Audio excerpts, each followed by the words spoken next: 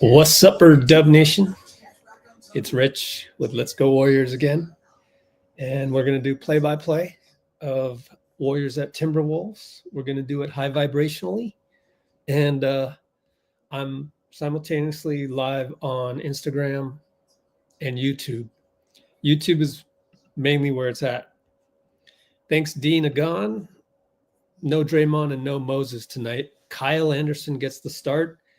And I think that might be good in terms of, I mean, what if this starting five turns out to be lethal because of Kyle Anderson's ability to hit the three? I mean, Draymond can hit the three too, but like, you know, it should be interesting.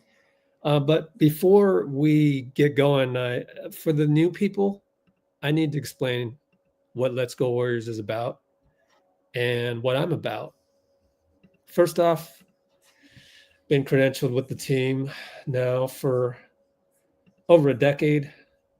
That's me and Steph on YouTube. You can see in the background. I said goodbye to him because I retired from going to every game, every practice, every shoot around, every pregame interview, every game where I didn't even get to enjoy the game because I was working all the time, uploading behind the scenes videos on to this channel. But it was good. Worked my butt off. And so this is a picture of me and him, Las Vegas, my only selfie with him throughout my entire credentialed life, which was basically 15 years, since 2009. 2013 is when I started Let's Go Warriors. I was the only credentialed journalist. No San Francisco Chronicle, no San Jose Mercury Bay Area News Group. NBC Sports Bay Area didn't even exist, but there was no cable company out there. Literally, there was no Athletic. Literally just me writing articles from China, 2013. Now, all of those articles got destroyed when the website transfer went over to Bloguin. Not their fault, but I don't even remember what happened. But a lot of those articles are gone, which sucks. But here we are, and this is a picture of my credentials, which is right here for living proof. It's right here, Instagram. And they're in Minnesota today. If you go to our, I'm going to show the back screen of our Discord channel. I mean, our Discord server, we call them servers. And there's a few clips of the Warriors walking in to Target Center. And it reminds me, when you do walk into Target Center, it just feels like a high school gym, honestly. And but I always loved Minnesota because even when it's snowing, you can go through the Great Mall and you can just walk your way and find your way across the inside. You don't have to step foot outside. I didn't know this until like my second or third time in Minneapolis. And honestly, it's a great place to watch a game. Outside is pretty normal, and it's not like, you know, dangerous or like the Tenderloin or like Washington, D.C., where their arena is. It's like super scary. It's not super scary in Minnesota, although I wouldn't spend too much time outside the arena there. And it just reminded me, when you walk in, here it is. Here's the tunnel. Wiggins is walking in here on the Warriors account. See if I can pull out a Minnesota Timberwolves. Nope, pulled out Utah, but Utah is pretty similar. Spurs, which one's this? Detroit. Auburn Hills was nuts. Difficult to get to. So anyways, yeah, I'd like to think I know what I'm talking about when I get on here.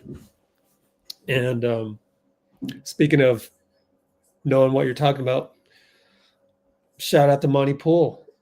He just delivered some condolences, not just 15 minutes ago, talking about Ricky Henderson, talking about how he has hung out with Ricky, and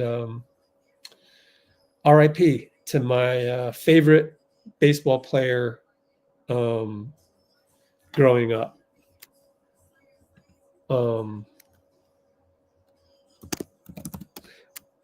Nicky's already anxious.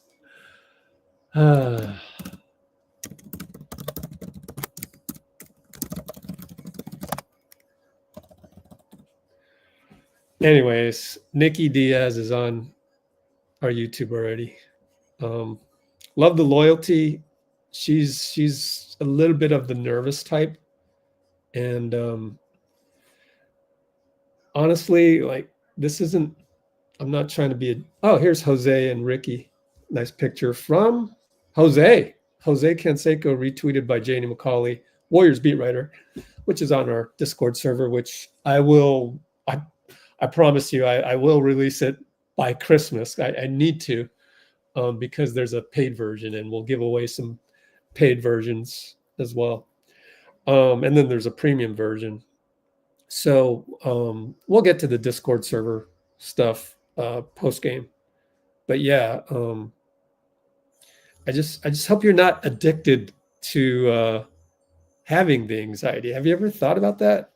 I think sometimes people can get addicted to the feeling of being, whatever it is, stressed out, of being, I used to be addicted, not addicted, but I used to handle getting quote unquote backstabbed by my enemies or frenemies in the same way over and over again. And I had to learn how to change. And you have to really want to change to get rid of that.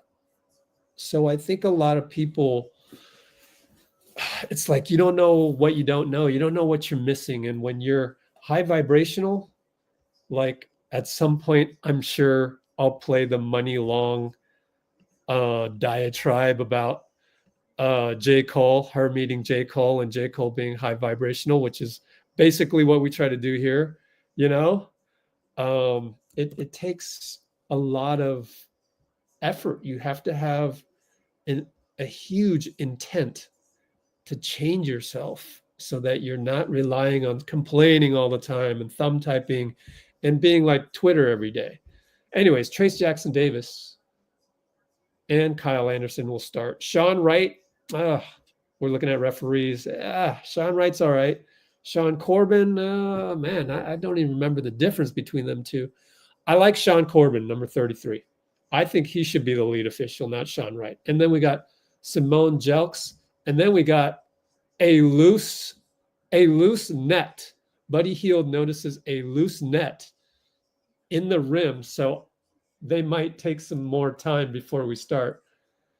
Buddy gives the ball to Steph to see, is he going to shoot a shot to test out the net?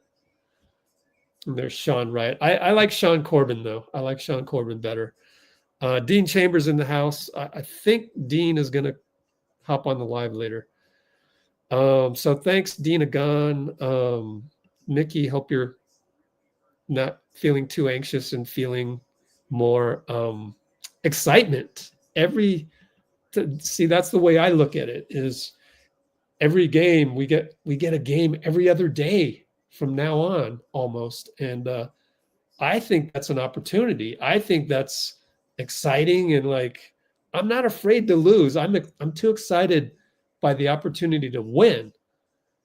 And if we win tonight, I think I'm going to just stay up all night and do content after content, because it's been a while. We've lost 9 of 11, and I'm like searching for that energy. In Minnesota, okay, so they're going to fix the net right now. It's taking forever. It's funny, the Wolves mascot is helping out. I guess his name is Crunch.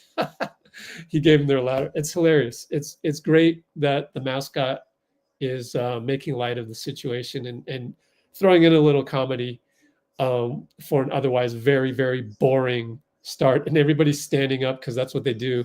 In Minnesota, when they play When Doves Cry, did you guys know that? They always play When Doves Cry during the tip-off. I love that. Homage to Prince, obviously, who was a Minneapolis native. But anyways, Lil Wham. All right, check that out. We got a new person on our YouTube. I'm telling you guys, if you're on Instagram, I highly recommend joining the YouTube. The link is in the stories, because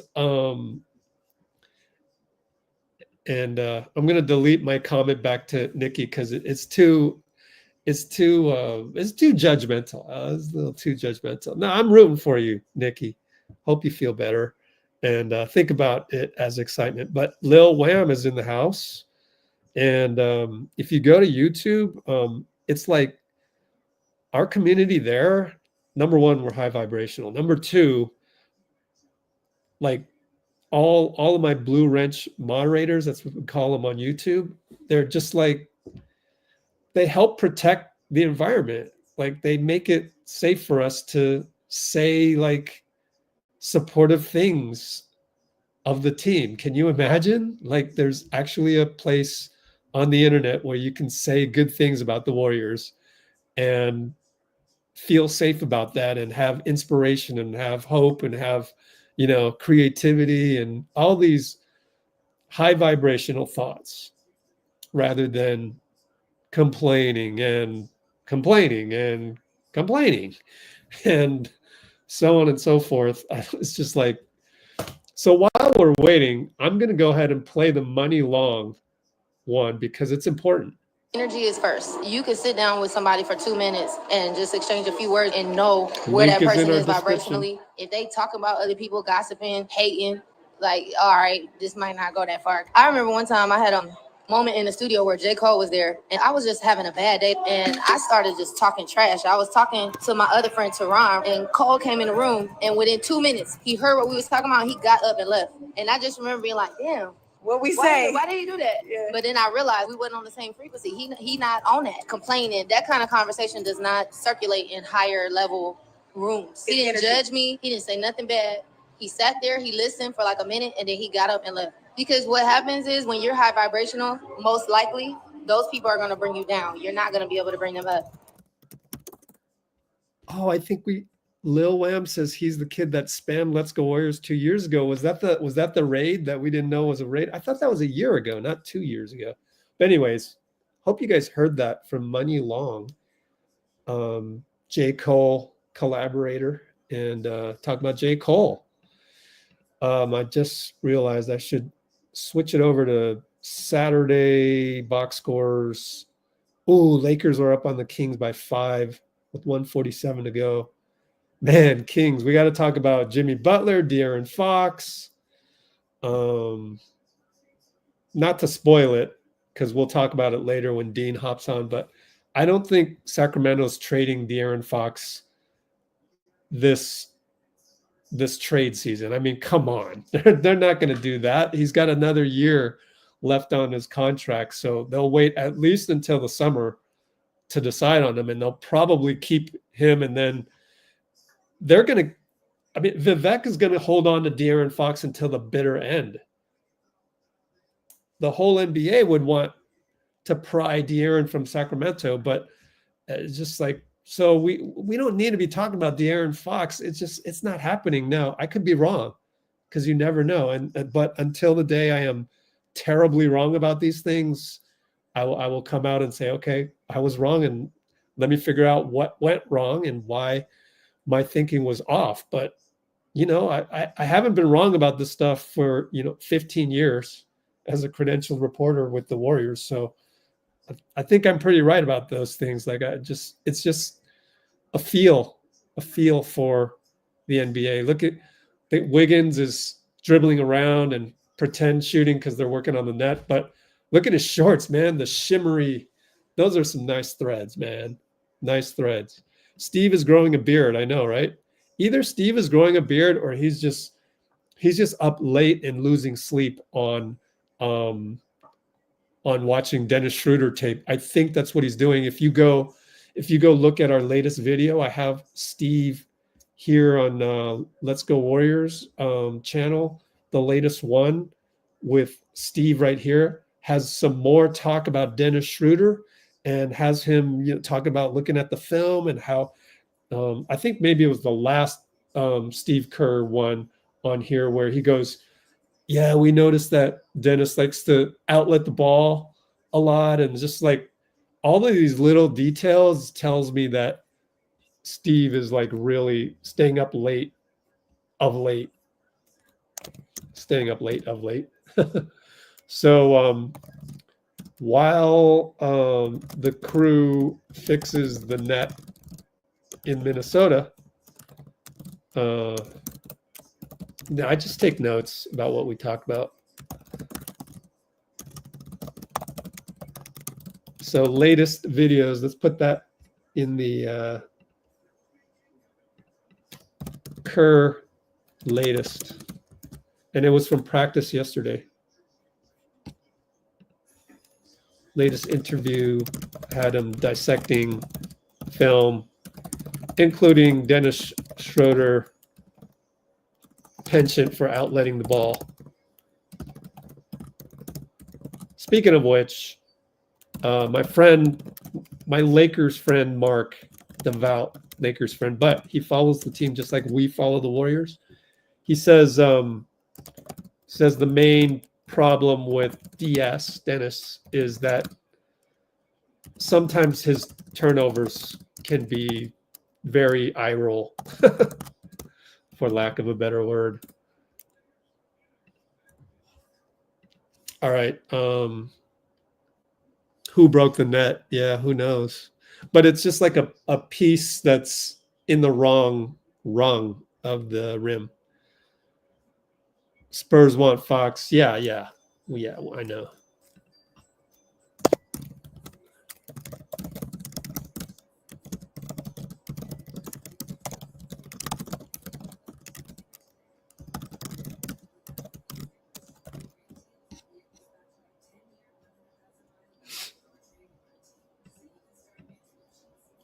Instagram rich. What's that mean?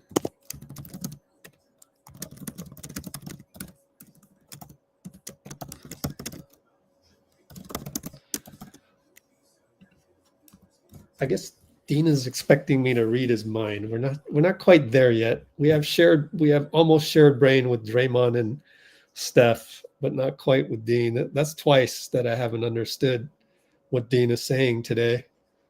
But anyway, get an explanation from him soon. J.K. did it. Really? Are you there? Reggie, the bodyguard's in the house.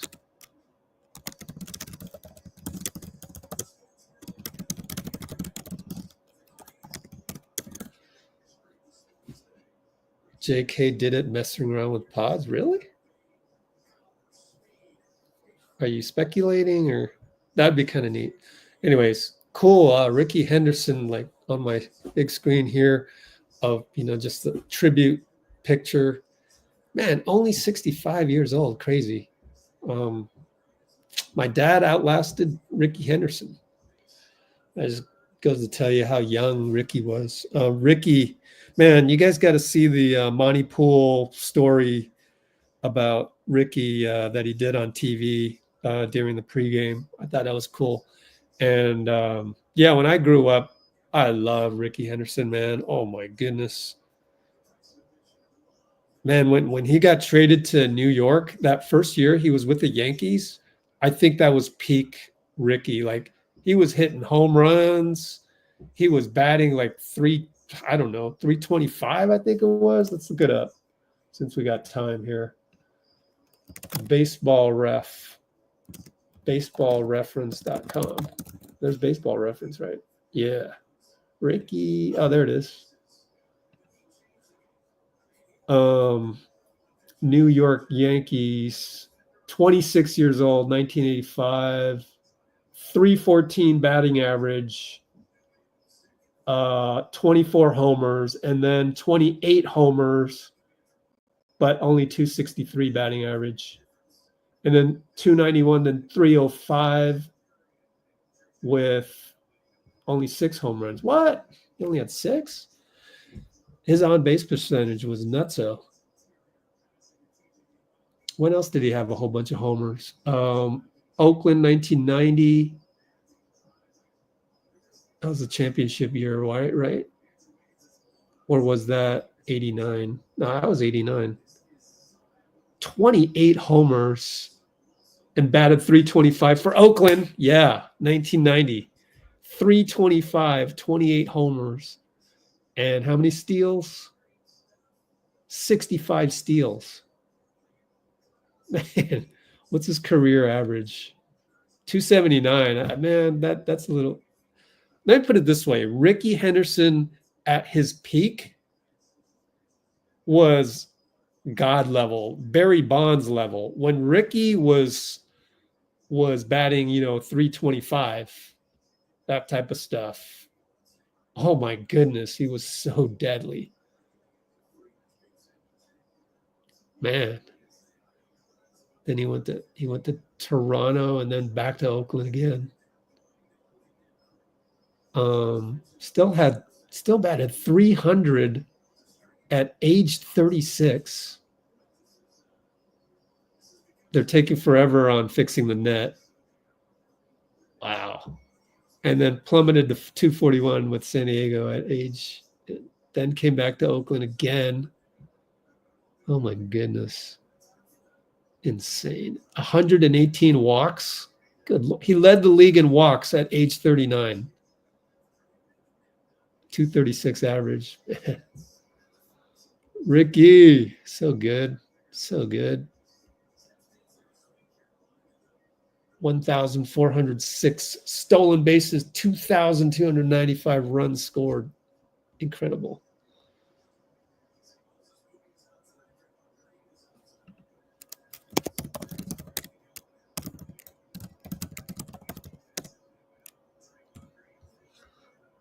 Where do I watch the games? Anybody know? Stream East is dead, so I don't know.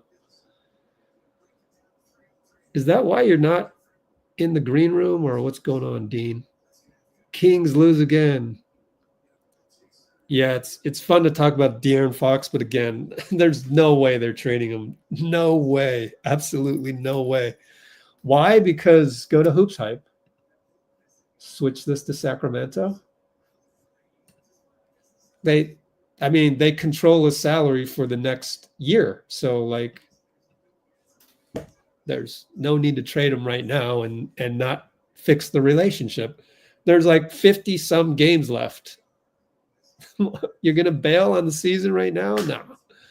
I know Dean's just kidding and everything, but all the inevitable clickbait that you're going to get about De'Aaron Fox to the Warriors coming up, just scroll past. I mean, it just makes no practical sense. It would be bad salary cap management for McNair. I forgot his first name, but the GM of the Kings to unload De'Aaron Fox this trade deadline. That would be that's the worst thing you could do. Worst thing you could do. I don't care who you're getting back. Like, nah. There's like no team is gonna spend 4 first rounders on De'Aaron. That maybe you do it at that point. Then you're telling the city of Sacramento, okay, we're punting and we're gonna get draft picks. Like, it just doesn't make sense, right? And you have to look at a lot of salary cap sheets to kind of be comfortable with saying that. Now, it does make very fun NBA banter, but it's unrealistic. I don't, Sam Amick and Anthony Slater, they're doing the right thing. It's for sure, whatever they called it in the headline, it's a dangerous time for Sacramento because this could tip the scales if they don't say the right things to De'Aaron and Rich Paul, who was up in Sacramento the other night, then yeah, you could worsen an already tenuous situation just because you're losing. But like they're not going to do anything until the end of the season. Come on, you would be crazy to trade De'Aaron Fox right now or February. Like that, it doesn't make sense. You're not even paying him a max right now. He's basically on a discount right now at 35 million, 37 million. It's just like you've got to see these things. You got to see enough cap sheets.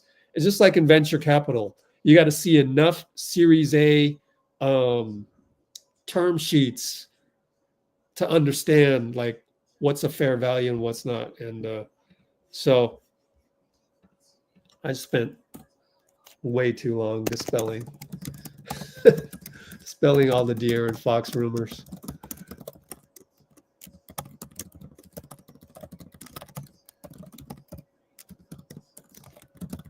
Okay, I think we're going to start tip off. So let's go to the box score.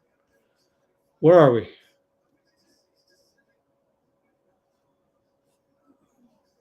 They took down the net again, I know, huh? We need to move mountains. The Sacramento Kings need to move mountains. Anybody needs to move mountains. It is really weird having trouble fixing that. However, it could be tightness of the net, etc. I've been there, man. Although men's rec league people can't really complain about that. NBA can. That's why they're being picky. So I'm not bothered by this. I mean, I'm telling you guys, let me teach you how to not be bothered by stuff. You're going to love life a lot better. Trust me. It's what it is. And the more you can have compassion for the other side, the better. You know, Steph just ran a curl. Does he not look normal on that?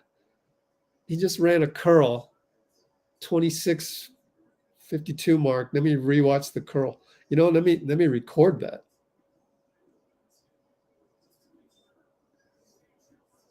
He doesn't look normal. I'm sorry. Did you guys see that?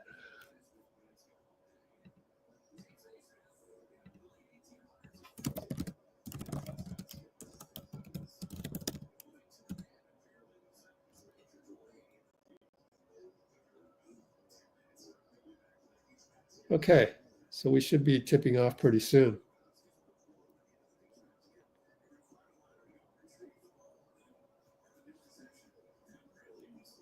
See that net looks like it's not tight nylon. Dean's in the house. What's up, Dean? I think your mic is messed up again. Yeah. All right. How's it going, Rich? What's up?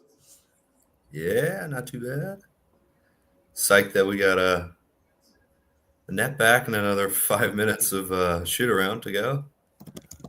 There you go.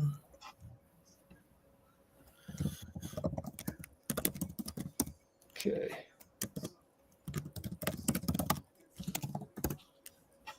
Okay, so they're gonna shoot around for 5 more minutes. Yeah, it looks like it. What's up, Mentality? Yeah, please splash the like button.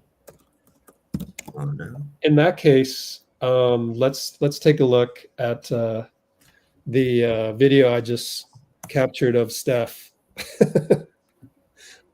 Dean, he doesn't look normal to me, and I know I'm being very nitpicky, but 5:32 p.m. Where is it? Desktop screen recording. Oh, I'm sorting by size instead of date modified. Share airdrop. Let's take a look at that. So we are at the 29:15 mark. Taking a look. Oh gosh. Taking a look at Steph's gait pregame before net was fixed. 5-minute warm up. Okay. Oh, love the MacBook. I have so many things I wish were different. Here we go. Stop screen, present. Oh, we got to take a screenshot right here. Ready, Dean? And 1, 2, hold on. Screen sharing was canceled. I know. Okay. All right, Dean, Screenshot time. 1, 2, 3. Okay. Present screen. Here's Steph. Now, we're going to do a poll right after I finish this one, but watch this.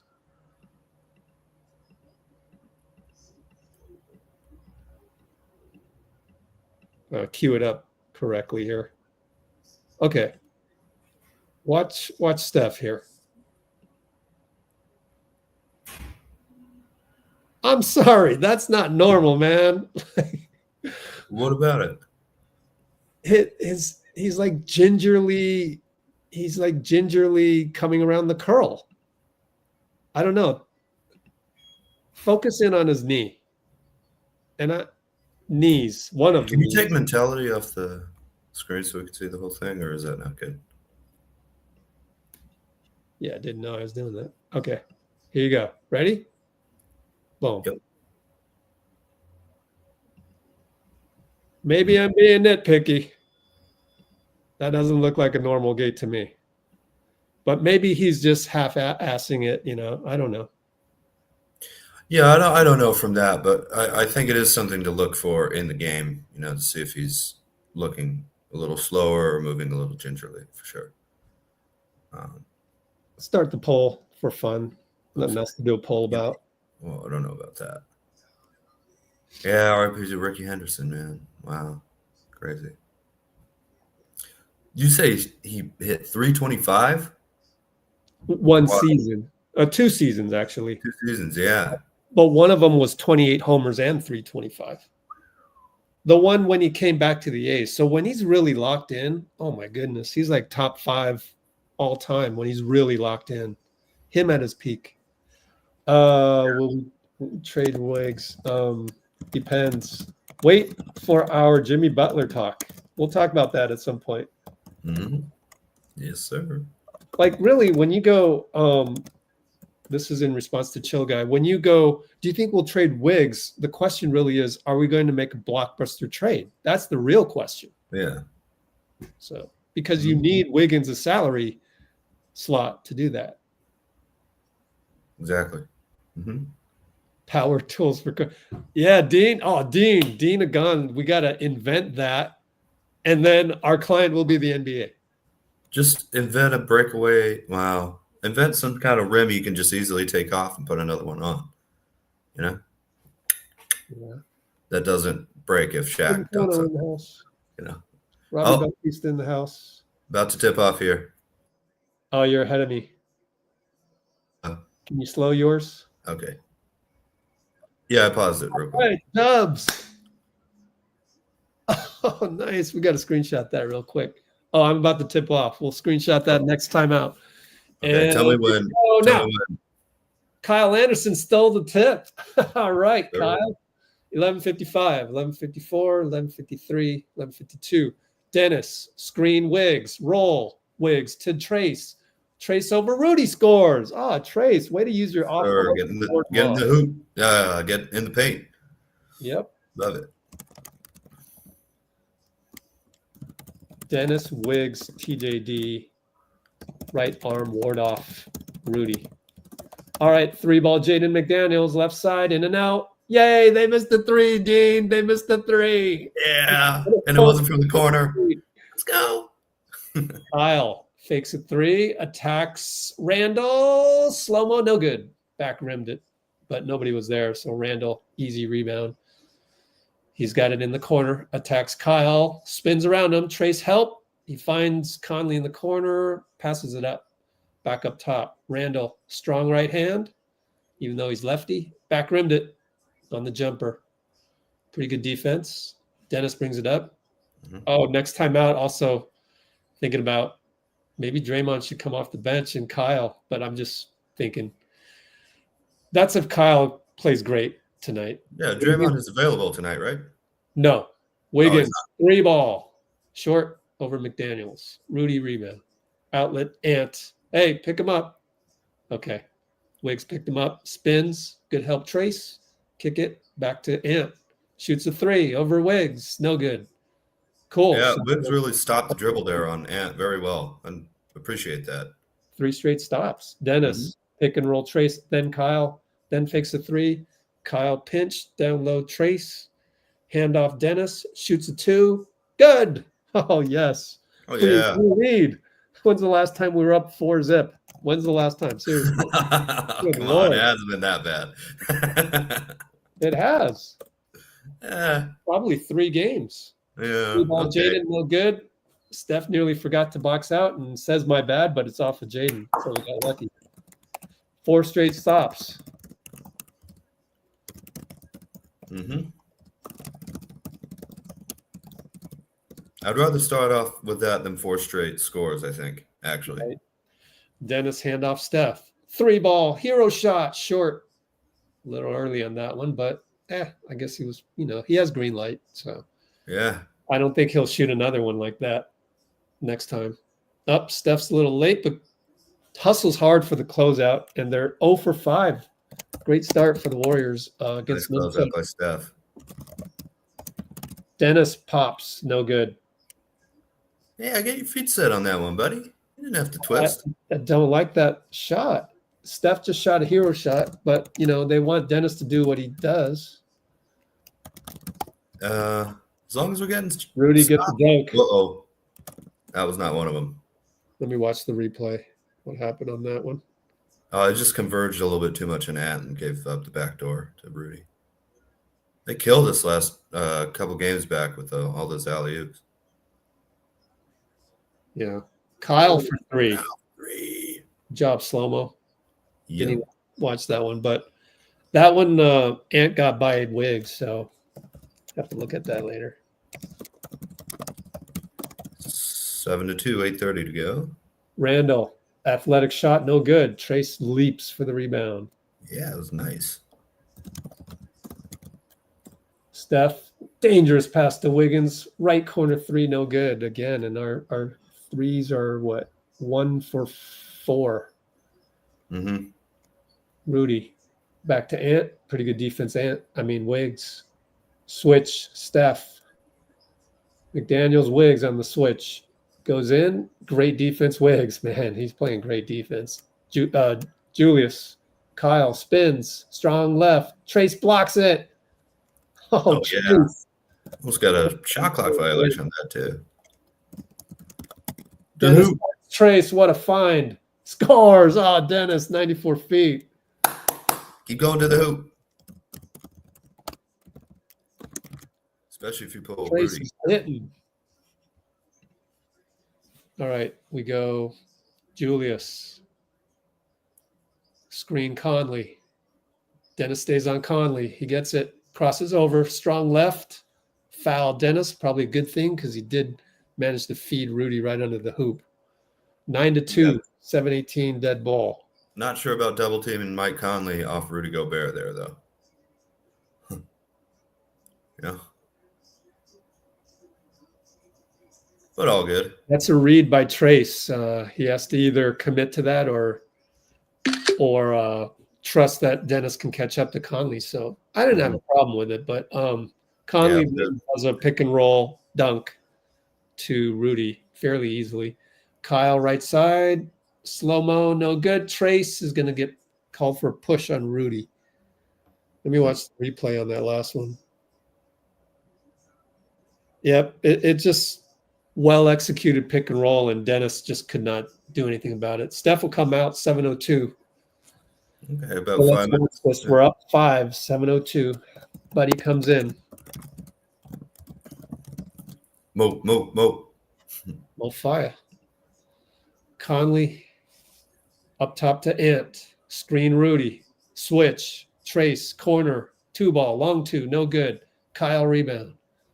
Brings it up. Finds Trace. They forgot to guard Trace. Dunk. Easy bucket. More so Minnesota. Pushed him too. Timeout. 11-4. That's good to get points when Steph's on the bench. It's great having a defensive big man who can run like that. I'm telling you. 6:40. And also playmaking forward like Kyle Anderson. Awesome. All right. Coach Johnson's. That's your first. All right, fine. Well, hello.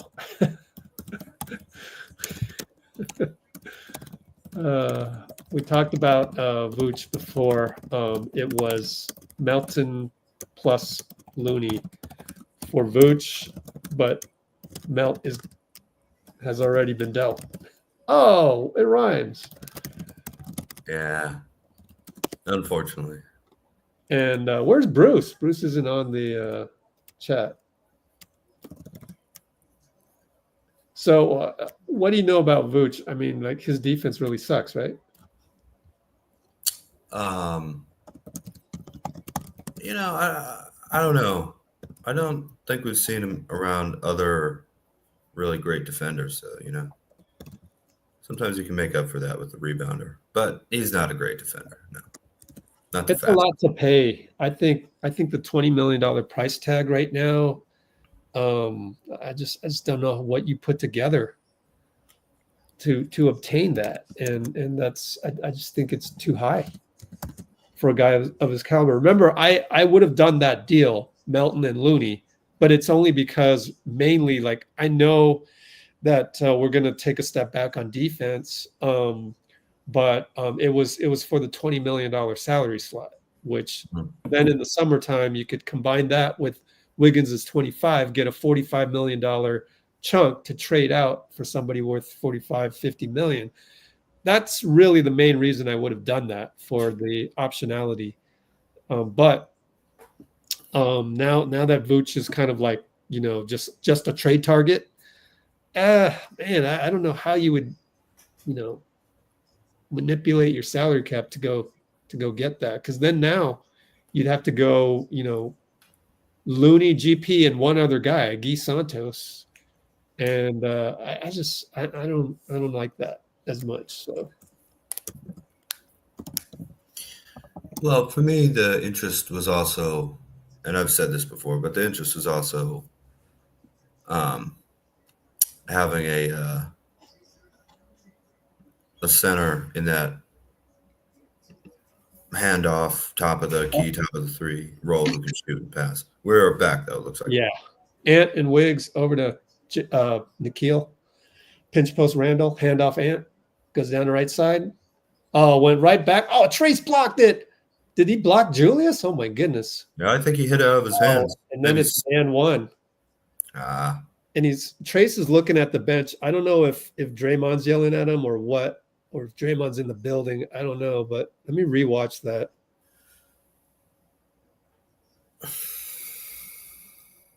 I think you got to not bite on the fakes.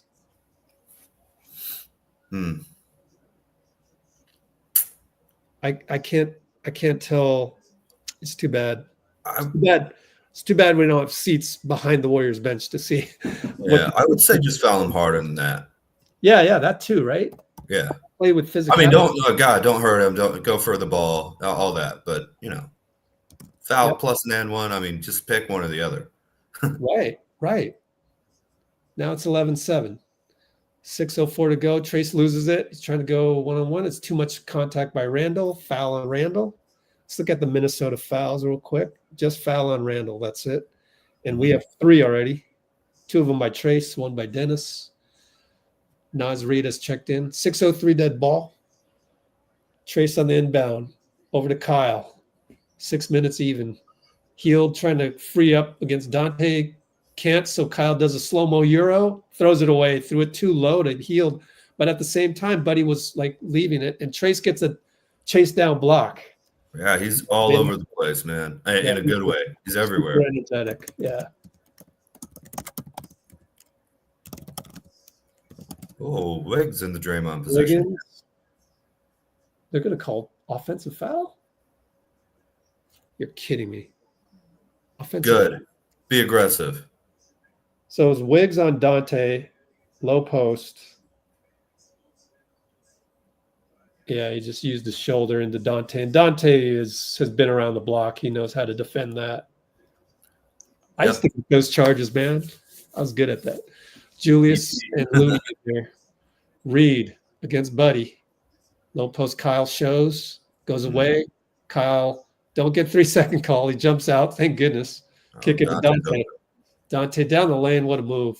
And scores over Looney. That was nice. Dennis wants a delay of game. We're not going to get it. Steve is yelling at Sean Corbin. I don't know about what. Any idea what he was yelling about? Healed for 3. Catch and shoot. No good. Man, I don't know. Yeah, he wanted a delay of game. Ant, left side, no good. Rebound, Dennis pushes it. 4-on-4. Kyle, right side.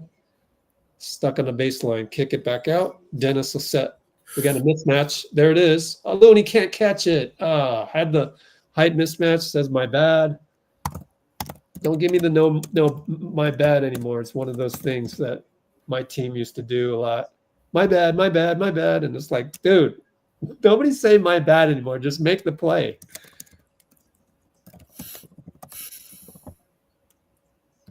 All right. Up top, Ant. Wiggs, Donte screen. Now it's JK, Ant, right hash mark. Dribble, then kick inside to Nas. He's against Dennis. Kick it to Donte. Fake out Wiggs. Finds the big. Blocked by the rim, Julius. Too bad. JK runs up. And nearly travels, but finds Looney for a dunk. Whew. Hey, he made up for it. Let's go. And Julius will try to get downhill on Looney. Dennis there to try and take a charge, but he was moving sideways. And Julius goes to the line. We're up only 4. Julius is going to talk to Sean Corbin about the previous one where he got blocked by the rim, probably, and complain about that, because that's what we do as ballers. We have no humility.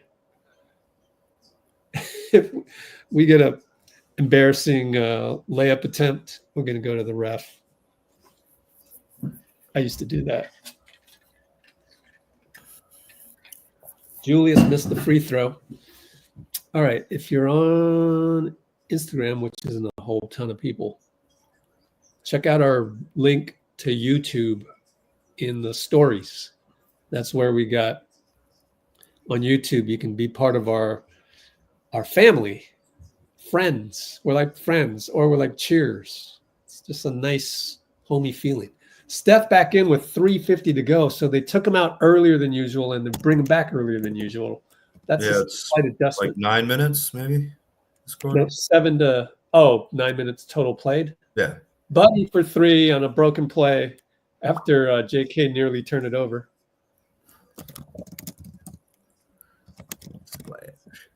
All right. We go Randall up top. Man, he's getting a lot of burn. Travel. All right. Sean Corbin. Sean Wright made the call. I like Sean Corbin. He's going to move up ahead of Bill Kennedy. The skinny Sean. Sean Wright to be determined. But I like Sean Corbin. Bill Kennedy is plummeting. I don't care how nice of a guy he is. I don't care how entertaining he is doing the reviews. He just doesn't like Steph. Steph for 3. Nice screen. Looney missed it. Wide open. That was good luck. Good attempt by GP. Oh, Donte will pull up over GP. Air ball. He sometimes does that, you know. We would get frustrated. They got to push 2 years ago. Pace, man. JK pulls up over Rudy. Oh, bricked it, but I like the pull-ups. He's pulling up more ever since I demanded that he do that, and he did. He must have been watching the live stream. Well, that's how you punish them building a wall at the hoop, you know. Oh, 3-ball Nasri doing what he does. So now you got to get closer. And Steve calls a timeout. I like that because it's a Popovich-ish timeout. Just call a timeout to cool him down. I would do more of that in the first half. I was thinking about that the other day where these last 2 games where guys got hot, just keep calling timeout. You get 7 of them in the first half or in each half, maybe 5 now, but just use them all up because we said this last year. You don't hardly ever call timeouts in the first half. Yeah. Just use them all up. I think especially for this team, a lot can be handled in the second half with the halftime break and the adjustments made at halftime. So I agree with that. I'd like Oh, to see. check this out. Did Steph look normal on that curl? Yeah, he did to me. Exactly the same votes. We got even. It's tied. 27 votes, 9 apiece on yes, no, and I don't know. That's pretty neat. Well, it depends, right? If he scores 30 tonight, then he's fine. That's the rule. Them's the rules. Nemesis, Nas Reed. He's the nemesis. Trace has been doing well. Bruce is finally in the chat. All right. How rich. I think we are going for Vooch. Well, Brett Siegel already wrote that we're not. So that's besides the fact of us analyzing a Vooch trade, but whether it's worth your time or not, I would say probably not worth your time to get excited about that.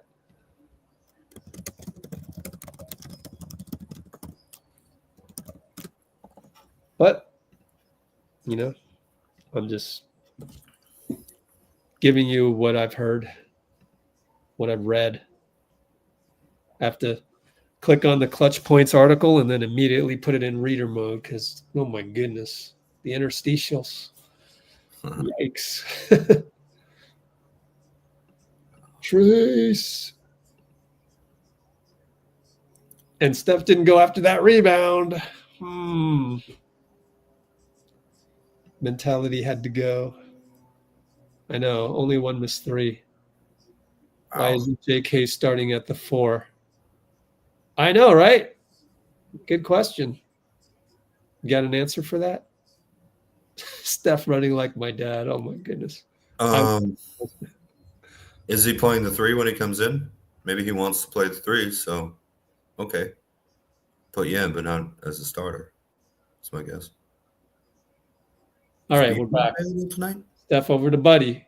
Buddy almost lost it, but gets it to Steph. Wide open. Another brick. Oh my God. Nikhil tracks it down and is going to go 94 feet, kick it back out. Good job by Gary to be there. Now, over to Nikhil. Not Jonathan's the 4, unless Gary's the 4. I don't know. Yeah, it could be that Gary's playing the 4 on offense. Yeah. Nikhil stepped on, or McDaniel stepped on the line. 16-13 Warriors, 2:12 to go. Well, I don't really get into all that. You know, is he a 3 or 4 type thing? But like, Looney's the center right now, so yeah. We got Dennis standing up the whole time. That's good. He's excited. Pick and roll, Gary, Steph. Nope, over to Looney. Oh, come on. Jaden's holding him. Sean Wright finally calls it. Does that every time. He's going to waste 3 fouls on that. And that's the scouting report. Honestly, if I were Jaden, that's what I would do. Yeah, because they don't get called as much as other guys. No, I mean, you got 6 fouls, 5 fouls to, you know, you don't want to foul yourself out if you're Jaden McDaniels, but you got 5 fouls. Use 3 of them to hold them. Well, you can get away with. Use 3 at a time, you know? You're probably only going to get called. Gary, but Steph saved it. Gary over to Buddy. Elbow jumper. Good. Nice. Save that play. Just cut into open space, you know? It'll be fine. It'll work. I like it. Nikhil brings it up. Buddy healed on him. Over to Nas. Nas and JK, one-on-one. Good stop by JK. Good point of attack. Donte. Doubled by JK on the blitz. Oh, I could have sworn he kicked it, but they didn't call it. 3-on-2. And Gary, it's a goaltend. Dude, Gary, harder. Run harder. Like that was a soft layup that almost got blocked, but I'm nitpicking. Counts as 2 points. JK, good point of attack. Started all that. Oh, Nikhil's going to pull up for 2. Oh, he hit it. Whoa, what? Man, Nikhil's playing good. Steph for 3 again. This time over Rudy because he saw Rudy and helped him out a little bit. No, I'm kidding. At least it didn't fade away, huh? Up by 8, which doesn't feel like we're up by 8, but that's the NBA for you. Steph gets a steal. Nice outlet to Buddy. 3-on-2. Kuminga for 3. Should have burned him, but he gets a 3. I don't like that decision, but he got it. Hey, it went in. I got 26-15. Yeah. Now here's man. You know they have a good shot at making the last second shot here. Nas around the curl, no good. Off of JK, you got to catch that. That would be on my list of things JK could improve next summer, even though it's 2 seasons too late. It's just the timing of it, of the. Grab the ball like it's your child falling, man. Yeah. Oh man, good way to put it, man. Well, it's the only way. It's the only way to win.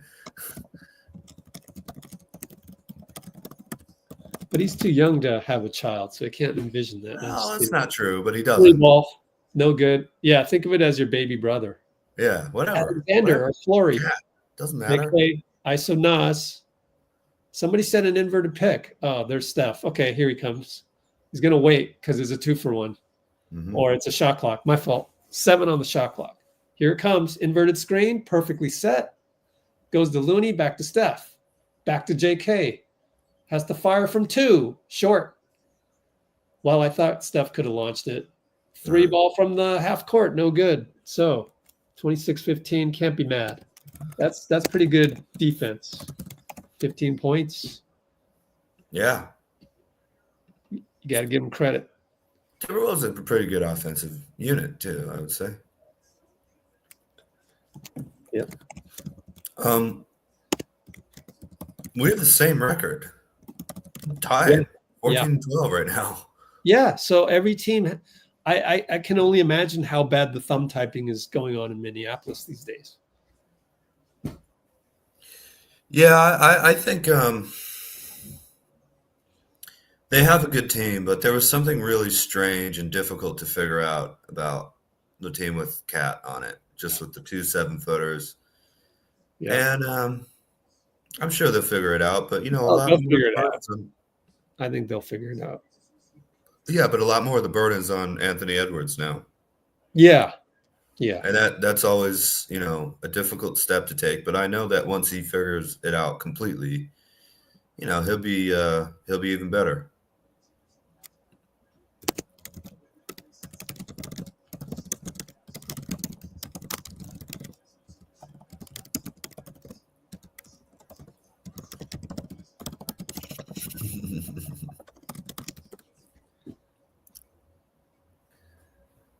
Oh my goodness. Really, Bruce? That's horrible.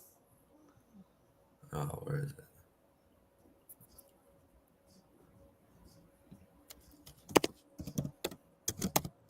Aisha? Yeah. What? Hey, man, leave people's families alone. You don't know them. You want to be negative about basketball. We don't like that. But absolutely don't go talking to people's wives, children, and brothers and sisters. That's really weird. Leave them alone. Yep. Oh, and the whole raised by, man. Yeah. On the whole, JK is a 3 or 4. It just I don't know that it really it doesn't matter in the modern NBA. You're out there and you're going to switch anyways, and you just don't want to have 3 non-shooters out there. The most you can have is 2 non-shooters at the so-called 4 and 5. And so whether Jonathan is a 3 or 4 really it's just a label these days. And like in the days of Kobe and Michael, yeah, certainly there's way more designation of a 2 or 3 or 4. But and if you go play pickup at the park, for sure. But in the modern NBA with guys flying around, look at Steph get a pick on Donte. Oh, from behind. Yeah, stole it. Let's go. And he gets open on the break. Top of the break, missed another one. But Trace tracks it down. Way to go, Trace. And he's still in the post. Finds a handoff for Steph. Right. Pull up 2. Yeah, there you go. Pull up 2. Oh, Steph. If you ever need to get in rhythm, no one's guarding you in the mid-range. They can't afford it. At the hoop, mid-range three. Just Nas tramples. Oh, what? Oh, I told you Sean Wright was 50-50. Horrible. That's a charge. Challenge that, Steve. challenge it. You got to challenge that. Challenge it. Don't be a wimp. You can't let people run over our players. Come on, Steve. That's my only criticism of Steve. Now, was he moving though? No, he pushed him with his arm. It doesn't matter if your feet are moving if someone pushes you over. I can't believe he's not challenging this. My God. I know it's 11:15 to go in the second quarter, but yeah, I don't care. Yeah, I don't care either at this point. Jason Kidd, you got to turn into Jason Kidd on these. I do like that not everybody on the court's calling for a challenge all the time, though. But to me, Sean Wright now, not Sean Wright. It's he needs a wake up call. You can't. Oh my, every level of basketball, that's a charge, except the NBA. Then that's why it goes back to Adam Silver. So I don't recognize Adam Silver's basketball sometimes. The calls have been pretty fair today, though, for the most part, I would say. Nothing wild. Whoops, bad pass, Kyle, but Rudy stepped on the line. Luckily, he's not that nimble. And, yeah, I got to tighten this up a little bit here. Try throwing the bounce pass. Rudy yells at Sean Wright. I don't think a lot of guys like Sean Wright. And like that's the calls have been good, and then you have the one that defies your basketball logic. That's what I can't stand. Steph on the catch, 3-ball splash. Finally. Oh yeah. 2 for 6. We're like, finally, but it's 2 for 6. But the 6 missed threes last game too, so it's been a while. Anyways, Reed fights and loses the ball. Rudy picks it up, kicks it back to Nikhil. Look at this closeout by Steph. 3 seconds. Oh, Steph. Great defense, Steph. I think he's moving okay, honestly. 3 seconds. He's looking good to me. Yeah, on that closeout for sure. He's fine. Yeah. Couple closeouts now. Yeah. I love it when he runs first and then puts up his arms. He's upset that Nikhil was holding him. Passed it away, got it back. Nope, that was way off. You could tell from the TV angle. Interesting. I'd love to go back and peek at the replay. Ant and GP. I think I'd like to see little Wiggins come back in. 3-ball, no good. GP rebound. Well, they're saving him up for some reason, but we'll see. Yeah. Odd screen trace. Leveled Mike Conley, and he goes, no effing way twice. At the bench, though. Carefully not at, what's her name again? Not at Simone. The ref. Oh, that is a foul on him. You got to stay still, brother. Yeah. I'm sure Ruben is talking to him about that right now. There's Draymond. He is on the bench. Okay, I saw someone in green. I guess that's Moody. Draymond normally dresses green like that. Yeah. A green suit. Anyway. Conley fakes out pods over to Randall. GP's there to close out, but Ant's going to miss a dunk. He timed it wrong. Thank goodness. That was not good defense. I know. That was going to cause a timeout. Kyle, slow-mo Euro. Oh, air ball. My goodness. Might have gotten hit on the elbow there a little bit, but it's all right. I'll call that. Yeah. Okay, yeah.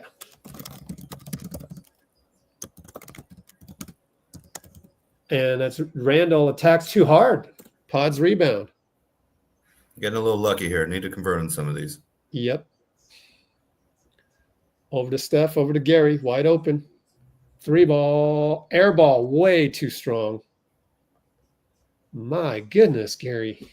Oh, Ken got lucky that Ant went for the our ball. Save here, but 11 shot clock. Man, we got a couple players that offensively, they've really. Oh, there's Kuminga. Sorry. J.K. in the game back in. Kuminga in for Kyle. So we got Looney. Gary nearly traveled, and he traveled again. Oh my God. Yeah, up and down. Jesus criminy. traveled in an air ball. That's 2 mistakes on 1 possession. Conley for 3, blocked by J.K. What a rebound by Steph. Oh my goodness, what a rebound. Yeah, nice block by John too, man. Pods for 3, sidestep, in and out. Looney rebound. Good job, Loon. Over to J.K. Now attack him. Nope, he's going to reset the pods. You have your guy right-handed every single time, J.K. I just use your shoulder. Pods misses a 2. That I didn't understand that shot. So, God, the clock was low. Uh-oh. Yes. And with down the lane. Acrobatic attempt. Luckily, we got numbers. Go. JK is going to settle for 3. He hits it. Okay. There's at the bench. Minnesota bench. I don't like his decision making still, but he scored 6 points on my 39-15. 36-15. Oh, we've still held him to 15.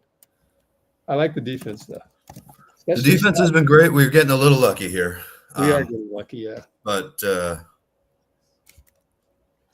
hey, you keep up the effort, good things are going to happen. You know, it's good to be lucky. It's what happens when you play defense. Okay. Check what I was going to clip. Let's see, 8:40 to go. Oh, yeah, JK with the block. Yeah, it's good. Anytime JK is getting blocks. Yes, sir. Good.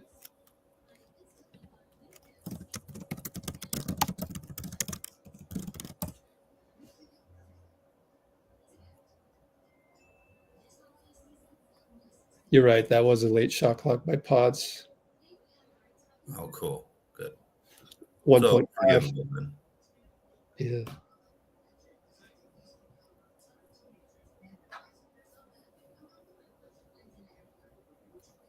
Is there anything you're seeing right now that? Well, the JK3, you know, I want him to attack every single time and be a Terminator. But the good thing about that 3 was that absolutely no hesitation. He had it made up on his mind before Conley was even there. So good confidence.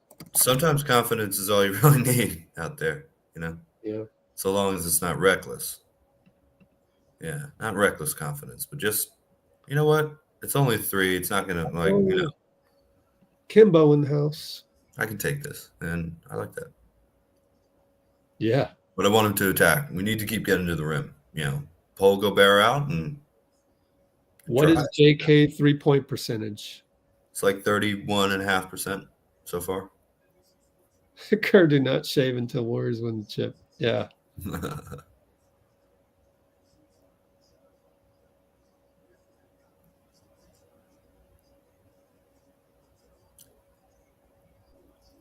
Let's see what else is going on in the comments. Steph was cooking for a while. Defense looks good.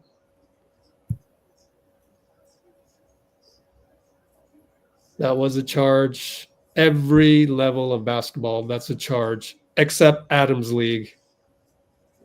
That's what I'm saying. That's what drives me nuts. It's those plays that just, it kind of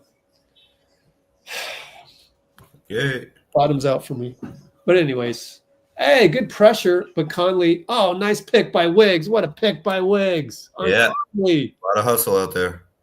We went full court press. Way to call that, Stack. Oh, JK's going to shoot a 3. Nope.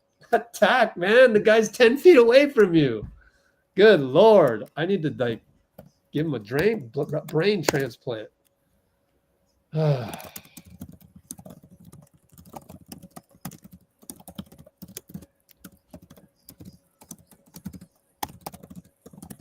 You have tons of space. You've got to fill that space. That's what I'm going to say. But every time you attack the hoop, you tack on $10,000 to your new contract. I swear, it's like Clyde Drexler. It's like Michael Jordan was like used to say about Clyde. Like, I like it when he is in love with the 3. I don't have to play defense. Anyways, Randall missed a 3. Dennis brings it up. Upstairs to JK, and it luckily goes to Looney. Yeah, great pass. Screen by Looney to Wiggs. No good. Nas rebound. Minnesota's still stuck at 15, surprisingly. Is it bad offense or good defense? Nah. It's both. We're getting a little lucky. We need to take advantage of some. Blocks Nas. Oh, man, Wiggs. Yep, Wiggs is looking untradeable no matter what blockbuster you want. I don't know. We'll talk about it later when we have nothing else to talk about. No, you're saying no about I didn't. I just grunted. I didn't say anything. Random. Jaden up top on pods over to Ant. Sidestep doesn't want to shoot the three. Over to McDaniels and a no good. Great defense. Pods. Oh, Nas hustled.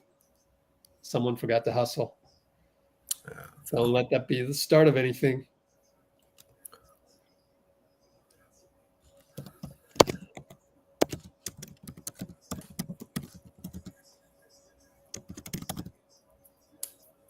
Guess what? It was Kuminga. If I had to force you to guess who that was. Oh, man. Does Ant hit the three? No. Wiggins. Looney goes and gets the rebound. Way to go. He talked about that at the morning shoot around. Looney did. Got to go get the ball. Yep. Dennis fouled on left side. Come to you. Conley.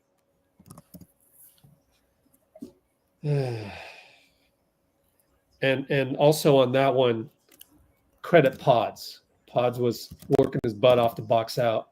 Mm-hmm. And he wasn't boxing out anybody. He's boxing out Jaden McDaniels. So I like the energy. Balls in the air. Hits someone with your back. Short. Pods taps it out. Yes, Pods. Dennis for three in rhythm. Short. Ant rebound. Come on now. Got to get to the hoop a little. Keep attacking the hoop. Don't just chuck Dennis three. is finding his way, yeah. Ant misses again. Three ball no good. Looney rebound. Great rebound. Dennis pushes. There you go. Kick it to yay. Kuminga drove. There you go. Yes, young fella. But he missed the layup. Honestly, I love it. That's a perfect possession. The next one will go down. Keep doing that. They finally hit a three. Jaden McDaniels acts like they're not going to miss them all.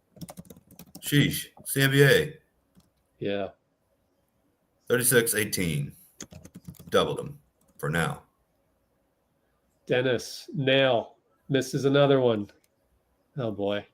They hit one right here. I would call a Popovich timeout. Yep, me too. Ant waiting to dissect. There he goes. He'll pull it up. Great defense, Wiggs. He kicks it to Jaden. No good. We escaped the timeout. Mm-hmm. Outlet Dennis. One-on-one Conley. He gets a foul on Conley. 2 straight fouls on Conley. Good job. Dennis. That's not easy. On Conley, low key. Not easy to do. Conley's one of those wily veterans. Oh, yeah.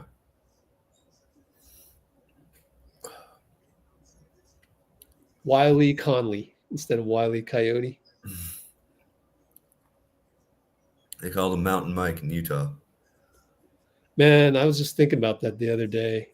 Because we played Memphis, because in the behind-the-scenes video, God. the behind the scenes, guess who was at the game in Memphis the other night that Ja shouted out after he blocked Steph? If you saw my video, you know the answer. I didn't Take a guess. We'll talk about it later. But, Dennis, did he hit both? He hit both. Nope. He hit one. We hit both. We've doubled him up. 37-18. Ant and Wiggs. Wiggs, man, dude, my confidence on Wiggs has gone so high, point of attack wise. Oh, what a play by Donte by Minnesota. And what a play by Dennis. Knocks away from Rudy. Donte had him. Great play both ways. Dennis knocks it away. Sure. 9 seconds. So the story is going to be about littering on his arm. The story is going to be about Tony Allen, Zach Randolph, and Mike Miller. And on a design play, 3-ball, Wiggs did what he could. Dennis said maybe my bad. I don't know. I re-look at that one. Baseline inbounds. Slow it down just half a step here. Dennis to Looney. Looney fouled by Jaden. How many fouls on Jaden? Let's get him in trouble. 2 Well, fouls. Minnesota is 3 now. Only 2 fouls. Let me go look back at the last play to see what happened there with the 3 ball by Ant.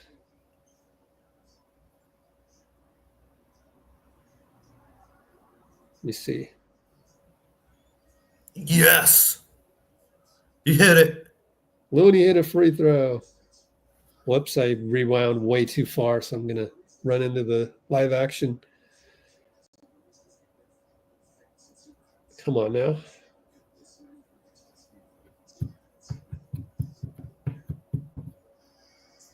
Oh, man. I don't know. Dennis yelled at Wiggs, so he missed the free throw, and Donte hits a 3.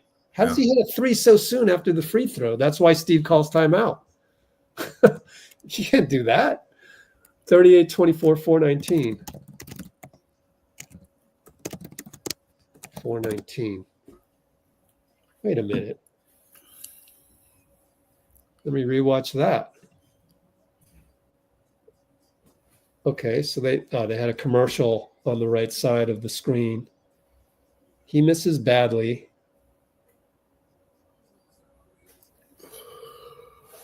Oh, man, someone forgot to guard Donte. Watch that one more time. Might as well clip it since I got a whole bunch of time and we're at a timeout. Whoops, didn't get it. So why don't you check comments and talk to people? Okay.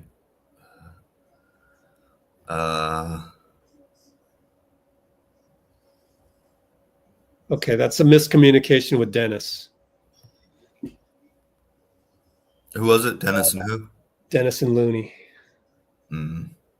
Didn't talk early enough. So Looney and Dennis were guarding Randall in transition, left Donte wide open. Yeah, that's Dennis then, because you don't want Looney on Donte, I would imagine. Well, I would say it's whoever's on the backside has got to talk. And I wouldn't be surprised if Looney forgot to talk, but he's supposed to be one of those talkers. So I don't know. Did I airdrop that? Yeah. Let's take a look one more time.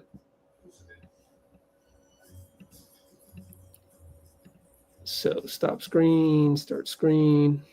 Yeah, I agree with that, Bruce. Take the 2 as well when the Wolves are struggling like this. Yeah, what was the drive? What was it wrong to drive? The transition 3 by Donte.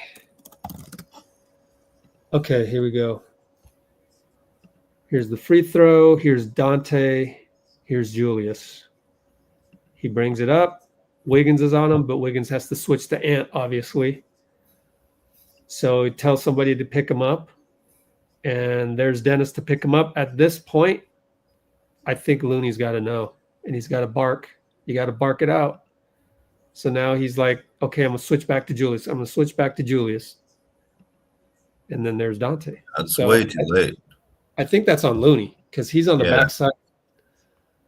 So that's the miscommunication that, they're new guys and, it's a communication issue. No, it's not. It's not a terrible thing. It's just kind of not the best moment for it to happen. Yep. Steph's back in. Yes, sir. And shoot the 3, no good. Oh, we can find him an easier shot than that. Come on. Yeah, I know, huh? Ant powers his way in. It's a charge. Wow. Ant can't believe it. I guess he must have elbowed Looney. Well, I guess they're not challenging either. So no complaining. Well, it was weird because he did the forearm thing about 1 second before the shot, and the whistle was at the shot, and they're going to see. That's what you got to do. Chris Finch is going to challenge this. They are challenging it. I like the challenge, but so do I. I don't agree with it, but I think it's a good idea. Sean Wright blew the whistle way too late, but maybe I don't know. You're just setting a tone of like, hey, he's always going to be physical, you know? If you get this, which I don't think you should because you shoved him right there pretty obviously, but 38-24, Q2 357 challenge. I think it's good to challenge and yell at the ref at the same time. I mean, that's how you politic, and sometimes you have to sacrifice that challenge. And yeah, they're more likely to change if you sacrifice it, I think. You know? Say what? They're more likely to change if you sacrifice a challenge, even if you lose. And then if you lose it, it's so like it's the psychology of it. Win, obviously. I'd love to have a meeting with Steve and just kind of explain the psychology of it. Like we've done this so many times on live streams. It's really like playing with the refs' minds. Yeah. And you have to do that. You have to play that game. I mean, LeBron does it all the time in a different way. And so, you know, maybe it's a statistical thing, you know, that Kerr has, or this is what we value. And you could argue that Ant didn't he hit air on the no, he got contact on that angle. No, he totally pushed him off. That's charge. But hey. No, he didn't totally push him off. No. That's a love tap, but that's a foul on Ant. And he didn't totally. Well, let's see. With the spray. The only way they win the challenge if they go that, but they have to go by the book on the replays. I mean, what I mean is it's obvious that he shoved his arm out, you know? Yeah. But now the refs are going to be less hesitant or less open to calling it. Grabbed by Jaden again, over to Looney, though, so we get 2 points out of it.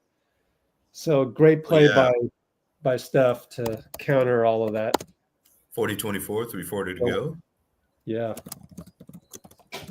And foul on Dennis. He'll yell at Simone.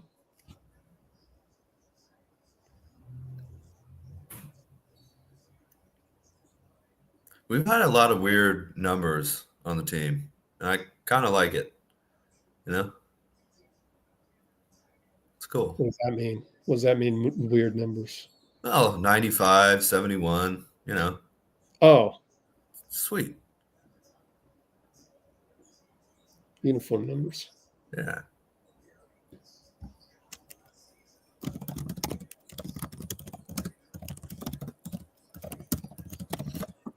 All right, left side, Julius. Andrew Wiggins steals it. Yeah. Oh, my goodness. He's so good. Oh, he stopped him, and it popped out of his hand. Open, buddy, splash. All caused by Wiggs, and then going 94 feet. Man. All right, Randall up top. Man, Wiggins, the homecoming of Minnesota, man. Jeez. Gary's working pretty hard off the ball here on Ant. More times than not, he plays awesome in Minnesota. Julius doubled. Oh, yeah. Great help by Looney. Over to Jaden, attacks Looney. Great hold by Looney, but Jaden gets it back with those long arms. Yeah. He's probably got a 7+ foot wingspan. Yeah. Might look more than 7 feet just because he's so skinny. I like him as a player. He's a hothead. But definitely. Oh, yeah, you need hotheads every now and then, too. Nah, Wiggins, right side, Randall. Nail Looney back to Wiggs. At the nail, step back over Rudy. He missed. We're still up 17, though. Jaden, Steph, and Donte back to Randall. Randall can't execute the DHO, over to Donte, over to Jaden. Look at Steph positionally. Oh, but Rudy gets free. Dunk. Good job, Jaden. No, Steph did what he could in that 6'3" frame. 2:02, 2:01, 2 minutes. Cross half court, gets a screen from Looney downhill. Finds Gary. Blew another layup, but it's foul. And it's a foul on. Okay, Gary drew a foul. So we should be okay. My bad, Gary. You got fouled. Okay. But, I mean, I do think just go straight up. Get blocked once in a while. Oh, no, it's a technical. Someone got mad. Chris Finch. Let me rewatch that. I'm going to watch Gary the whole way. Check out what's up. Oh, my God. What? Get out of here. What? You missed. Oh. Steph missed another one? Yeah, he missed a free throw. The technicals are harder, right? I don't know. Well, we were like one of the best free throw shooting teams in the league last year. I don't know what it is, but let's see if Gary can make up for it here. Hits. Yeah. Teach Steph how it's done. My fault. Gary got fouled very obviously by Ant Edwards. So upon replay. Not bad, Gary. Oh, the refs caught This it. is the second. Dang it. 1 for 3 on the trip. Dude, we're going to shoot 500, and we're going to keep not taking advantage of that. It's going to come back and bite us. Well, Gary fouls Always Rudy does. at alley-oop, and Rudy, I think, hit his finger or got it caught with Gary. Gary's thinking, no, I missed the block by that much, I think is what he's smarting about. But that was good offense by Julius, basically. We're still I like the way Looney is tracking from behind as the linebacker. Yeah. Yeah, that's a good point. So he's been reading it, but Rudy's gotten free a couple times. And let's check his fouls because Looney's playing good tonight. We don't want anything to happen on that front. He's got 1 foul. Trace has 3 fouls. Massive brace on his left knee. You see that thing? Yeah. He looks like the Oh, is that the nice? Michelin man with that, you know? Yeah. Huh. Okay. Yeah. Rudy at the line. Good. All right. 44-30. Still up by 14. Steph brings it up. 144, 143, 142. Jaden smothering him over to Looney. Back to Steph. Tells people to clear. Tells Gary to clear. I guess Gary read it wrong. Andrew loses the ball. Come on, Andrew. At least we've cut those down. Rudy, 94 feet. Blew a layup. Foul. Foul on Buddy. Good foul by Buddy. What are you going to do? Yeah. Lost ball by Wiggs on the spin. He usually gets those, so still, 80% success rate on those spins. No, it's just taking care of the ball. Although I have to say, we haven't had a lot of egregious turnovers today. So 5 turnovers. yeah, I mean, you can live with 10 for a whole. Yeah. Hopefully, it's not too many more than 5 this half. 12 used to be the benchmark 2 Yeah. years ago for us. So And it depends on how many assists you're getting, I think, how fast the pace of the game is. But speaking of which, let's see, 16 assists, 17 field goals. hey, there you go. Steph brings it up. Well, Steph has missed a couple hero shots too. So. Couple open ones too. Pick and roll Gary over to Looney, back to Steph. 3 ball over Rudy. 3 ball good. Hey. Team USA style a little bit. Yeah, shutting us up real quick. What's that? Shutting us up a little bit. Exactly. I'm not going to keep missing those. Julius and Wiggins. Oh, foul on Wiggins. Slight reach in, and we are over the limit, I think. I'm perfectly fine with that. I think that was good D, and that's okay. Well, it's okay in the context of how he's playing. Yeah. Mm-hmm. This game, in the context of trying not to foul with a minute left so they can have a set defense and you're in the penalty. Yeah. Kind of not, but it's forgivable because it's Wiggs. And it's Randall. Let's give Randall credit. Guy's a baller. He's got moves. Probably gets discounted on his talent because he doesn't shoot a lot from outside. But anytime he's within 17 feet, man, this guy's dangerous, really dangerous. And I remember his rookie year in LA. I speak that as someone that doesn't watch Randall a lot. Like a lot of this stuff is like kind of my first time watching him, and I'm very impressed. Because he used to be at New York and we never got to see him.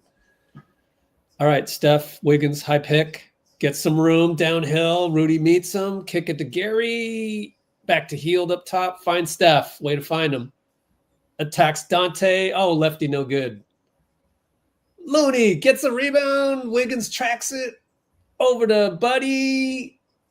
No good on the broken play. Oh, nice rebound, Julius. Fouled by Looney. No, don't do that. Yeah. The last foul should have taught you to stay clear. Look at Steve. Steve's like, come on. That's exactly. It's just a frustration foul for no reason. God, Looney, come on. And Steve's using the bench to. I wonder what he said to J.K. because J.K.'s probably like, well, I'm not in the game, so. Nah, he didn't say that. I don't know what. No. Loon, bad foul on loose ball. Come on, Loon. It's these little things that'll cost you games later. You gotta cross the T's, dot the I's, get your P's and Q's, et cetera, et cetera. Mm-hmm. You got to play perfect. There's no margin for error. Now it's a 12-point game. If they get it down to single digits before half, that would be disastrous. Wiggins can't get the rebound. Oh my goodness. You know what? How many you got? Is that 5 timeouts? So you do get 7. I would call a timeout right now. You know, you see a couple things, the ball doesn't bounce your way. I would call timeout. Yeah. Let's make sure. 29 seconds. Like, we got to keep him to double digits. Preferably just even it out and keep it at 12. It gets down to 9, then that's psychological boost. Yeah, no doubt.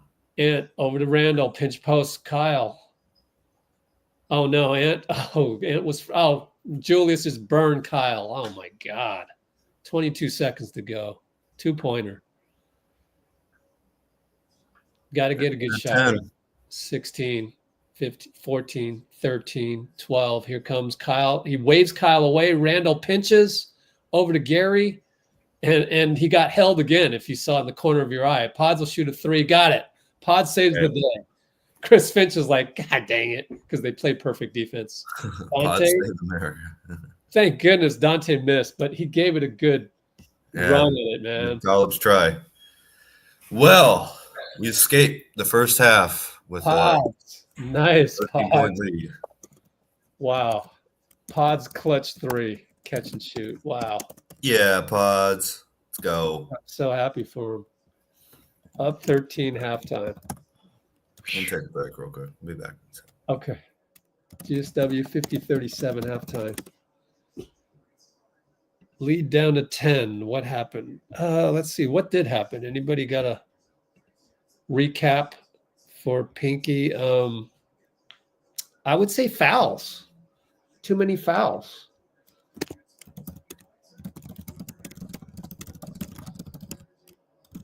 In penalty. Yep, they're coming back with free throws. Exactly.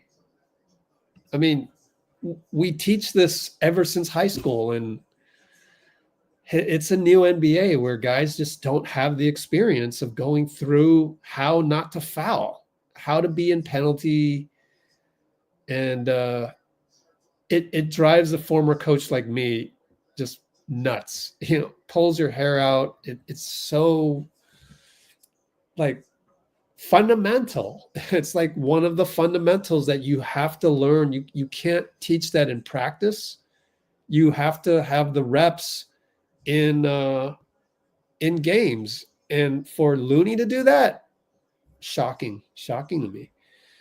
And maybe that was really the only super egregious one. The one before that, you know, you had Wiggins. Yeah, same thing. So it becomes a bad habit.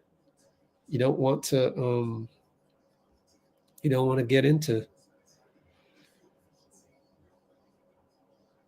And then here we go. Traded missed jump shots instead of taking it to the rim. Yeah, that's where the J.K. hitting threes from outside. I just, you know, you don't establish yourself from 3. You got to establish yourself putting pressure on the rim. So.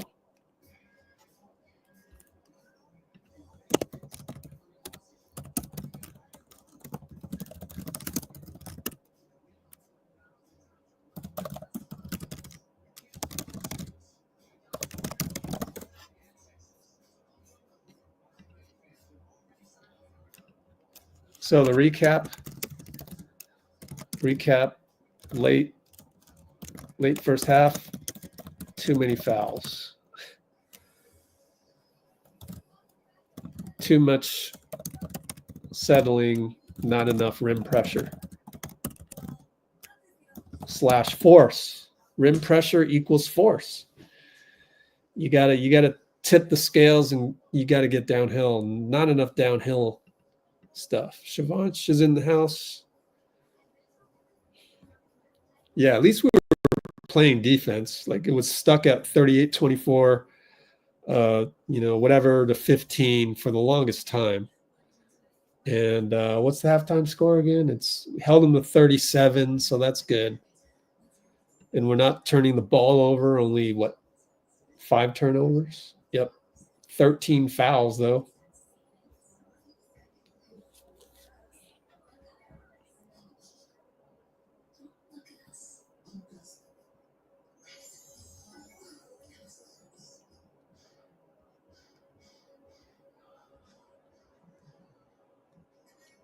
Steph really aged a lot. Stop it, man. Oh, my goodness.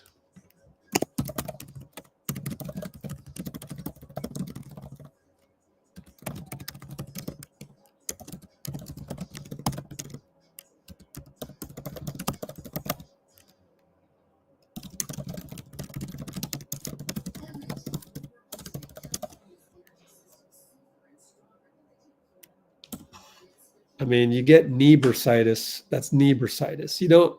There's no such thing as growing old and getting knee bursitis. I know that much about bursitis, right? Do you know what bursitis is? Oh my God. All these horrible takes on social media. But then again, we're 95% good takes.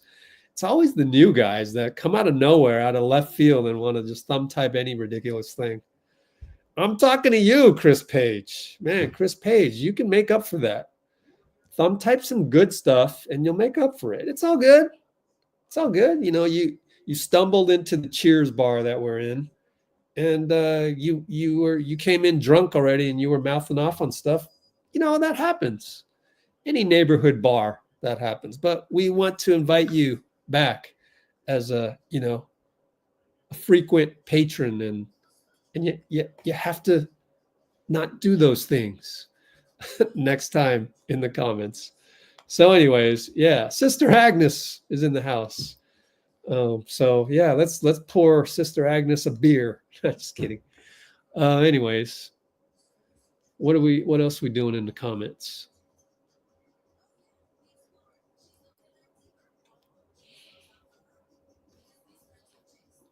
I love how Bruce deals with these things, though. My goal, be more like Bruce. But it's hard. It takes talent. It takes talent to have Bruce's humor. Oh yeah, Bruce. So you still good for December 27th?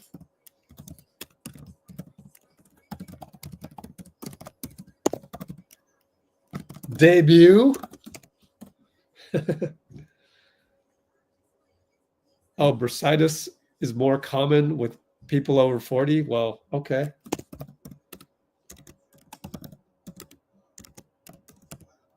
Well, okay, you got me. But I've had bursitis of the elbow since I was like 19.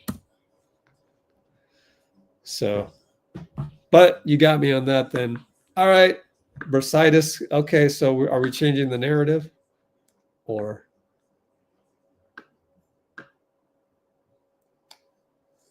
more likely to,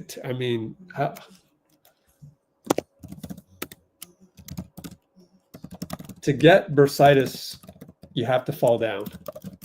You have to impact the hardwood. I don't know of another way to do that, right?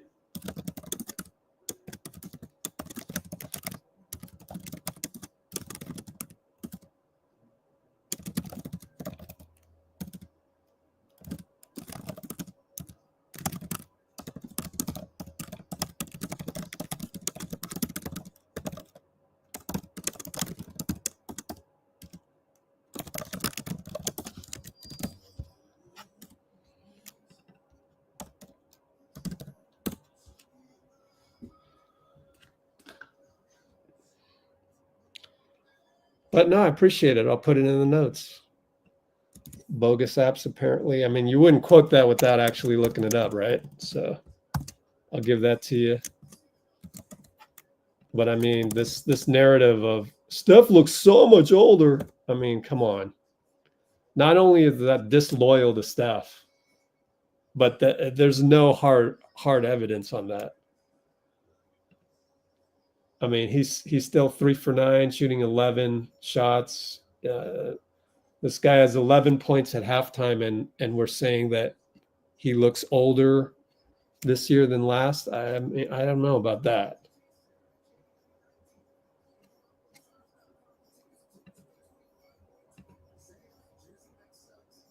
Now, pregame, I saw him curling around. Didn't look great. Didn't look like the greatest gait, but I was thinking knee bursitis, double knee problem. That's, you know, I guess you could say that's with age. But when you have bursitis, you have to fall down and hit the hardwood. So, I mean, we'll see, right? I mean, if he has more performances like the other night in Memphis and it becomes more frequent, I think then that's when the narrative of him getting old should start. Like, but just one game like that, like, I don't know, man. Like, it's not like it's like a sudden drop off or anything, right? Like,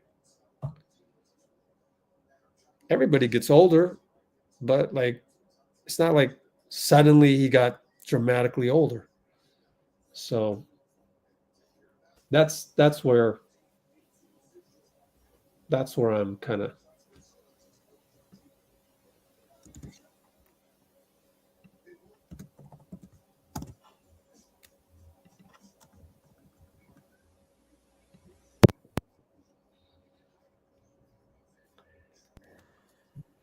And probably I'm probably influenced by all the bad takes on social media. So like, if you make a take here on Let's Go Warriors, it damn well better be good. Like, if you make an average take on Let's Go Warriors, you're already discounted because of all the ridiculous stuff that I see everywhere else. And you're not someone who comes on here and remains high vibrational like 99% of the time, which Bogus isn't. Bogus is maybe 90%, but he has his moments. So I don't agree with Bogus all the time. Let's face it. But yeah, I hope he catches fire and proves you guys wrong in the second half here. Oh, yeah. The Kings called him old at one point. What happened next game? You guys remember? It's just like people are ready to label people. First of all, there's this thing about labeling people. You guys should stop doing that, really. Only stressed out people do that. Like, there's no reason to, like, put down your sword. There's no reason to label people, judge people. You don't do that on Christmas, so why do it every other day? So you're only going to be good on Christmas and not judge people and label people and bully people, which is essentially what you're doing. Yep. Labeling and judging people, that's bullying people. Learn a few things here.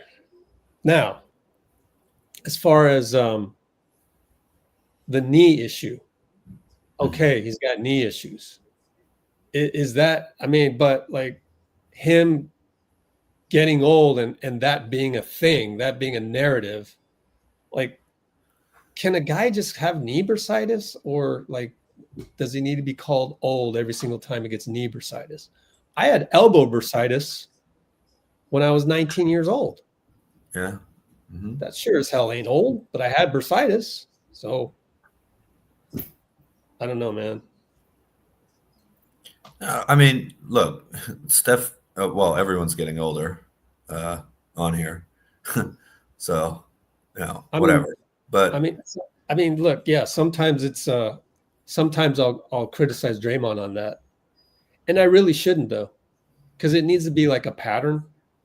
Yeah. But sometimes I kind of use it as an excuse too. Well, like the best conditioned athlete in the NBA. And you know, I think he'll be able to adjust whatever's going on. You know, he's if you look back at like 2015, 16, he's so quick. Yet in 2022, you know, he's stronger. Haven't looked at that, huh? Yeah. Huh? Did you do that recently? Look at his 2015, 16? Yeah, I mean, you know, just watch some highlights and things like that. Yeah. And That's you look at 22, especially in the finals, where it's comparable, you know, stage, 2015 and 22 especially. Yeah. Just coming back down 2-1 and all that. He's not as quick, but he adjusted. He got stronger and he took some different shots. And, you know, I think one thing this year is his minutes are up and down. And he's averaging like almost 7 assists a game. You know, last year he was averaging 28 and 30 and 4. This year he's averaging 23 and 7 or whatever. You know, it actually looks a little bit like his 2015 stats, if I'm being honest. He was the MVP of the league that year. So obviously the winning is not, we're not going 67 and 15. You know what it reminds me of, honestly? Michael Jordan, like, you know, when he was young. Yeah. When he was young, just the burst and everything. And then he kind of slowed his own game down to like manage a game. Mm-hmm. Well, so then you're managing a game and it's very like measured. For Jordan, I think there's 4 real distinct stages. There's, you know, when he first came into the league, he was just, I mean, there might not have ever been anyone I don't think there was anyone ever his size that was that athletic. But to beat the Pistons, to get people more involved, especially the triangle and everything like that coming in. Some would say David Thompson, but I didn't never watch David Thompson. Yeah, maybe. Yeah. I have no idea. I've never watched him. I haven't watched that much David. I mean, you know, the guys with great hang time and everything, but you know, what I'm trying to say is he was one of the most athletic players ever when he came in. Then he started adding the jump shot, you know, just being a killer jump shooter. More game, right? Oh my God, are they okay? Yeah, they covered the game with the stats. Oh my God. Anyways, 11:47, ball trickles out. Anthony's ball. 11:46. We played 14 seconds with a big gigantic graphic on the screen. Love it. Anyways, dead ball, blob, baseline inbound, or blib. Oh, okay. Corbin and Simone gonna discuss something. 10-second shot clock. Ant lobs it to Randall. Randall and Kyle. Kyle elbow inside to Ant over Dennis. Dennis holds him. 4 fouls on Dennis, I believe. Yep. He's got 4 on the box score there. That's fine. He's fitting in. Oh, the Memphis heckler from courtside. It's in the video. He's talking about Dennis's mustache, which I didn't know he had until that close-up. Ant down the lane. Oh, he missed it. Rudy rebound putback. At least Ant missed. You worry about Ant cooking, you know. Sure, I mean, you don't want he's an explosive scorer, so yeah. The less rhythm you can get him in for as long as possible. And it's gonna come, but you know. Dang it. Conley knocked the ball away from Dennis. Careless. Randall nearly traveled, but gets it to Conley. Back out. Ant and Wiggs. Nope, we're gonna pinch post Randall. ISO on DS. Over to Conley. Back to Randall on DS. Nail. He's at the nail. Backing in. Kicks it right to Wiggins. Bad pass. Yeah, there you go. Way to read it. Over to Steph. Open 3. Kyle's hurt. Looks like I don't know, something. He's looks okay. Oh, Ant just blew past Wiggs. Layup good. Dennis, right side. Turns the corner layup. There we go. That's the Dennis. Yes, sir.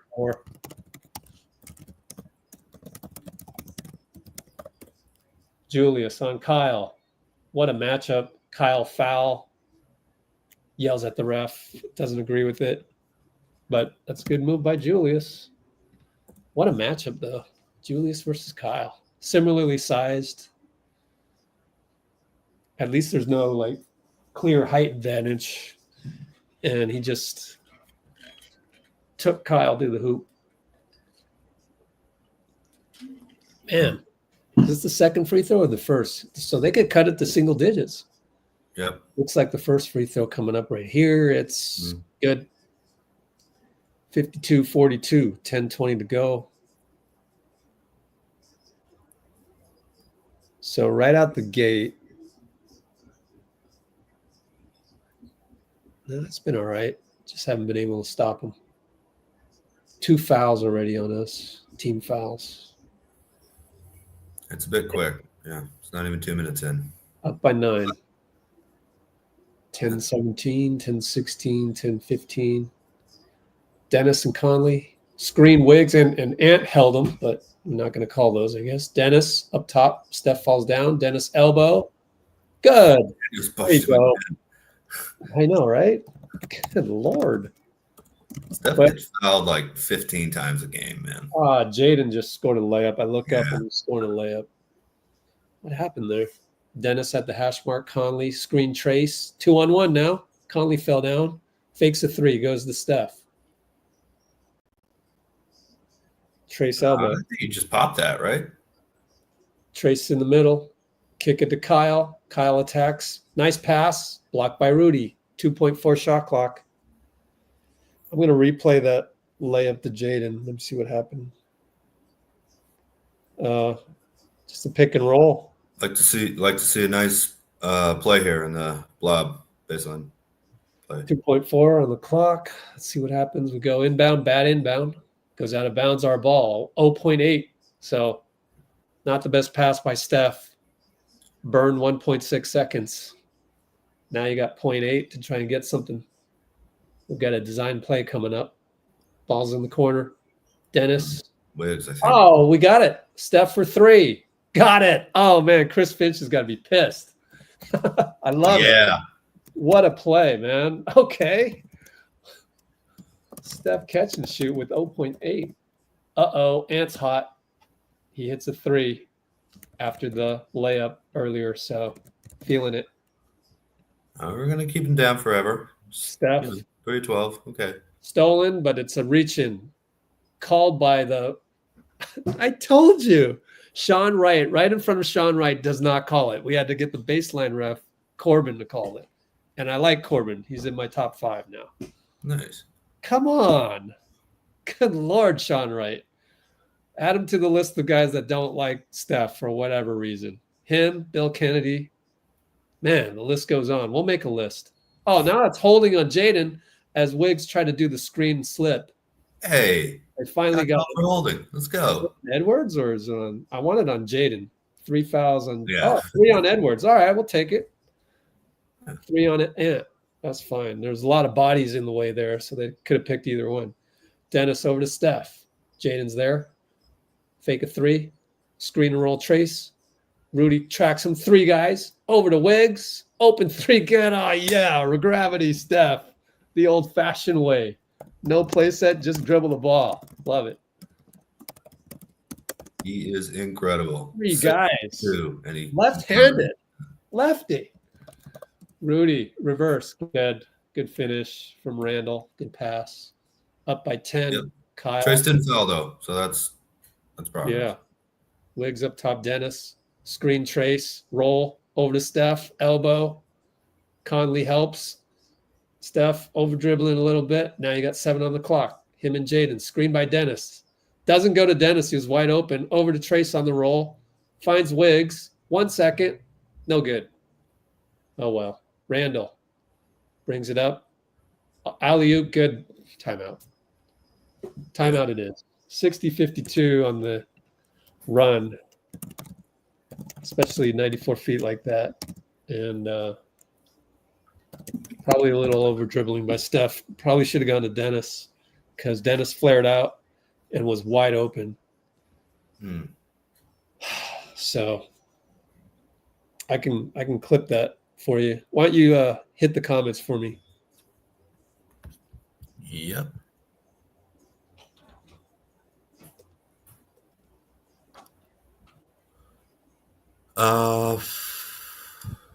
Bogus says he's bruised everything from his hips down. Takes a lot out of you. Once he heals, his performance will return. No, I think he's playing fine. Gobert is feeding. He's feasting. Yeah, a little bit. I agree with that. The one thing you don't want to do is let Gobert get behind you defensively. You know what I mean? Or in front of you, I guess. But, you know.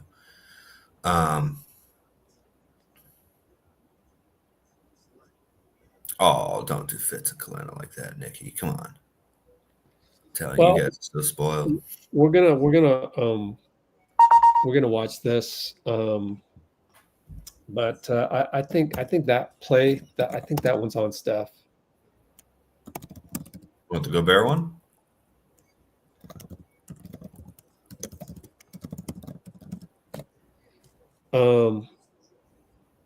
Just the one just now.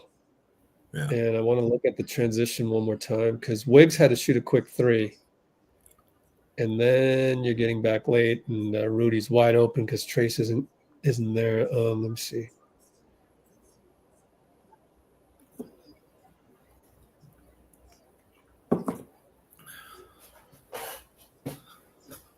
Yep. Okay. So what you're about to see is just, I think, another instance of Steph and Dennis kind of just feeling each other out. So they'll get this right by game 82, let's say, but right now it looks very choppy. So let's quickly do this before we come back and to action. So here, he dribbled the ball and then he lost it. So now he's resetting, and now he's saying, "No, I got it," because he could have given it to Dennis there. So Dennis sits a pick. Okay. And he flares out right here. He's wide open with Jaden shading over. Doesn't go that way. Instead goes this way. Difficult pass. And like, I just think you got to balance the floor a little bit more and just swing the ball. But I think it's just a getting to know you phase. Well, one thing, and we are back here. But yeah. One thing I like is moving the ball from one side of the court to the other, then moving the players, Wiggins brick, got inside and bricked it. There was a lot of contact, though. Finds Julius wide open, 3-ball good. Only up 5. Yep. Timeout. Can't burn the second half timeouts. Dennis, pick and roll Trace. It's got Conley on him. Goes to the baseline looking for Steph and outlet to Steph. Steph pick and roll Kyle. Kyle in the paint. Kick it to Dennis for 3. Late shot clock short. Kyle got the rebound. And we're all reset. Awesome. Kyle post up Rudy. Back out to Dennis. Gets the step. It's a reach and no call. Now we call timeout. Dennis falls on the floor. Good thing he's wearing the elbow pads. That's what you do for bursitis, by the way, to prevent bursitis. Yeah, really. Pads. I did that. He looks a little. Many years of bursitis. So we got the timeout call, I think. I'm not sure, though. Not paying attention to the announcers. 60 to 55 only. How much we got on shot clock? I don't know. Yeah, I don't know. Too much girl of Steph. Oh, don't use that word, Nicky. Come on. Come on now. It's crazy that we give 20-point leads. Well, you guys are jumping the gun, man. Hey, you know what I did today, Rich? 20-point lead these days is nothing. Yeah. I mean, really, you have to be up like 35 for it to really be in the bag, kind of, And even then, sometimes it's not. I watched some Warriors highlights, though, without all the mistakes and everything in there. And, this team is fun to watch. I watched it right after watching the NBA Cup final, which I hadn't seen yet. And I think a lot of people, Jay's great, but, do you guys realize? I mean, the NBA is a 48-minute game for a reason. I mean, do you think they wanted to put it at, high school? Let's play 8 minutes per quarter. You know how many blowouts you would definitely get? You know, like, I mean, the person that set the NBA at 48 minutes, like, think about it. Oh my God. There's a reason for that. It's to give, you know, the longer game you have, the closer it'll be. Duh. And I have to say duh because you guys are getting on the Warriors. Oh, giving up the 20-point lead. Dude. I mean, dude, that's nothing. We just lost by 50. Like that, that happens now in the NBA. 50 is the new losing by 25. Mm-hmm. So can you just 50%? It's not difficult math. But no, let's throw our team under the bus every single time. Oh, we gave up another 20-point lead. Oh, shut up. I'm tired of it. God, you guys are so soft. You refuse to give anybody credit. Why don't you just look? Why don't you at least wait to see what happens before? Like everybody needs to play perfect. Like, oh, we need to lead the whole damn game. Stop it. Oh my God, dude, how many more games do we need to watch? Like, we got 50 more. Are you going to be this way all the time? It's too much. Stop it. High vibrational. Come on. It's just like, it's too much. Like, literally shut up. Well, the game started. Complaining every minute. Oh my God. Like, you don't need thumb muscles. Well, I won't go that far, but you don't have to, you know, you can read and write. You don't have to keep doing it, you know. We know you can type. Shut up. Come on, Wiggs. Free throws, baby. 30 minutes. Please. Mid-range jumpers. God. Yeah, he hit it.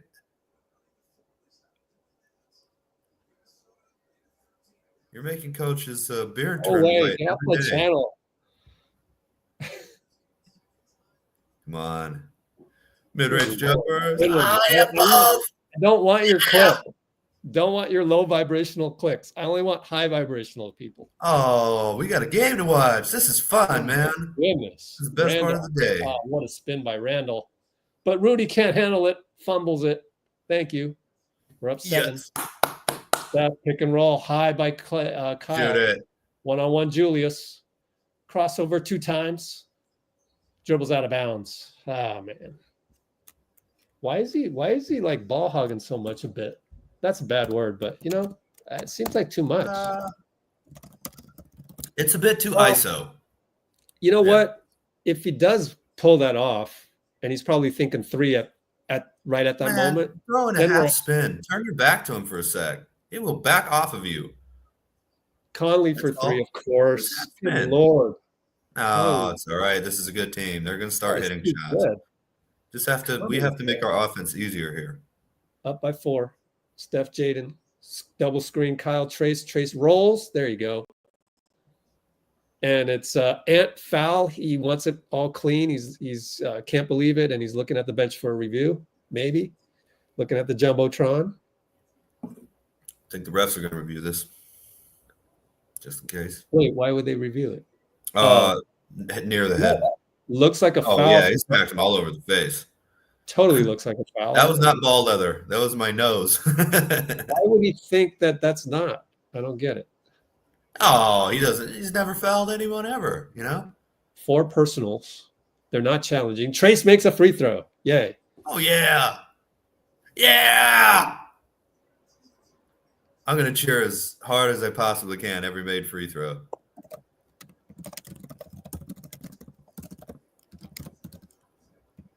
Let's go free throws. No, I'm really not kidding. Oh, I missed it. Ah! You jinxed them, nah. Just kidding. No. They've been jinxed. Now we back in the game. Ant looking at a 3, JK in there over to Nas for 3. Trace. I don't know. If there was tough with centers who can shoot. Man. Well, technically he's a 4. 6 minutes. Let me rewatch that. Let me know if anything big happens. Yeah, Trace was just late. JK attacks. Nail. Oh my goodness, JK is dribbling and popping. Yes. That's the No JK. one can stop you when you do that. Oh my goodness! But he has been doing it. It just hasn't been making them. But no one can stop him from doing it, whether he makes it or not. Ant for 3, no good. Thank goodness. Yeah, that was a little bit too open, but there's JK on. Oh, Conley. yeah, Mike. Just keep going until you get double team. Fouled all the way by Conley. No call. Nah, it's the size differential. Oh my goodness! Stop. The refs just saw the size differential, didn't call anything. That's got to be it. Sean Corbin. Sean Wright again. No, that was Corbin. What? You're my guy, Corbin. Yeah, JK Corbin. Don't you know? Splash. Oh, airball. 3. Oh my God.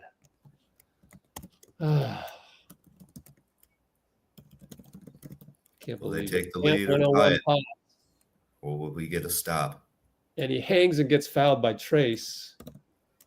God, JK airball. That's what. So finally, like if he didn't make the first 2 threes, I mean, like, would you rather he just makes the first 2 threes and has an airball, or would you rather that he didn't make the first 2 threes and does an airball then? See, I'm of the coaching style of the second thing, like attack, even if it's worth 2 points, so you won't airball that one later. Anyway. Just be decisive, man. You know. Okay. Well, he was decisive on the 2 threes.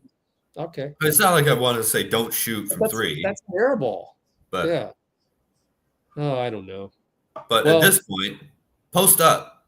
Drive until they try to stop you. Post up. See if you get double teamed. No. You get double teamed. Steph's out there or Buddy or whatever. Good things are going to happen. By the way, when Ant got fouled just earlier and he was hanging, Jordan would have got a shot off. I'm just saying. Well, Jordan, that's more of a there are very few players you can even think like blows a layup. Pods. Oh man. Yeah, don't slow down and look back for your defender to come to you. Nas for 3. We're down by 1. Well, Steph's going to check back in about. I think timeout. Steph already in? No timeout. My fault. Looney. Oh, Steph's in there. My fault. Yeah. Looney to Steph. Steph sidestep. Doesn't go with the hero ball. Back to Steph, though. Now he's 1-on-1 Rudy. 2 ball. Probably got fouled, honestly, on the reach in, and then man, he'll never get those, but he made it. Come on. Call that. Did Rudy foul him there? I thought he fouled him. I think he might have, but it was too quick for me to tell. Oh, Pods causes a travel on Nas. Good point of attack. Pod's point of attack, Nas travel. Goes into the notes. Wow. I've hardly ever seen Nas Reed show emotion like that. Huh. Up by 1. Buddy healed the inbound. Yells something at his teammates, whatever play we're doing. Yeah, get open. Yelling at JK. Okay, JK pick and roll Steph. There it is. Roll. Still got Jaden on him. Man, Jaden's a good defender. 3 ball Steph. Short. Bounces the Buddy. Pods passes it up over to JK. Attack. There you go. Oh, fade away. No good, but Looney's there. That's why you fade away. Layup Steph. Good choice, JK. Again. The next step is when you see that double team coming and they leave Looney, just little jump shot. Looney was wide open. Yep. Boom. Jordan, Kobe, they're great at that. Oh, no. Nas 3, no good. Jaden blows it, but he hits another one. Man, and what's he, a 7'5" wingspan? Sheesh. It's an exaggeration. Good Lord. I really think he's actually a pretty special defender. Brandon Pajemski 3. Oh, my goodness. Oh, yeah. You're kidding me. Yes, sir. Timeout, Chris Finch. Way to go, Brandon. Forcing him to call timeout. Wow, that's clutch. I think him without the headband. Ooh. Good look. I like it. What's the headband, huh? See, now, if I was still on the beat. One on, I can't see, but. If I was still on the beat, I'd be asking him about that. Timeout, Finch. We're up by 4.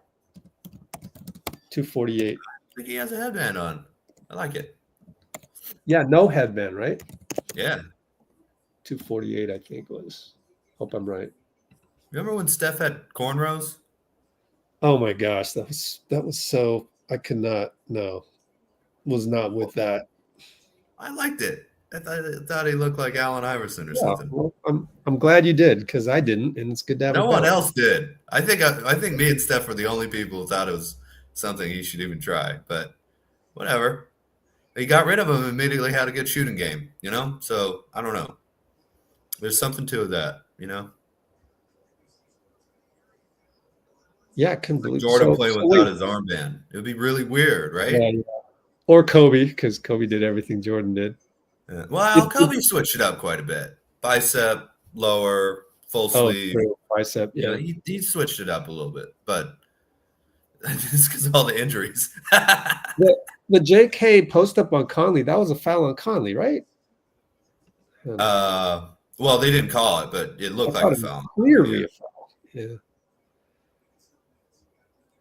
Oh, Bloomer just got back from the mall. Wow. I have Your a mall is little open late. referee discussion here between Prime Garnett. Nas Yeah. Reed is Prime Garnett. Anyways, they got Nikhil back in there. You see how short their roster is? Because they need to win games too. Like 8 deep. Well, Julius for 3. Short. athletic, but Good closeout Loon. it's all good. What? You know, I don't know. We have the roster we have, man. You know? No, I said Minnesota. Yeah, I know. They're a little bit. They don't have a big out there in the traditional sense, but they got a lot of wings. But you know, I think their roster, their rotation is short because they need to win games too, just like ours. Oh, I thought you meant the roster size was short. But yeah, they have a short rotation. Yeah, sorry, I didn't. Yeah. 7 or 8 guys, probably 8. Yeah. But like same thing with and last game we had, people were going, "Oh, why is Steve still got 11-man rotation?" No, he doesn't. It's literally like 8 guys, maybe Gary Payton. We have no Moody. I forgot about that. Yeah, Tonight we don't have Lindy. Yeah, I haven't seen Lindy. I mean, obviously Nogi Santos. So a lot of teams around 500 shortening. Yeah, Dennis shortening the roster or shortening the rotation. Anyways, good defense, Dennis. Oh, Donte tripped him, but okay. So entanglement. Technical on Dennis. Come on, Corbin. Do you know German or what? What could he have said? Yeah, I don't. For the most part, complaining after a non-call shouldn't be attacked. You know how Sean Corbin nodded his head. That is like a singular reason you can tell if he's a good ref or not. If you're acknowledging the guy. Some guys don't do that. You know, at least you can talk to him. I mean, isn't that a foul on Donte? I don't get that. Yeah, it's totally unintentional, but yeah, he tripped him. Come on, man. I mean, even Nikhil, you know, he passed the ball away because I think he was I got away with that one. Until clutch time if they call fouls for Steph. And he's fouled. We'll see. Nas Reed jumped. Nas Reed's still on fire. Yep. Man, he did that with his left. Yeah. He's right-hander, right? JK I think he's right-handed.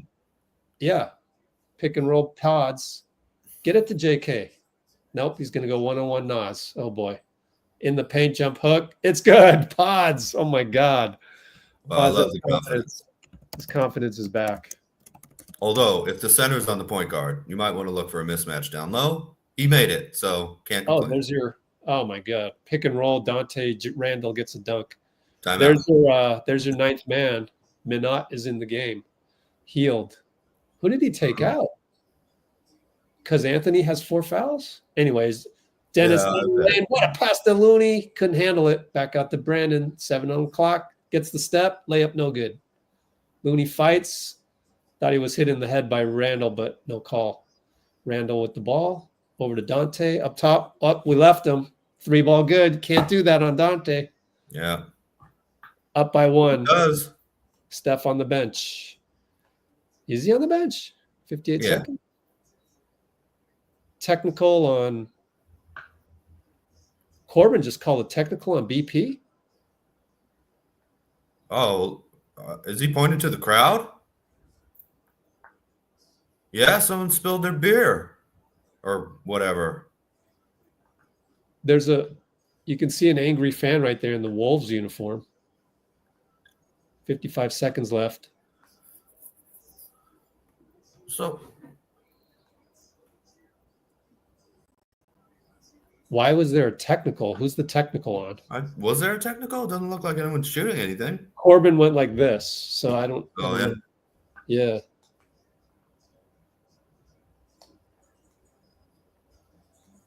Well, Steve is like, oh, okay. So I think they retracted that technical. Yeah, okay. We'll go just side out here with 55 seconds. No Steph? That's confusing.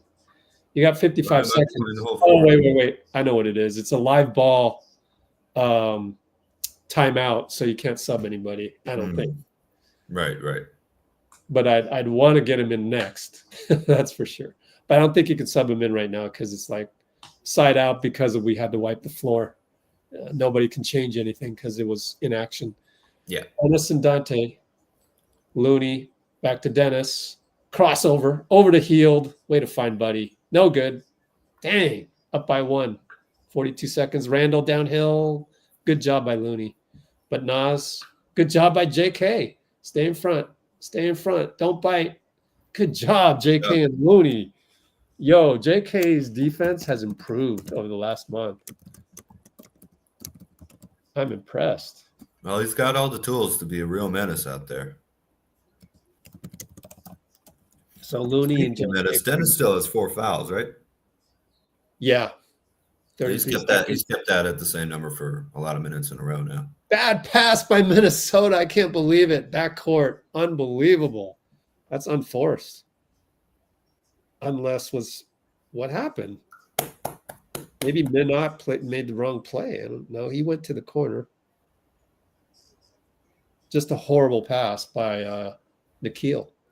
Crazy. We'll take it. There aren't a whole lot of those to capitalize on. So we don't sub Steph in, which is shocking to me. Heald. Looney screen. Heald for 3. He hits it anyways. Okay. Steve's a genius. He hit a 3. Who cares? Oh my goodness. That's incredible. Way to hit it, buddy. Yeah. Mo. And Randall over to Nikhil. Back to Randall and Looney. 10 on the shot clock. 2-second differential. Kicks it to Nas. Get on him, JK. Oh, shoots it. Bricked it. Good job, JK.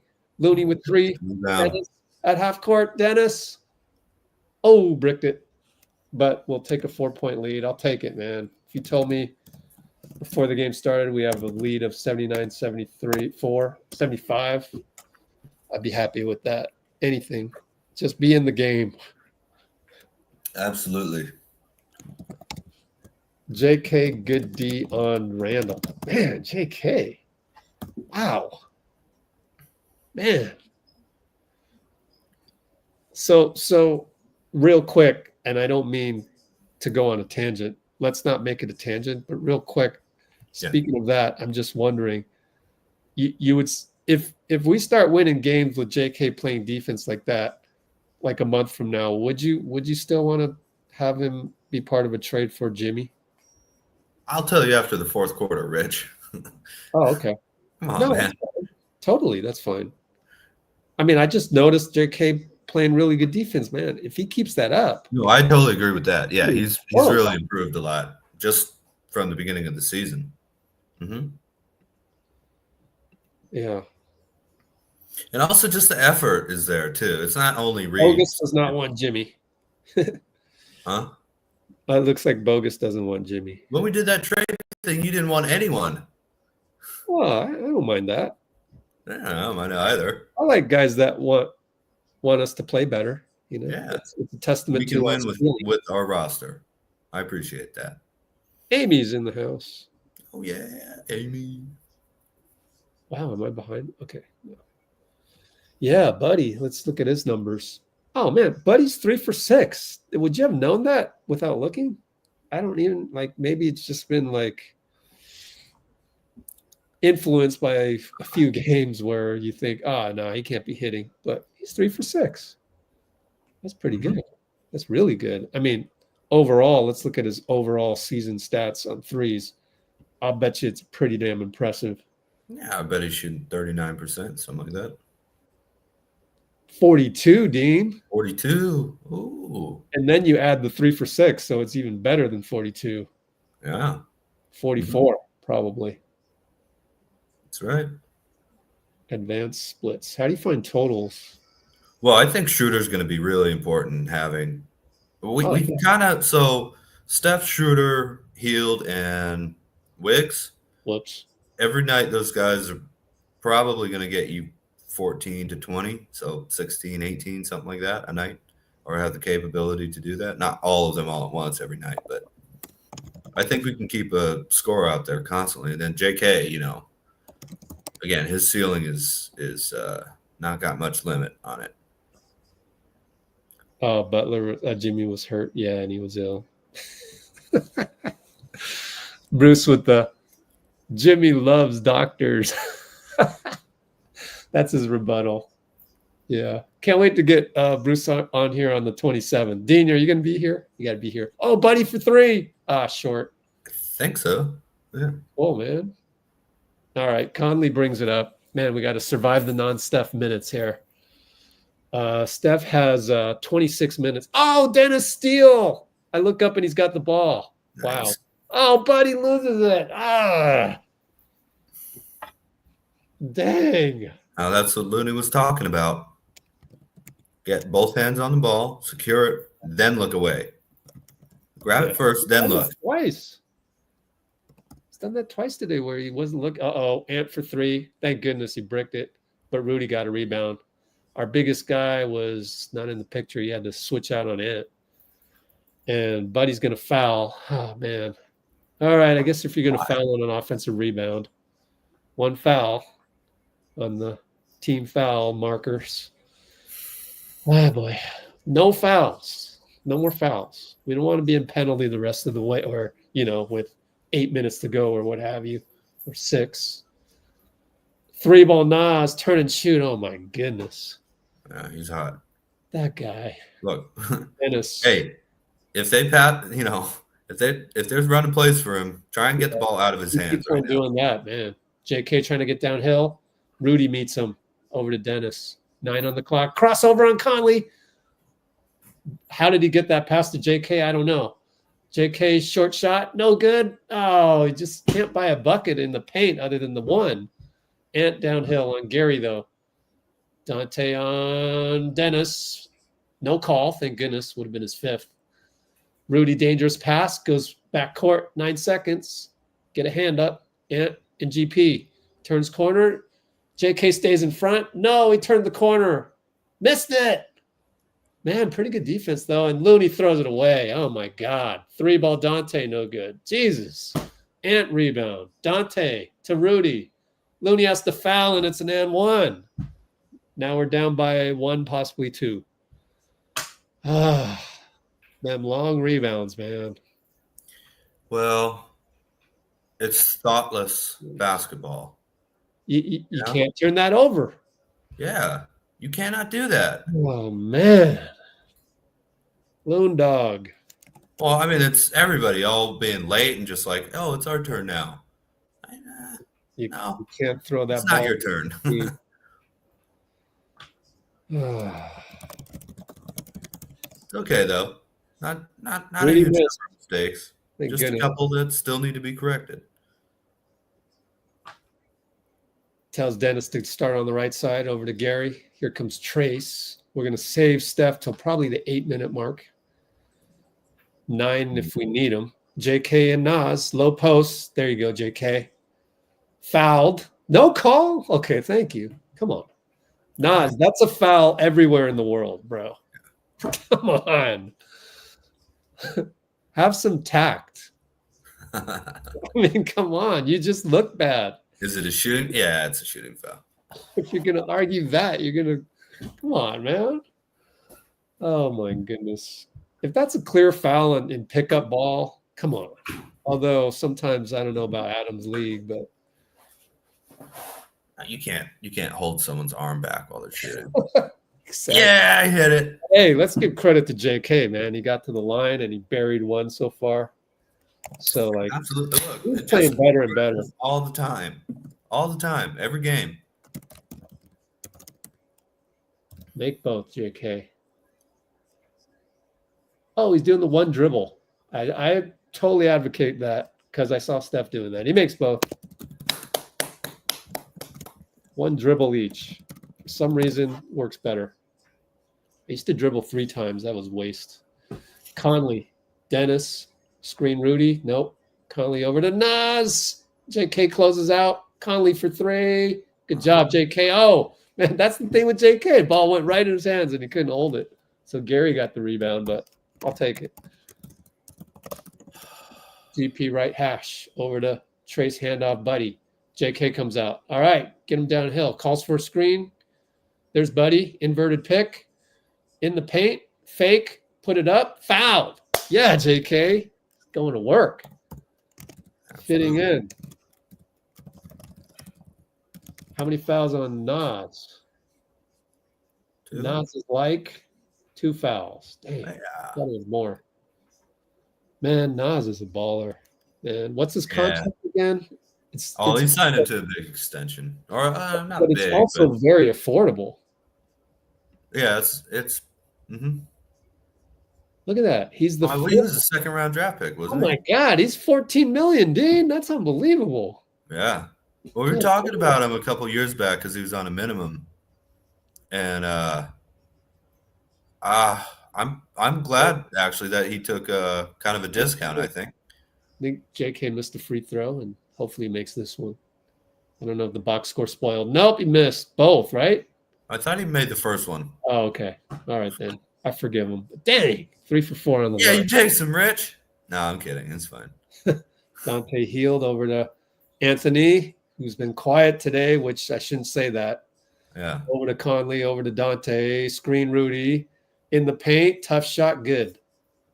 Donte at his best. Jeez. He barely looked at the rim. High ball game. 850, 849, 848. Dennis, screen Trace. Dennis, nice hesitation dribble. Knocked away by Conley. Our ball, baseline inbound. You bring Steph in on the baseline inbound. I'd bring Steph and Wiggs back in, but I'm worried like that. I'm not thinking 82-game season. You think it's anything to do with Dennis having 4 fouls? Oh my God. Well, okay. Dennis to Kuminga, did not connect, but it's a foul, and Corbin says side out. 3 fouls on Nas then. Mm-hmm. Good job by JK to cut hard. Guess what? He cut hard and got a foul call.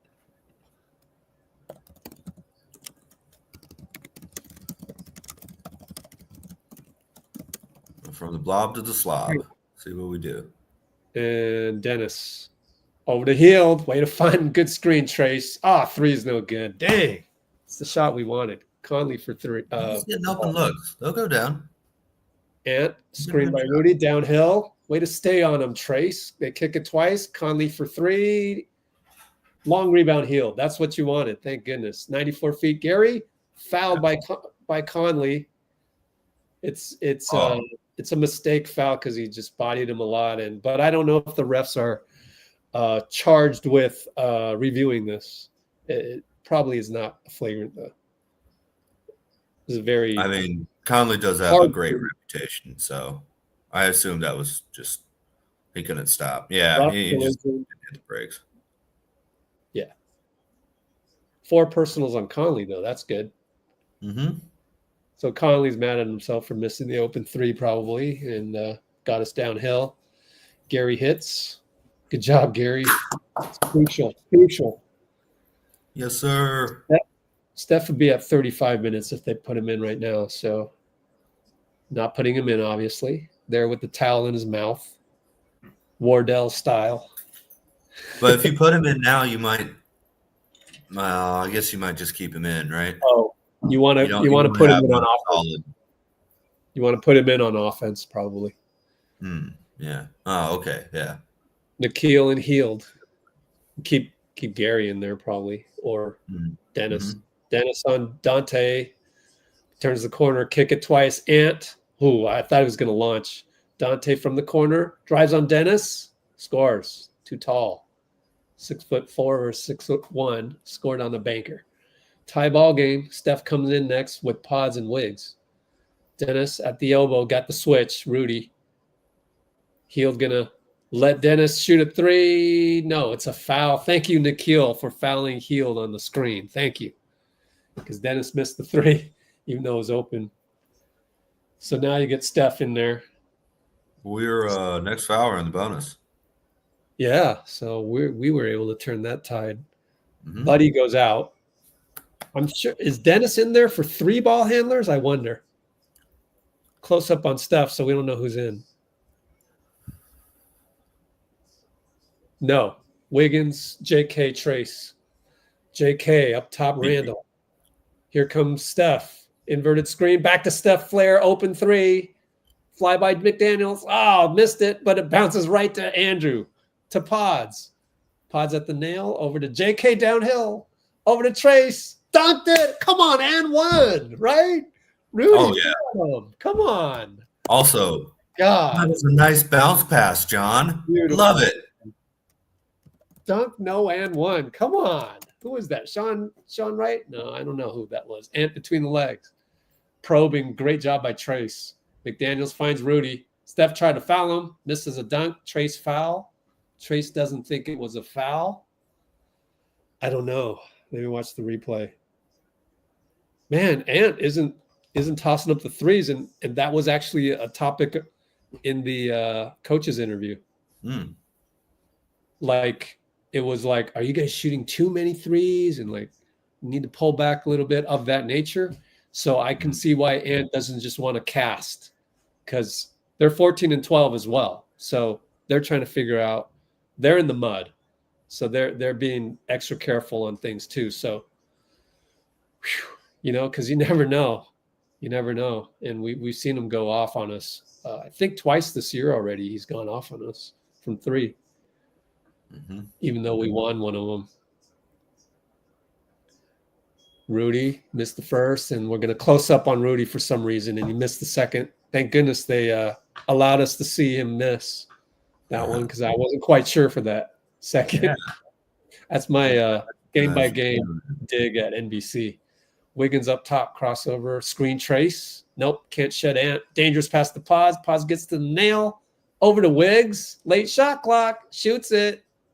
No good. Pods tipping. Pods. Oh, my God. Redemption game. Something tells me they're not going to credit him on Twitter. They're still going to hate him. He just hustles, man. That's all you can really ask for. Oh, he got open from the Rudy pick. Yeah. I think man. Wow. It's Anthony Edwards, man. He's going to hit some of those. Special talent. I was close to saying Wiggs should have gambled on the 3, but nah. Trace down the lane. Finishes. Pick and roll with Steph. Way to go, Trace. Yeah, just keep doing that till you get fouled, man. Good job by J.K. to bother Randall. And Wiggs. Wiggs did a great job out there with Rudy. Rudy. Another 3. Great screen by Rudy. Good.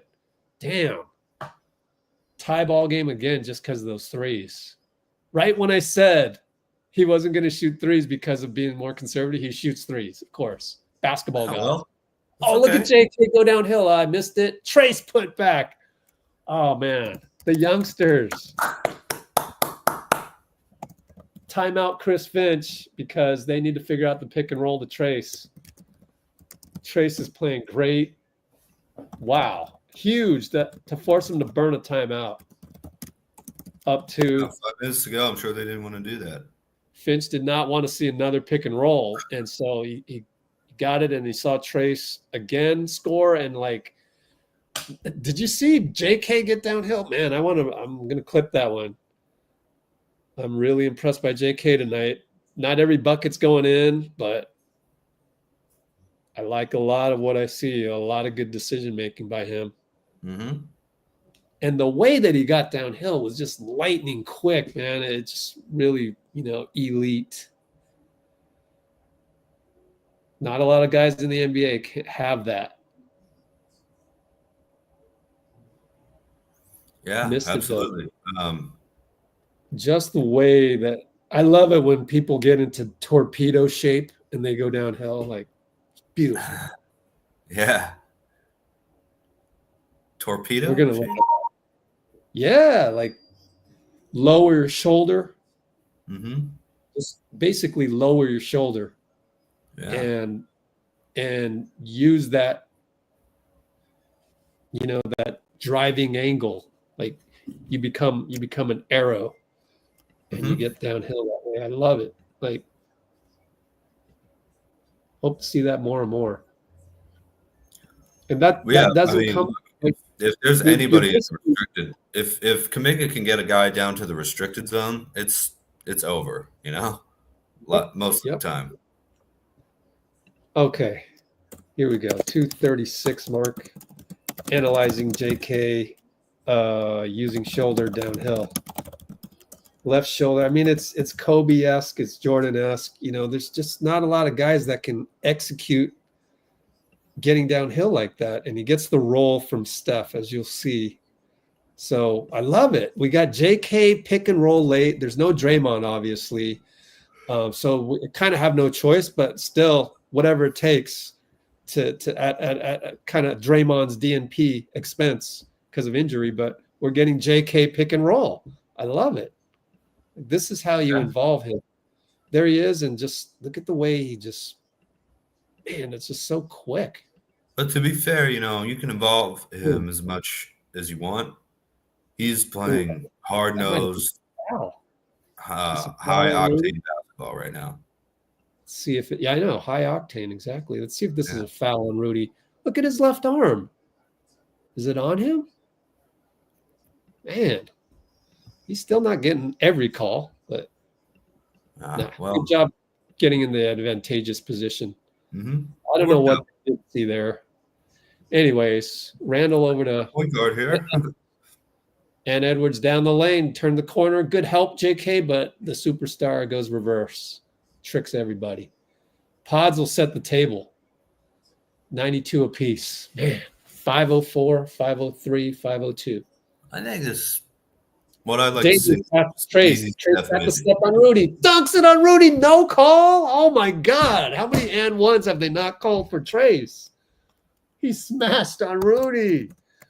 What a game by Trace. Yes, sir. Wow. And Wiggs again. What a game. We double him. We pinch him. Rudy. We leave Rudy. So it goes to Jaden. Good job by Steph. Oh, late call. Wait, you're going to call that 2 seconds later? Oh, man. Simone. Oh, my God. I get, sometimes you call it after you see if it misses or whatever, but you can't call it after the rebound. Oh, my God. Steve wants challenge it. Challenge it. The iPad. Was that a foul on Rudy? I don't know. They're not showing the highlight, or they're showing a highlight. He's got his form on his back. Come on. I guess we're not challenging. Come on. Well, I think he already shot the first one too, and that wasn't on camera. Oh, complaining too much. Sorry. We had the lead. What about refs? No, I'm complaining about the camera. Oh, well, we're up by 1. Yeah. 430, 420. Wait, did he miss a free throw? He missed first, yeah. Oh, good. All right, handoff, Trace to Steph, lefty sling, Pods fake, baseline push shot. Good, Pods. The rebirth. Oh, yeah. What a game by Pods, man. Hey, man. I don't know if we're going to win this or not, but it looks like we're playing with our confidence today. Yes. Yeah. And Wiggs way up top. Baby. We're up 3. High pick Rudy. Trace blitzes. We got him. Jump ball. Oh, timeout, Chris Finch. Yes. How many timeouts left? 1 left. Love it. They got 1 left after this. Great yeah. Defense. Great defense. 4 minutes to go. Trace with the stack blitz. Timeout. Wiggs forces timeout. We're up 3. Oh, man. This is some great defense we're watching. Yeah, it's a close game, but, I'm glad it's close because close games build character, man. Like, win or lose. Yes, sir. good that it's close. We're going to learn a lot more and have a lot more film to refer to in a close game rather than a blowout. I prefer this than a blowout. Like I need it to be clutch.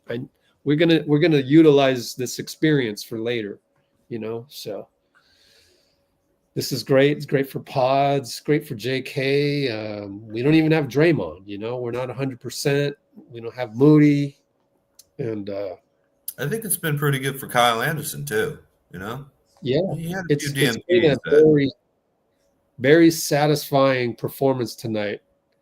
48 minutes, 44 minutes so far. Like, we're low on turnovers, knock on wood. Seriously, knock on wood on that. We got 10 turnovers, which is, all you have to do is play the rest of this quarter the way you played the rest of the game, and we'll be fine. Win or lose, we'll be fine. You can't start making mistakes and getting tight and, all that stuff. But as long as you played it the way you played it all game long, I think we'll be good. Restricting blood flow with the headband. Yeah. I could never wear a headband in a game. Nah, it's too bothersome. Heck no. But yeah, it depends.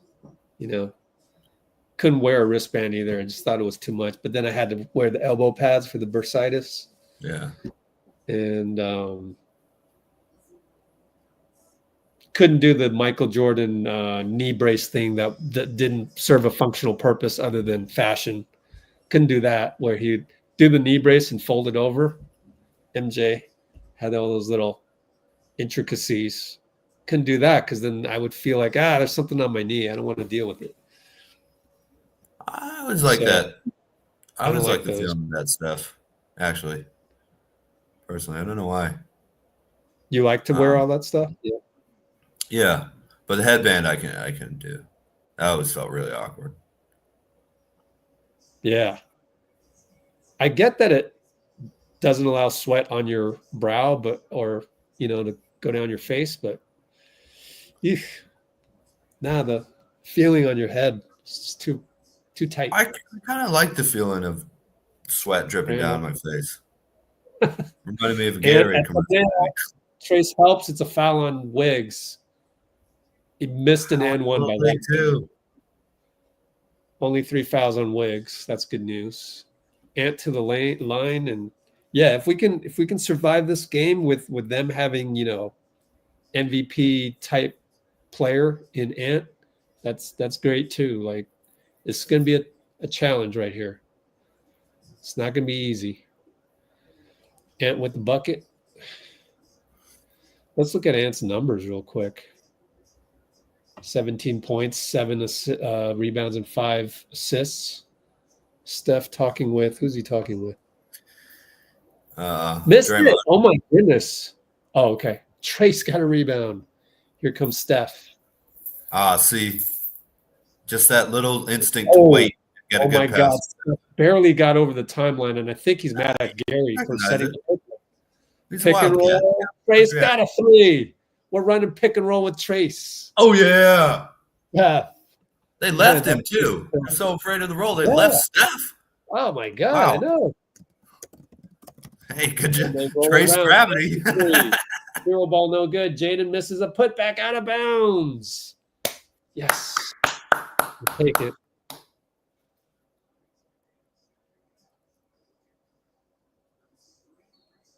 Yeah, it's just the secondary pick.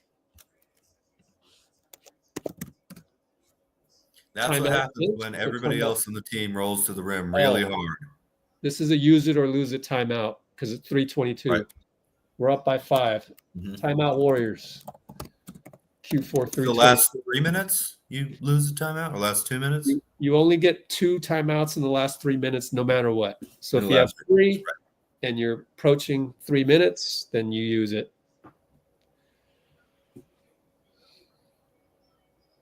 Well, there's all right. We got to get Tabz Johnson with his take, because he scored 50, and then he won a state championship. So anytime he wants to talk about himself as a former player, we listen. Chewed your mouthpiece like Steph. Oh yeah, you got to. Yeah, wore a sleeve, compression pants. Yep. Wore Jordan 1s. Custom made? Oh my, dude. We have a guy on here, Dean, where he had custom made shoes for him. I mean, is that not the pinnacle of being a basketball player? Smile, Dean. Let's get a screenshot. I'll say this. Dubs. I'm glad you played in them. Johnson. I'm sorry, man. Wow. Yeah, you don't want to wear them around the streets. Okay. You have to play in your Jordans. I love that. On the shelf. Forget that. Dude. Oh, we got to get Dubs Johnson on the live one of these days. Oh, we're back to action. We'll come back.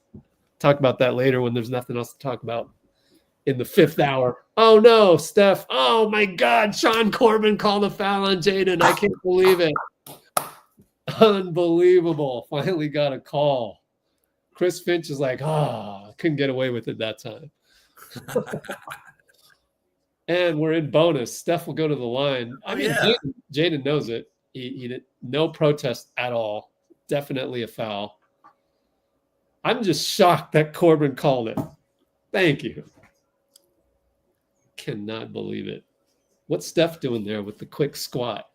Interesting. I think he's making fun of the guys trying to figure out where to go. Let's see if he can hit it. Yep. Oh, yeah. He did, Lawler. Hey, I love his colorways, man. I like that color. Those shoes? Purple and pink. Oh, did they have pink on them? I didn't see that. Yeah, on the bottom. Oh, yeah. Up by 6. Up by 7. Yes, sir. Dennis Schroder in for defense. Yeah. He's on Anthony Edwards, baby. So who is Wiggs covering? McDaniels? What's going on? He's got – anyways, Randall. Okay. Yeah. Randall and Wiggs. Oh, my gosh. Interesting. Oh, JK's not in there. That's interesting. Steve's not going to go. Wiggins blocks Randall. It's off of Randall. Steve is a genius. Come on. Give him credit. Oh, my goodness. Wow. Swats. Randall. Off Randall. Stone-faced Andrew Wiggins just runs up the court.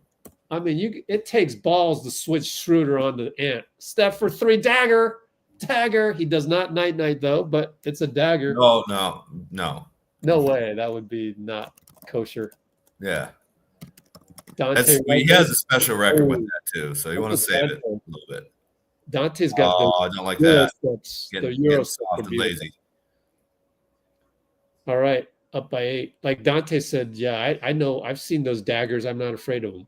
Yeah. Steph down to Trace. Finds Wiggs. Back to Dennis. Fakes a 3. Back to Steph. Way to find him. Call game. Yeah. We're up by 11. Thank you, Steph. Thank you, Dennis. Yeah. Steph with the snarl. Love it. DS extra pass to Steph. Dagger. Yes, sir. The Warriors are back. We need to do a live tomorrow and go through all of the tweets yesterday that happened up until today. I have a whole list of them. We should just go through the Discord and just laugh at people. Honestly, that's what we should do. Oh, my goodness. Time Finch, by the way. Oh, that's right. 2:07 to go. So the game is not over yet. But we are back. This is what happens when you play hard, man. And this is what happens when you trust in your team, keep it positive, root for your team. Don't give up on them. Oh, the list goes on and on. Mm-hmm. Oh, no. There are people leaving. Unbelievable. I had to tell someone on Twitch why we can't show the game. Yeah. So anyways. It's like illegal and stuff. The chef. Oh, man, Steph. I love it. That's the comment of the night, right? Oh, man. Oh, yeah. Coming back to action here.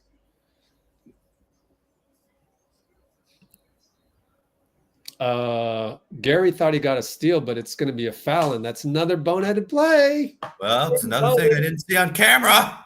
I know, right? Let me see if I can. Oh, man, Gary. It's at the point where Steph is laughing about it because it's so boneheaded. I didn't see it, so I don't know, but I just know it's going to be boneheaded. What do we say about Gary? Every game there's a boneheaded play, but then he'll do 3 amazing things. I kind of a little afraid to say this because I don't mean it in like a personal way, but on the court in a basketball sense, Gary Payton is like a really talented like little kid. Yep. Who's just gonna, or like a puppy, you know, who's just gonna run after everything he can, and it works a lot. But sometimes it's like, hey man, he's very. If just hold up for 1 second here. But it's all right. You want to be Gary Payton II without it, you know. If he's a poker player, he's going all in like millions of times because he doesn't have much of a poker face either. Looking at the replay, if that was a steal, game over. But you know, it's a bad foul. Steph turns the corner, finger roll, no good. Oh man, Trace taps it to Dennis, gets a steal. No, Ant got it, and Gary fouls again. Well, I think I put in Kuminga for him at this point. Fitz says it's a disaster. I mean, you're just giving them free buckets here, so stop, please. But again, we're up by 9. Could be 7 after a couple of these. Be sure to rebound. Yeah, really. Gonna take out Gary. I don't think Nas comes in. So. Nope, Gary stays in as Nas walks by him. Oh my God. Well, anyways, Steph will come out, or is he in? He's got to be in. They're just showing him on the far court walking around. So Dennis will bring it up, which is, we didn't have that option before Dennis. So I love this. Dennis up by 7, 133, 132. Steph breaks open, and it's Jaden and Steph. Here comes a screen by Gary. Don't move. Pick and roll to Gary. Alley-oop, Wiggs. There we go. Gary makes up for it. See? Steph GP Wiggs, tic-tac-toe. Makes up for it. Told you. He does that. Ant with an incredible 3 air ball. Steph rebound. Gets it away from Donte. Dribbling around. Up 9. Jaden on him. Inside the Wiggs, wide open. Scores over Conley. Too small. Way to find him, Steph. Nice pass. Nice finish. Nas, good job by Trace to close out, but Donte hits a 3 over Dennis. Yeah. Donte, man. The Italian assassin. Steph brings it up, gets it over the timeline, fouled by Nas. Simone calls it. Thank you. Whew. Let me replay that. Let me watch that. That was a foul. 2 more free throws here. Oh, missed it. Man, Dante's a baller. I know Donte was in trade talks and all that, but now that you've got Schroder, you can't get Donte. I mean, right? Oh, no. I also don't think there's any way that Minnesota would want to trade him right now. Exactly. Why would they? And by the way, that was a foul. Trade? I mean, come on. That was a foul on Nas. He was moving. Yes! He had a free throw. Up by 9, 48.3. There's Moody in the all green. Is that velvet? Nah. He likes velvet. Yeah, he likes velvet. Southerners, man. Okay, don't foul him, GP, please. Yeah, just let it go. He doesn't let him go, but Donte misses a putback. Gary saves it. We're going to win this one. Up 10, 34 seconds. 15 difference on the shot clock. So we'll take a shot clock violation in about 13 seconds. There's the 2 kids with Curry jerseys getting the half court. You better post that on Instagram. I want to see those. Take a shot clock violation. Someone asked if Steph's going to shoot it, I think. It said no. Gary, maybe. Steph was laughing. Hey, why not, man? Because we're winning, dude. Hey, come on. Oh, he did go for the steal, though. No, he got to get it. Gary gets a free rebound. And he gives it to Trace. Hey, maybe Trace nearly had a double-double or something. Go to Gary. Yep, you're right. 9 rebounds. Gary is, dude. He's funny. Dickens novel, man. Could, it's like the best of plays and the worst of plays, but you gotta love it. He's a Dickens novel. I love it. I love Gary is a Dickens novel. Oh man. Tale of Two Cities. How did you know? I look up Trace. You know, you go, oh, did he almost have a double-double? Sure enough. Because Gary tapped the rebound. And I just know what kind of person, Gary Payton is. But he doesn't get the double-double because Gary got it. And that's so Gary of him. Well, Trace didn't really understand what he was trying to do for him. Also, man, it doesn't matter if he got a double-double or not. He played great. And I told you guys there was going to be hard times coming. But when you have this kind of camaraderie, I guess. We notice those things. That's the thing. Is that it's important. I love it. Yeah. To understand Warriors culture. I mean, God, there's just Warriors character. It's so fun, man. Mm-hmm. To know these guys so well. That's why we don't throw guys under the bus, because we want to know them well. We don't want to stay separate. Yeah. If anything, we want to connect. We want to connect more. And the way to connect more is not to throw anybody under the bus. Just act like it.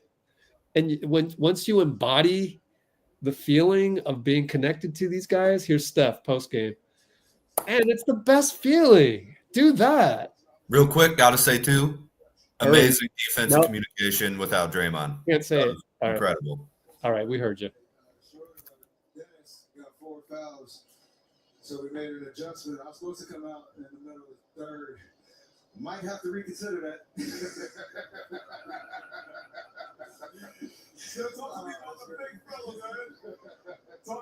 Why is that so funny? Might have to reconsider that. I don't know. Somebody let me know. We've had a mixture of lineups, guys, with injuries, experimenting, trying to figure out what works. I think he found out he was starting probably 10 minutes before we came up for layups, and it's just a matter of him taking advantage of the opportunity, playing with energy, confidence. For him, that's the biggest thing. If he plays with confidence, whether you make mistakes or not, usually good things happen over the course of the game because you're engaged mentally and physically. You're trying to make plays, and he showed, what he's capable of against a great interior defense or interior two-man front with Randall and Gobert. You talk about the consistency. That was Dennis Schroder as your backcourt mate starting tonight. Buddy Hield, Jonathan Kuminga, Brandon Pajensky all have big-time performance off the bench. The bench has been a huge part of your success early in the season. You think that'll help them be more consistent with Schroder starting as your backcourt mate? That's a hope, right? We talked about, incorporating Dennis into what we do, but adapting to what he does. I think it helps two ways. Obviously, ball handling, playmaking. He's a guy that can set up offense and finish and create. It's helped BP a little bit just to allow him to do all the other things that he does so well on the court. His energy, he got a couple offensive rebounds that tip layup in the fourth quarter. Just being active and engaged. So we're sharing all of the responsibilities, and now Dennis being a big part of that. So 2 games in, I told him, midway through the fourth quarter in Memphis, this ain't what you're going to expect every night. So thankfully that rang true tonight. No doubt, it was a wacky game, right? You had a big delay beforehand. You had alcohol spilled on the floor. They had a scoreless streak, but you know what, Steph? Get out of Pritchard, Minnesota with the win. We'll see you back home for 8 of the next 9 games. I appreciate it. Okay, we're going to have 8 of the next 9 games at home. And Steph is saying condolences, Ricky Henderson. Bloomer, I gotta delete your comment because it's not true. It's not true. I didn't want to, let's get Jimmy in here, but I was gonna give it a month because I love JK. I don't want to trade him. But if we're at 500 a month from now, whole different story. This is one game. Just like you don't go crazy after losing to Memphis by 50, you also don't go crazy by thinking the Warriors are going to play like this every single game. Like, there's going to be ups and downs, and you hope that they'll play to this, and you hope when Draymond comes back, he doesn't throw the ball to the other team like he did the other night, right? So like, I need to see Draymond back on the team, and I need to see him not throw the ball to the other team on a regular basis. And that's how we're going to win. That's the first step. That's the most controllable element. So yeah, it's, you know, don't be starting no narrative like that. Like, nah, I never said I wanted, you know, I did not push no panic button. Never said that we should get Jimmy Butler right away. No, I said, we'll wait a month. If we're still middling around 500 and JK hasn't proven that he can be, you know, a franchise pillar, then I think at that point something needs to be done. Otherwise, you're stagnant and you're in the mud for, you know, 35 more games to finish out, and then you're stuck in the standings anyways. And you just need to shake it up. And we're in the era where contracts can be traded. So getting stuck with Jimmy isn't necessarily a bad thing. I mean, he's a tradable asset. Anybody who's in the top 20 players in the league are tradable. Like, you can get something back for their salary. So that's all I said. So let it be known that was official. Now Dean is leaning more towards Jimmy because he loves Jimmy's fight and everything. But I'm pretty sure I can convince Dean to go, you know, just wait another month and see where we are with this. And if we're still the same identity, then that's a problem. But, you know, we'll see. I don't even think, if Dean was the GM, he probably wouldn't make the trade for Jimmy tomorrow. You know, he would get as much evaluation and get as much sample size as possible to keep going. But now that we won, maybe tomorrow we should do a Jimmy Butler video, live stream. Maybe I'll ask Dean when he gets back on. Anyways,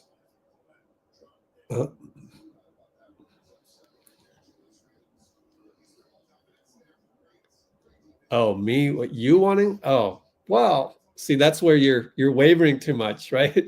Stay even keel and like, don't press that panic button unless you have to, and let all the variables settle before you take a snapshot of the team, that kind of thing. So that's my advice. But yeah, focusing on the present is huge. By the way, I was thinking today that, remember I mentioned the car accident I had? What was the number one thing to learn from that? The number one thing to learn from the car accident I had 3 days ago is be present. I wasn't present. I was thinking of the future. I was thinking of, this, that. And that came back to haunt me. And it ended up with, and put Dean back in the green room. Yeah, that ended up with me momentarily losing my focus and not seeing the car and hitting the car. My fault. By the way, you'll never believe how much all of the damages are on it. I'm telling you guys, if you guys get in a car, be sure, if you change lanes, you got to look twice, number one. And the second thing is be present, or the main, number one, be present. And number two, look twice. And because there's a lot of thousands of dollars of materials and stuff that's going on. And you gotta take care of all of that property as if they're worth thousands of dollars, because, and no need to apologize, Bloomer. It's all good. We got to get brother's comment on here. Yeah, that was an awesome comment, man. Pods brought back the Fancy Pants Dancer. That's a new handle that we've seen on here, and good to have you. All the new handles, always exciting to see new handles on here. It's pretty cool. South Bronx. Cool, man. South Bronx. Love it.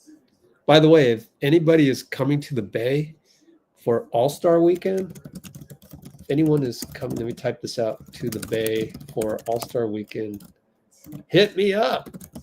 Let me know, because I got a message today. We got the Pacers next, says Bruce.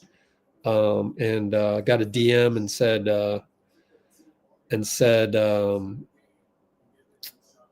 that they want to meet up. So I'm starting to do some networking and all that. And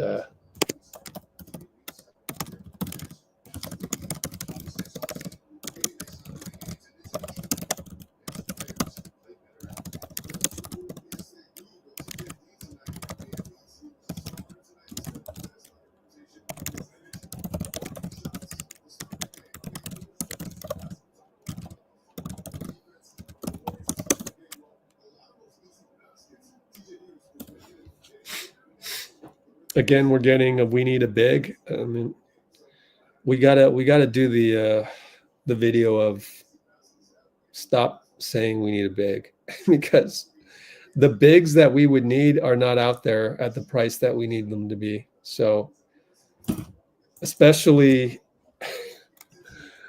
oh man.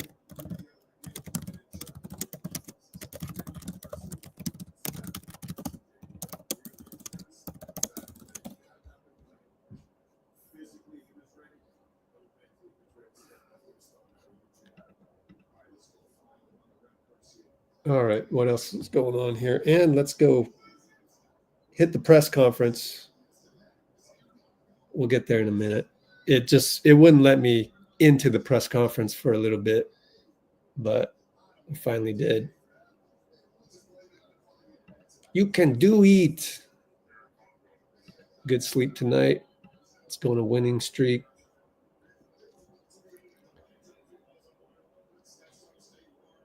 TJD, one of the best finishers. We weren't saying that a month ago, right? People on Twitter were, oh man, they threw him under the bus too, unfortunately, but they throw everybody under the bus. South Bronx. 3 straight dunks by TJD. Yeah. Dennis is playing better. Look at Dennis's numbers. 3 for 8, 0 for 4 on threes, but still 9 points. I mean, solid. Nearly got a late game steal that then Gary fouled Anthony. Dubs is 9-0, man. Don't get too complacent.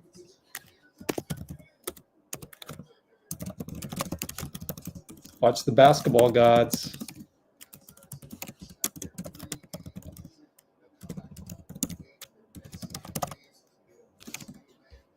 Basketball gods will humble you quick time, quick style.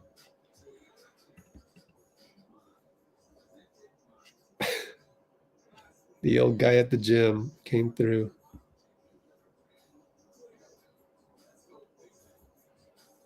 Steph's had a lot of player of the games, so we can give him the pods and trace this time. But still, it's just all around a lot of good performances left and right. And really great defense. Remember, we held them to 15 points for the longest time and built that cushion that, Draymond likes to talk about, build a cushion. And yeah, Dean was energetic tonight too.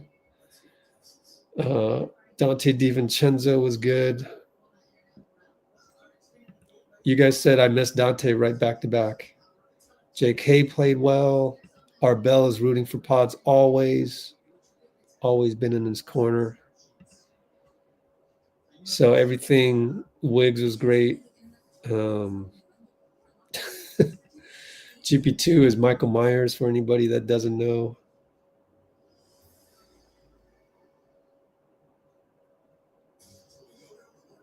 How can you watch every Warriors game? Yeah, I mean, I pay for it. $73, soon to go up to $83. Whew. YouTube TV, man. We were fouling ourselves out of the game earlier.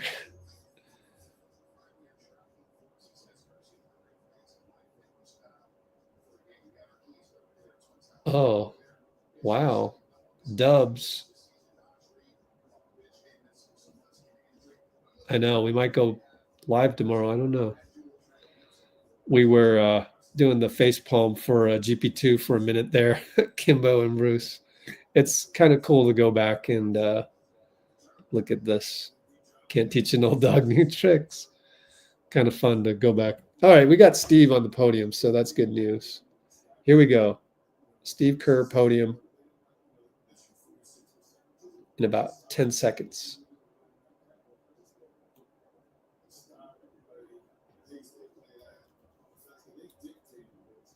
Take one game to rediscover your identity. Oh, Did this feel like that? Try that again.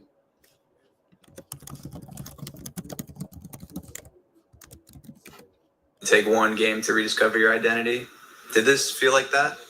Yeah, it did. I mean, we held them to 103 points and, 42% shooting, fought like crazy defensively, took care of the ball, got out and ran. It felt like our team. And I think, Dennis, you could see Dennis's impact tonight on the game, but also what he's going to mean to our team, his leadership, the way he was pulling guys aside during the timeout to talk to them, encouraging them, even admonishing them when they needed to be admonished. So we need Dennis's leadership, but his ball handling, the way he takes pressure off of Steph, that I think that allowed Steph to stay fresh and close the game out the way he did. So felt like a really good night for our team. We needed the win, obviously, but I did feel like we got kind of back to who we are.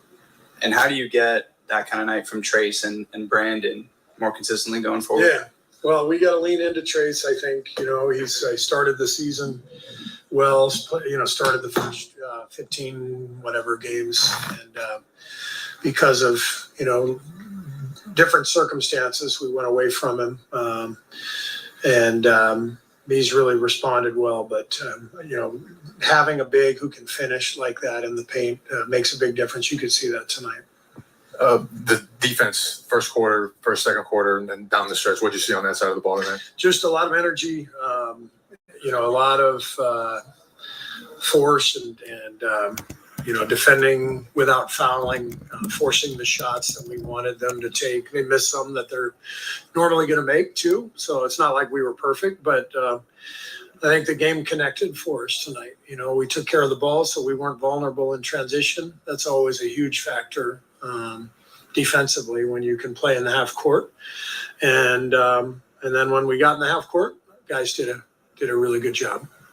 Andrew in particular, with his play on and Randall, how impactful was he on that? Yeah, Wiggs did not have his best night offensively, so I was really proud of him for the way he finished the game. He had that huge block on Randall's turnaround. I thought that was kind of the backbreaker. And I love when guys have a defensive night when things aren't going well, because it's what it's all about. You got to compete and play no matter what's happening, and Wiggs was a big factor in the win tonight, and despite the fact that his shots weren't going. Steve, was Draymond precautionary? No, he tweeted something this morning at shootaround, and it didn't clear up, and so we definitely weren't going to put him out there.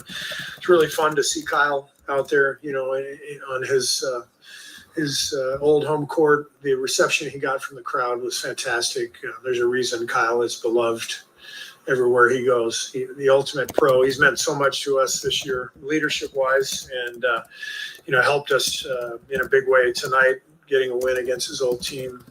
So it's fun to see Kyle have that kind of night. Have you ever gone through a delay like that for a net? No, I've seen net problems, but they're usually resolved a little quicker. I had no idea there was this metal ring underneath the net. I saw them remove the ring, and I didn't even know that existed. So I don't know. It doesn't seem like it should be that complex, but apparently it is.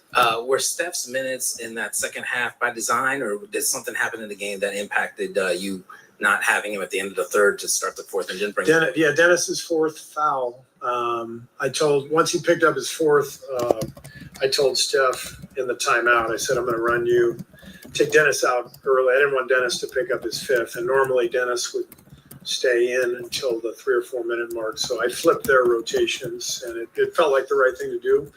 And it's something we'll consider. You know, we of course we always want Steph to, you know, feel confident and comfortable in his rotation. And we've tried everything this year and a million starting lineups and all that stuff. But you know, we'll get there. But I love having that option to have either Dennis or Steph on the floor at all times. Is the Kuminga starting the game at power forward? Is that experiment over? Not necessarily. I mean, you just don't know how circumstances are going to play out. I felt really good about Kyle starting tonight with Trace, with Dennis. It just seemed like a better lineup combination. J.K. played well off the bench. You don't know how these things are going to shake out. Going back to the crunch time, just the finish. What kind of carryover can that have closing a game when that's been a struggle this year? Yeah, that can give you confidence. We got stops, and I love the possession where Steph got off the ball and we went swing. I think he threw it to either Trace or Gary in the pocket, swing to Wiggs swings it to Dennis, it comes back to Steph. That's the game right there, and that's what we're trying to impart on our young players. We have Steph Curry on our team, so pass the ball, move the ball. And if Steph gets off it early because he's gained an advantage, now the defense is scrambling. And this is how we've played for 10 years. And it's important for our young players to understand we don't need contested 17-footers with 12 on the shot clock, right? That's a bad shot. And I talked to our guys about that during several timeouts. Is something we have to recognize and get better with it. When you have Steph Curry on the team, you pass the ball, because pass it 2 or 3 times, the defense is scrambling, all hell breaks loose. So it's a choice. We can either do that and win games, or we can shoot, a whole bunch of 15-foot contested shots in the middle of the shot clock and be a lousy NBA team. It's up to us. And we are hammering that point home with our team. Thank you.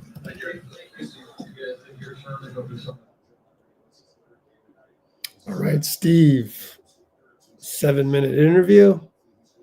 We will wait around for the next one coming up. We got some really good comments in there. I love talking shop with Coach Dubs Johnson, man. Honestly, it really makes our live chat pretty damn awesome to talk to a guy that has a state championship under his belt. State of Texas. I mean, we're not talking, state of Montana, or no offense to Montana, but, like pretty hefty population of athletes. And he has a state championship in Texas, scored 50 in a game, and now he's an AAU coach. I just love talking shop because it's relatable. You can transfer that at any level of basketball, and I love that. You gotta DM me on Instagram, so we're connected that way too. But anyways, trying to look at some other comments. What do I think of the matchup between the Warriors and Pacers? I mean, I just take it one day at a time. Like every game is an opportunity. Every game is fun to analyze and fun to watch our guys, fun to watch, our GOAT that changed the game. It's just a blessing. Just so I look into it like that. And I think sometimes when you try to make predictions, just like Moody said on the podium, comparison is the thief of joy, but I also think that predicting stuff is, we try and predict. Our brains are built to predict. We're prediction machines. So why don't we get away from that one time and just enjoy the game of basketball for the unknown parts? Because the more unknown it is, the more present you can be for every moment, and the more exciting it is when you have a result like tonight. So we don't know how anybody's going to play, and everybody plays well. Everybody. There's not a single guy that had a bad game. And I including Gary Payton, who had 2 boneheaded fouls near the end. He played great overall. He always does. He might come in and make a boneheaded play, which we kind of expect now. It's part of his character, but it's also somebody said it in the comments. I can't remember what the exact words were, but it was he's all or nothing. He's a Dickens novel. Is the best of times, it was the worst of times. The funny thing is that they've got Trayce Jackson-Davis on cable, but the feed does not have Trayce Jackson-Davis, which is really odd. And I wonder if I screwed up the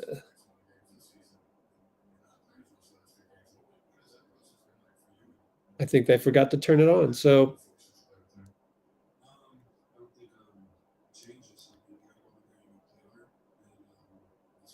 maybe I skipped it by accident. Trying to find it. If anybody knows, let me know. If you have the feed in Dean, let me know. Dean Agon. No, event will begin soon. But I can't find the Steve Kerr one. If I can't find the Steve Kerr one, then what happened? That's weird.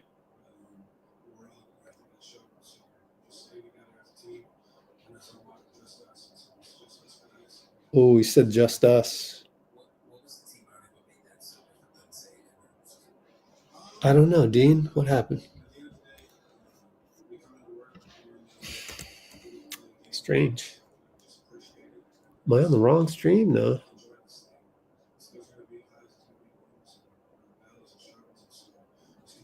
Yep. We'll go back to the Trayce Jackson-Davis in a minute. Get a little audio from that. We can't just rely on him. Everyone's got to do their part, but we'll come back to it. Let me just make sure the feed from the press room is just probably broken. Very odd for that to happen.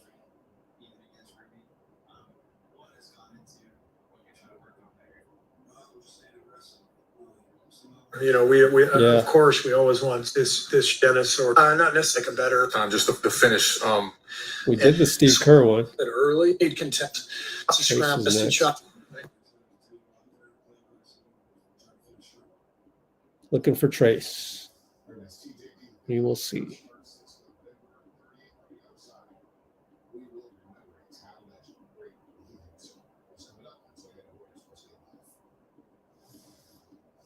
Nope. I think they messed up. Just forgot to hit record. Okay. Well, in that case, we'll go to Trayce. Trayce Jackson-Davis. Here we go.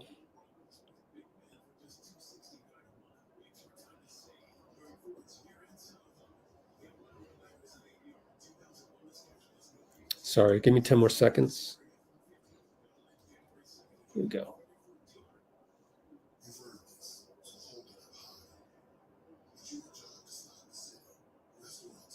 Ten more seconds.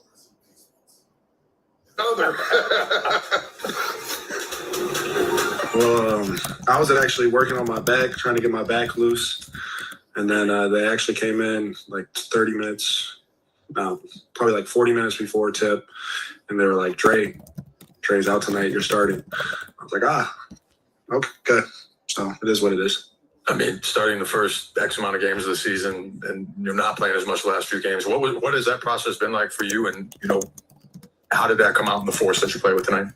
I don't think it changes. I mean, you got to go in there, you got to play hard. And that's what coach tells me. Go in there, run the floor, try to make energy plays. And so that's what I'm trying to do out there. Trace, what were the last 48 hours like for this team after losing by 51 in Memphis, and how did the guys react to that? Obviously you're upset during the game. After the game, you're upset, but this is the NBA. You got 82 games in a season. We actually did some team bonding on the plane and kind of getting the vibes back right last night. But overall, and I think that showed. So just staying together as a team, and that's our motto, just us. And so it's just us guys, and we got to keep playing for each other. What was the team bonding? What made that so different than, say, a normal flight? Because we know at the end of the day, we come into work and we're in the NBA. We get to play the game we love, and so we got to just appreciate it and just sit back and enjoy this thing. There's going to be highs, there's going to be lows and valleys and struggles, and so just continuing to push through. And we have a great team, and we just got to start playing at a high level. What's it like seeing Steph close like that tonight? It's great to see. A lot of people have been doubting that man, but he's been doing this for a long time. And so any given night, he can explode like that. And we just need him every game. Obviously, we can't just rely on him. Everyone's got to do their part. But overall, when he gets good looks like this, it helps our team so much. We've talked a little bit about your struggles earlier in this year, finishing around the rim. Yeah. Tonight was obviously different, even against Rudy. What has gone into what you're trying to work on there? Just staying aggressive. Some of the ones that I miss is just mental. It's nothing to do with my basketball abilities, and I know that. And just the coaches have stayed with me. My teammates have continued to bring me confidence, and I just got to continue to go out there, play aggressive, and try to finish strong. All right, guys. TJ. Man, gingerbread sounds good right now. That's a comment on YouTube. And by the way, Lucky Trey, appreciate you, man. He donated $5 on YouTube.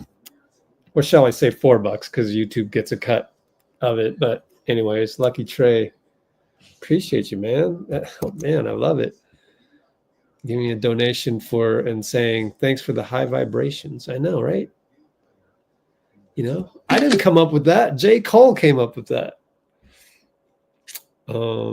So various other comments randomly kind of. I wouldn't trade Kyle Anderson right now. You know, it is game by game, and let's see in a month. In a month, are we 10 games over 500 in a month, or what are we? Because like, then we're not trading anybody, because then we know we're damn good, right? And like, Kyle hopefully is a piece of that, because you can bench Kyle for the rest of the season, and come playoff time, he's going to be in the rotation. He has to be, because he's a veteran. He knows what to do.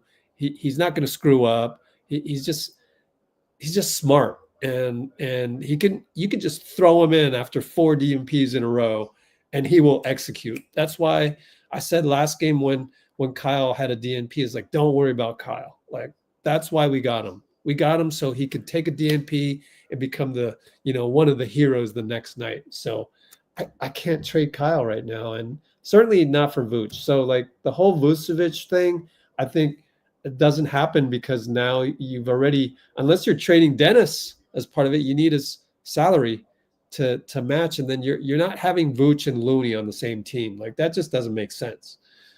So you'd have to trade either Looney or Trace. You're not trading Trace, because Trace, his contract is unbelievably friendly. So like, it just, the mathematics of the salary cap lead me to believe. And then also, I forgot to mention, Brett Siegel already reported, let me type this in, that GSW is not interested in Vooch. So you can shut that down now. So I think you can shut that down, guys. So that's what we do here, is we present as much facts as we can. This is investigative journalism. This isn't just me trying to be a stand-up comedian by throwing people under the bus left and right.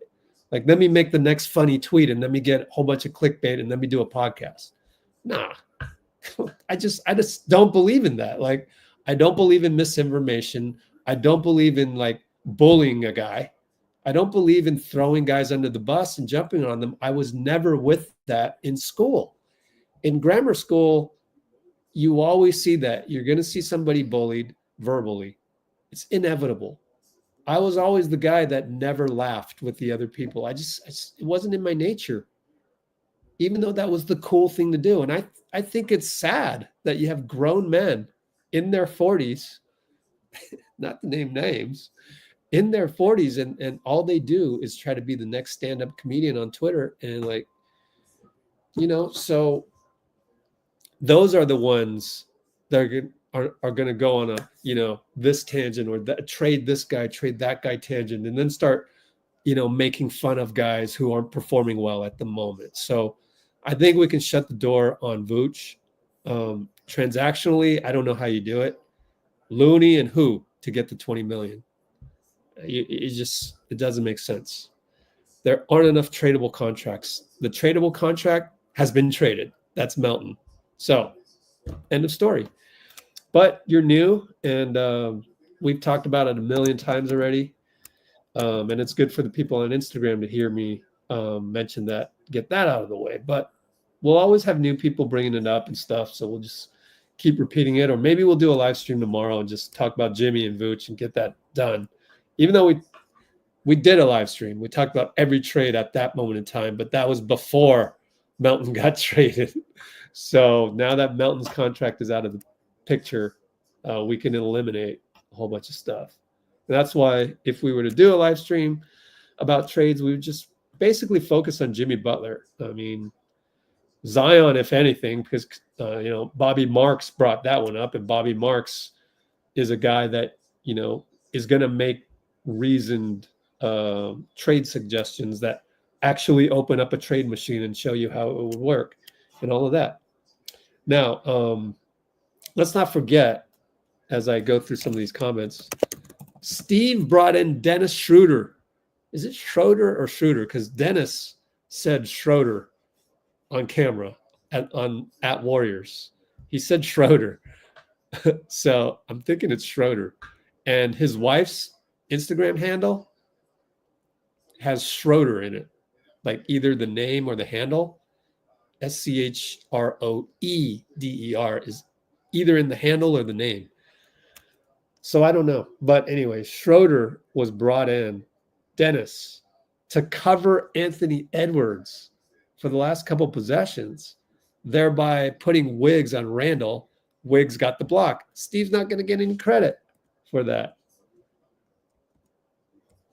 Nobody on Twitter noticed that. I'll bet you. They just want to throw Steve under the bus any moment, any opportunity they get. All right, let's go back to the press conference and make sure I'm probably talking right when they've got a next person up.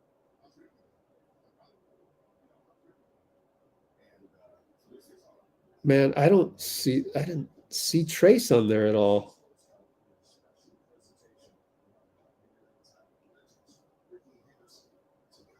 That's crazy.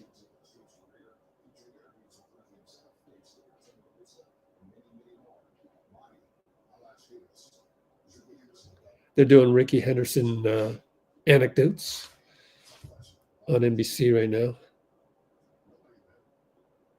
We already talked about Ricky earlier. By the way, here's my question on Ricky. So, Ricky aside, and can people spell Ricky Henderson's name right? It has an E in it. Event has ended. Oh, no. It's horrible. What? Oh, no. That's bad. Man, event has ended, D?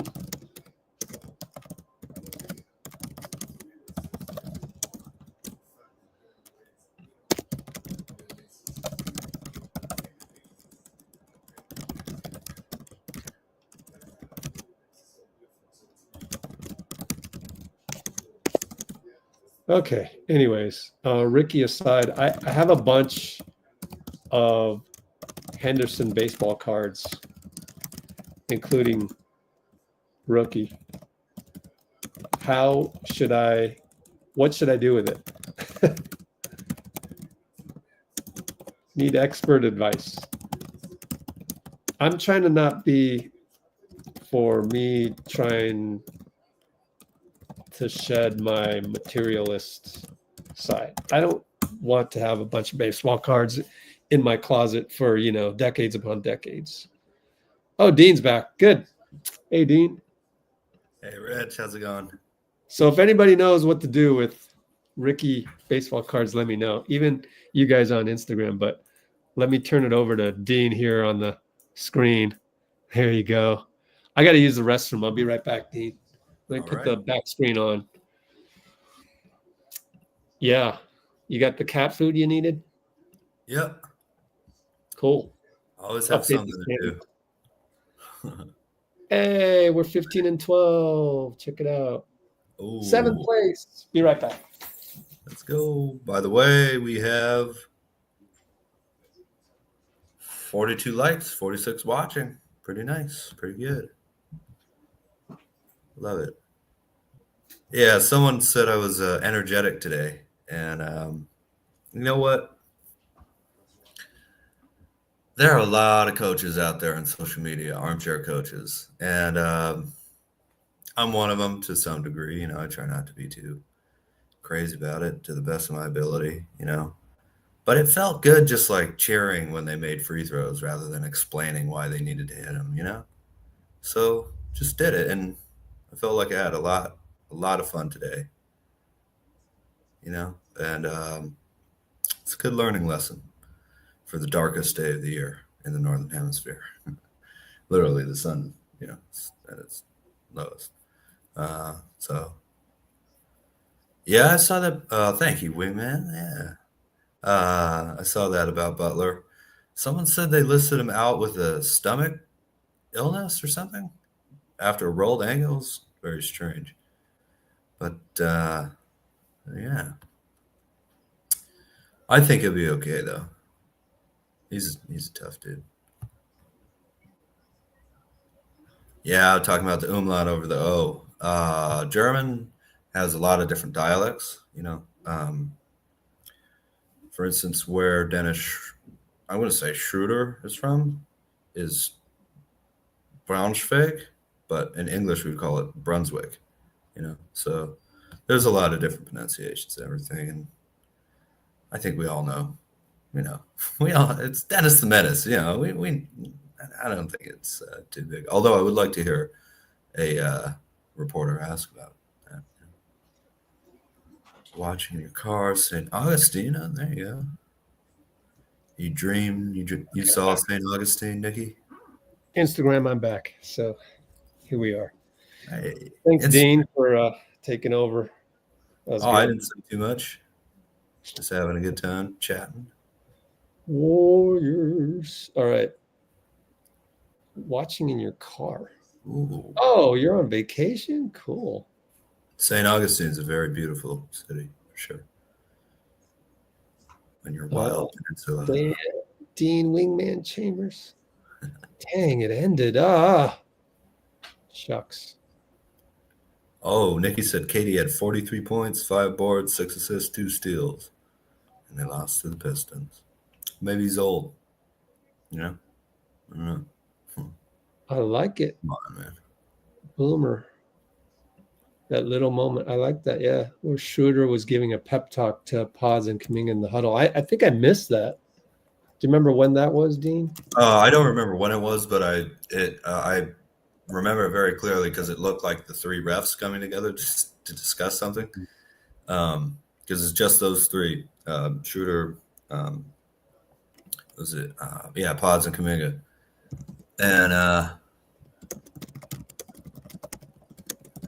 he's got that mental toughness thing along with what seems to be a lot of calmness for the most part. I mean, he's a little feisty, but I really like that. I really like that about Dennis already. And I think it showed in how many fouls he had so early. And did he end up with even 5? I think he kept 4 for the rest of the second half.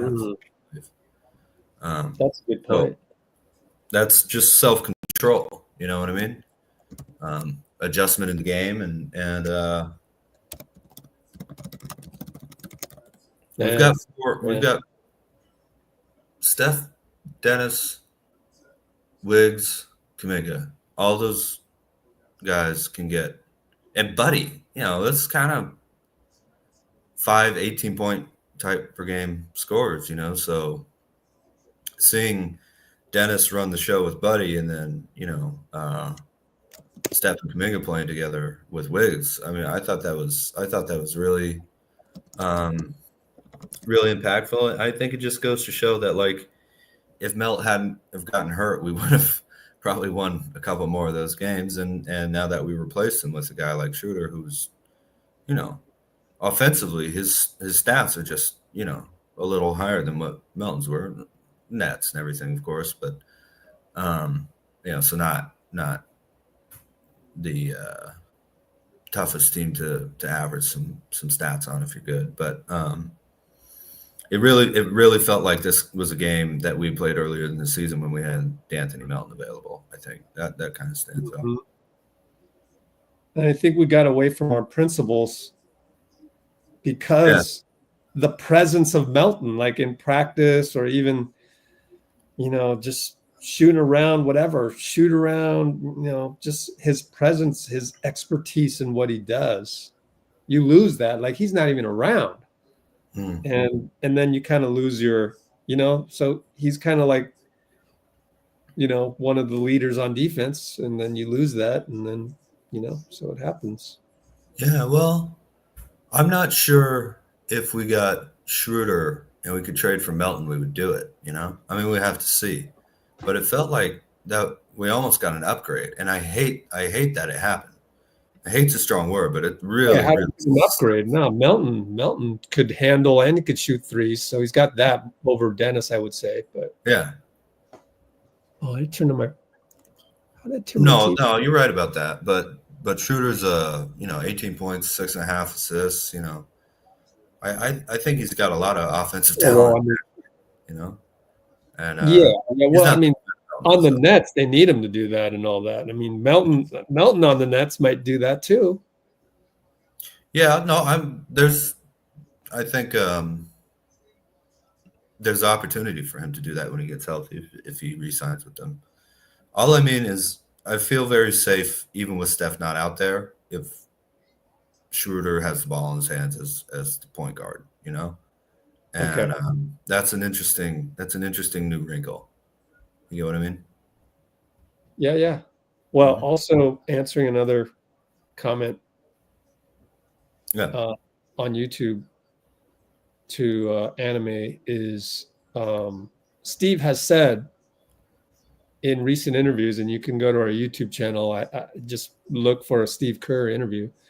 He's said that Dennis is going to be on the weak side. So all the concern about this and that, I mean, first of all, let's celebrate the win. Like, oh yeah. I mean, can we take a break at it's post game? Can we just take a break from criticizing the team here and there for whatever reason? Like, oh my God, that's why I say, like, you can get addicted to that. So I think most people out there, because your brain acts in that way, you get addicted to complaining or criticizing and stuff like that. I would like people to be addicted to saying good things. Like it's Christmas every day. Get addicted to that. Being happy every day. Wouldn't you want to make Christmas every day rather than the other way around? But anyways, they were saying that, but when Draymond comes back, who's going to get the ball and this and that? The other thing, well, I mean, honestly, if you were watching every single video that I post on YouTube, which I don't expect you to, but Steve has said on more than one occasion, probably the same thing 3 times in a row, 3 straight Steve Kerr interviews. Dennis is going to be weak side. And if Steph and Dre can't get their pick and roll in crunch time going, the ball will get kicked to Dennis, and that's where you can do something with it. Like, that's where Dennis's value is really going to come through. Now, we haven't gotten to that point yet. We almost had that tonight. Remember, we criticized Steph for the hero ball. I forget when it was, end of the first half. I don't remember, but he did not get the ball to Dennis despite Draymond wasn't there, but there was a pick and roll probably with Trace, and Dennis was open on the flare, didn't get it to him. So an instance of Dennis possibly getting it in a situation like that did happen. It's just that we didn't do it that time. But tonight, our anything pick and roll with Steph was working great. Yeah. Trace and J.K. doing the roll was beautiful to watch tonight. I don't know if they're going to get enough credit for that. I mean, like, Coach Dubs know this. Like, guys got to play their roles, and when you do pick and roll, same, right? They got to play their ROLE, one of which is to roll to the rim, ROLL. And I thought Trace and JK did a beautiful job of that tonight. Looney always does a great job of that, so he did a good job on that tonight. But in crunch time, you had JK and Trace executing the pick and roll to perfection.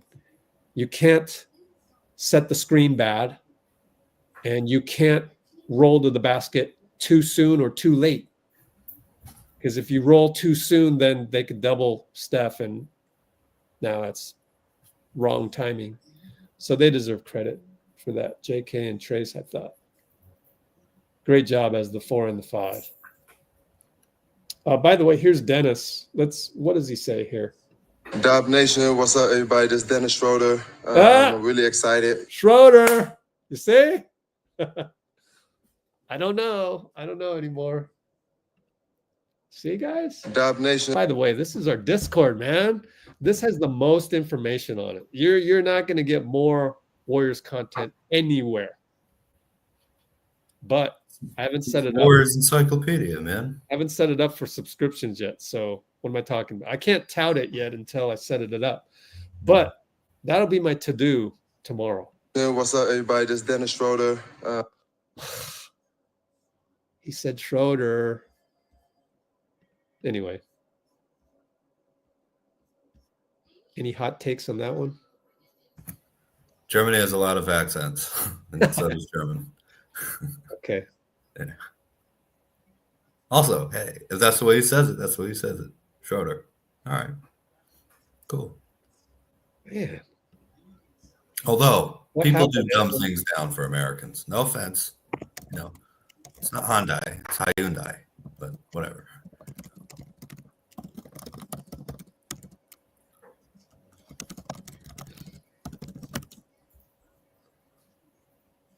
my goodness. Wiggins played well against his former team. Yeah. Especially on the defense, as Coach Kerr said. What's wrong, Anime? Good Lord. What happened? Yeah. What happened today? So at least tell me something that happened. It's okay. It's okay to be vulnerable with us. It's okay to share a private moment. Give us something that, we're here to help. My goodness.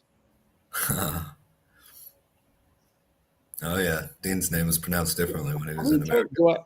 Do I need to send the Muni Long thing with J.Cole in a gift wrap to you?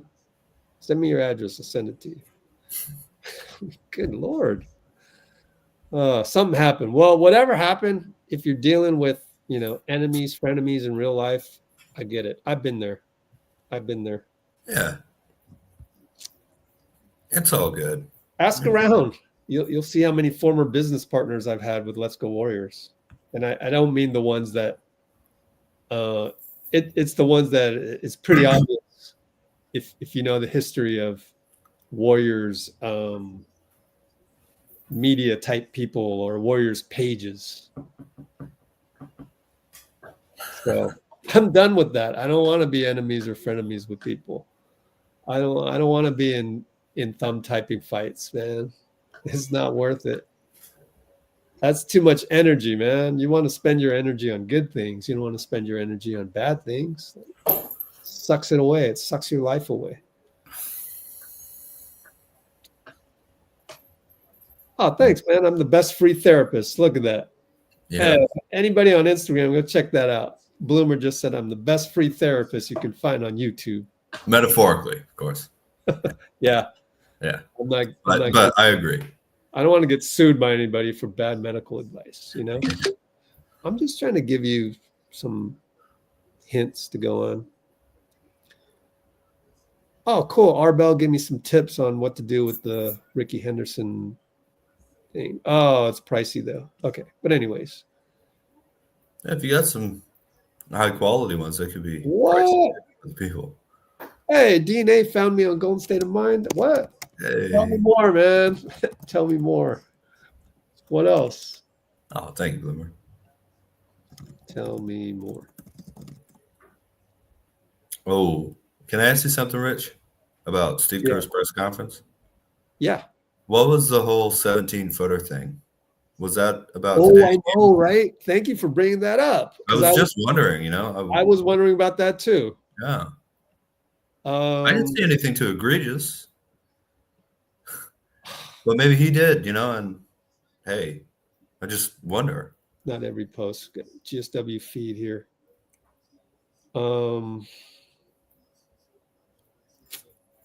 Where was the quote? I'm scrolling in the Discord to find the exact quote because I just saw it. It's nice to have the Discord server whereby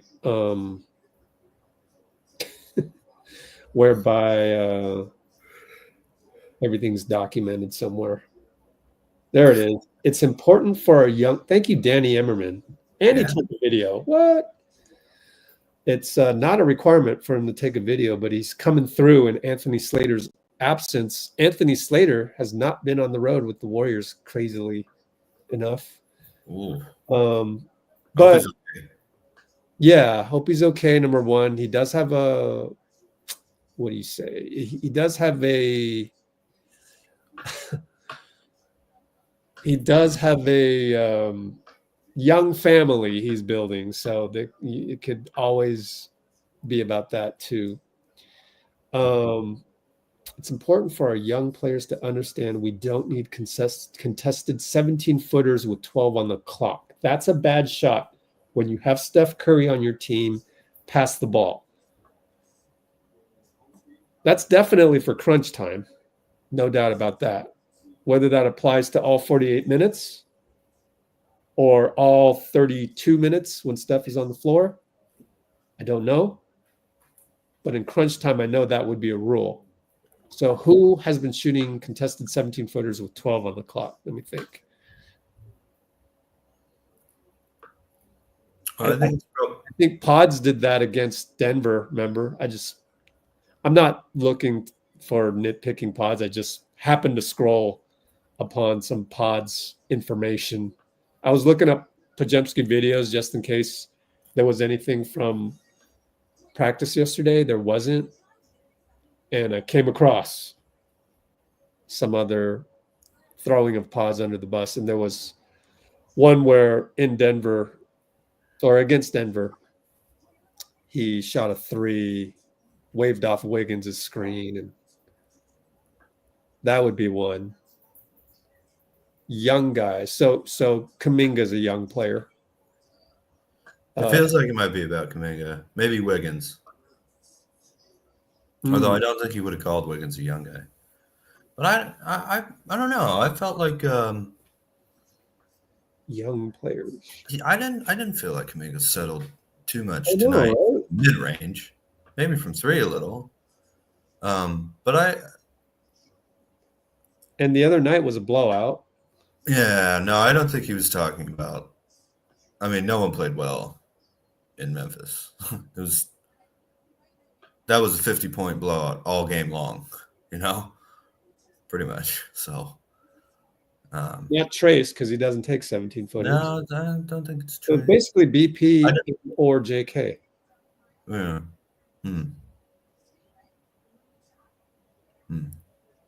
The embarrassing block by Luka was at the shot clock buzzer, so that was not 12 on the clock.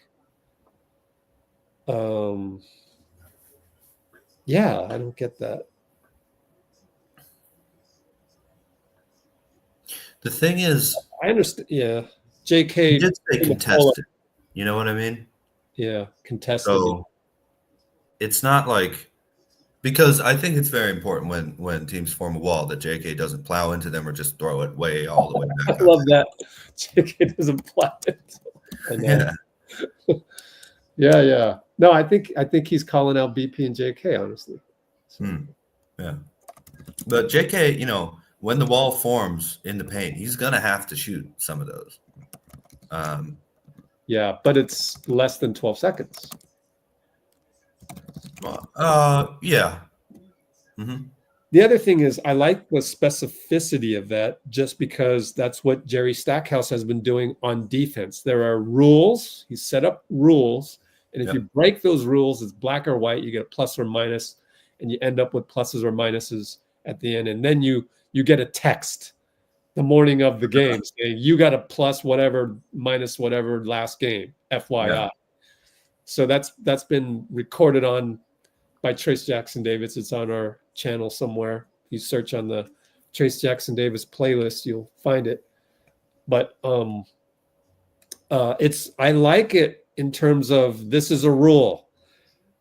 No contested mid-rangers or really no contested anything with 12 on the clock, I don't think, when Steph's on your team.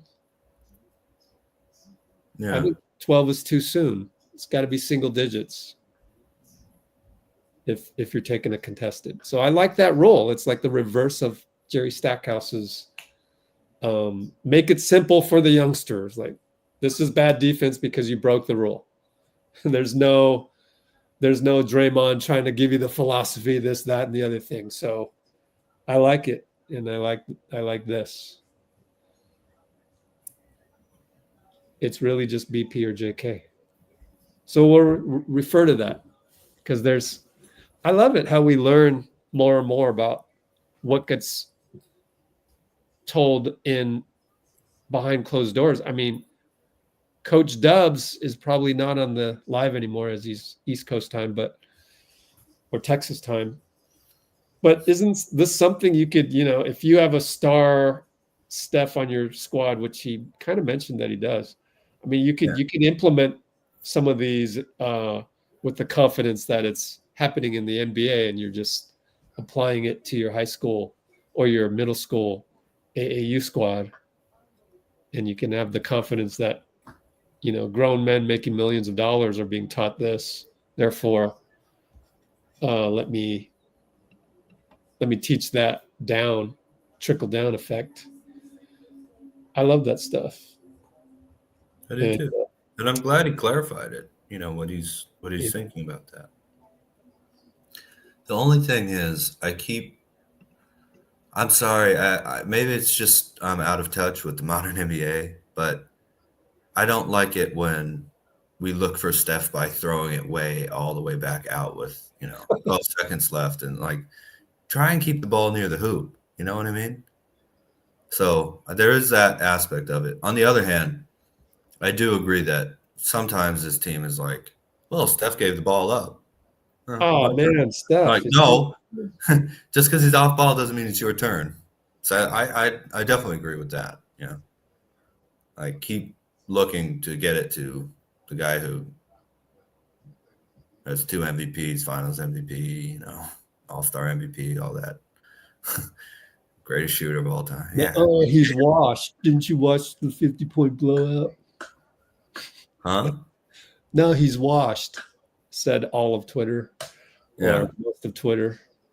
Oh, gosh. Yeah, might as well give up on the season and just everybody go home, It's over. Hey, we won today with, let's see, let me go to the box score. Who is our number 2?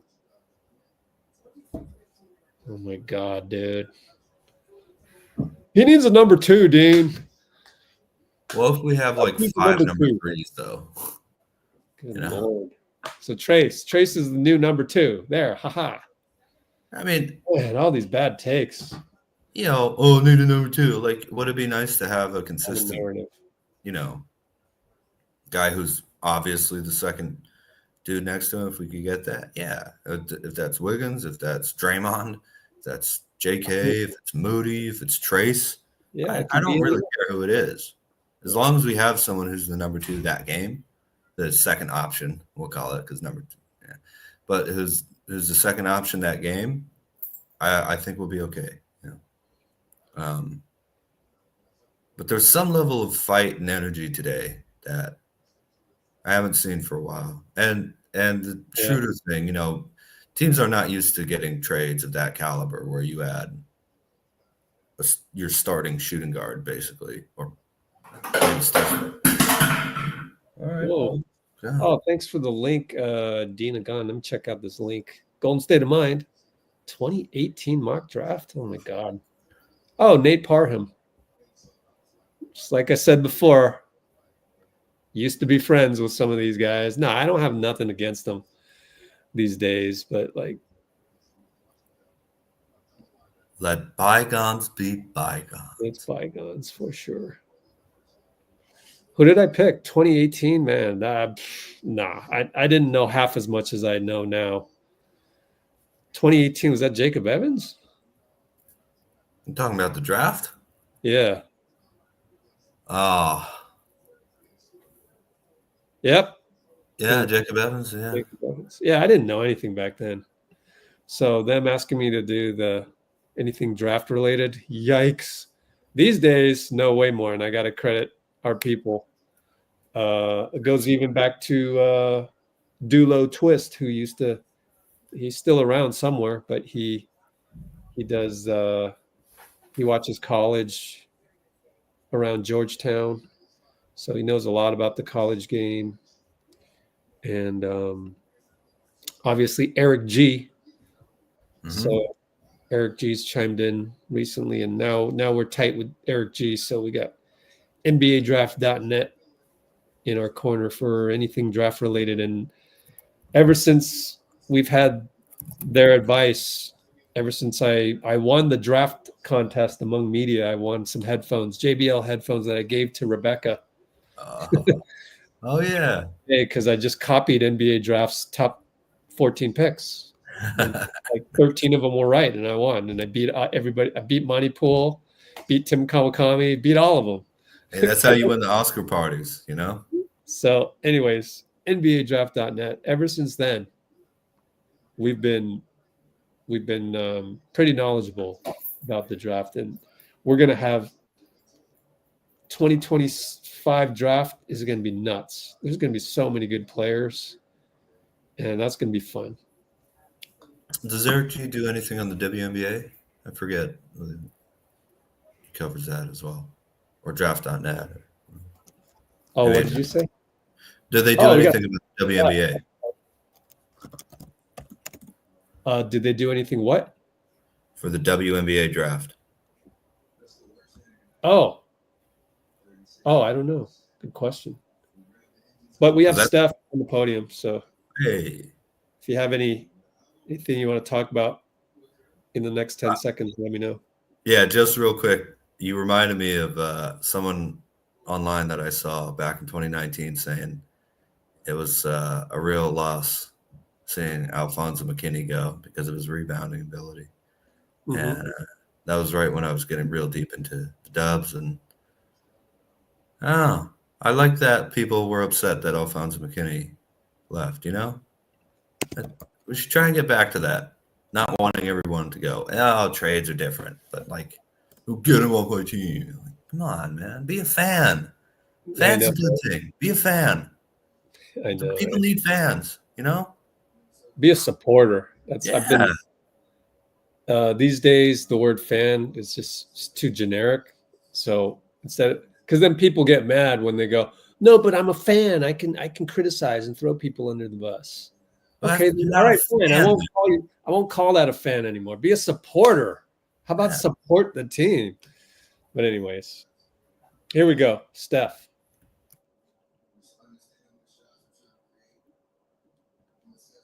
Let's turn that one down. Okay, let's see. Where are we?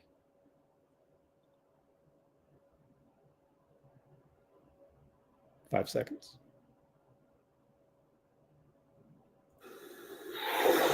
Not that I can remember.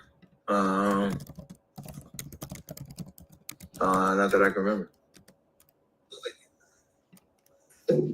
That's the worst thing that can happen to a 36-year-old is you rev the engines up, then you got to go sit and idle for, how long was it?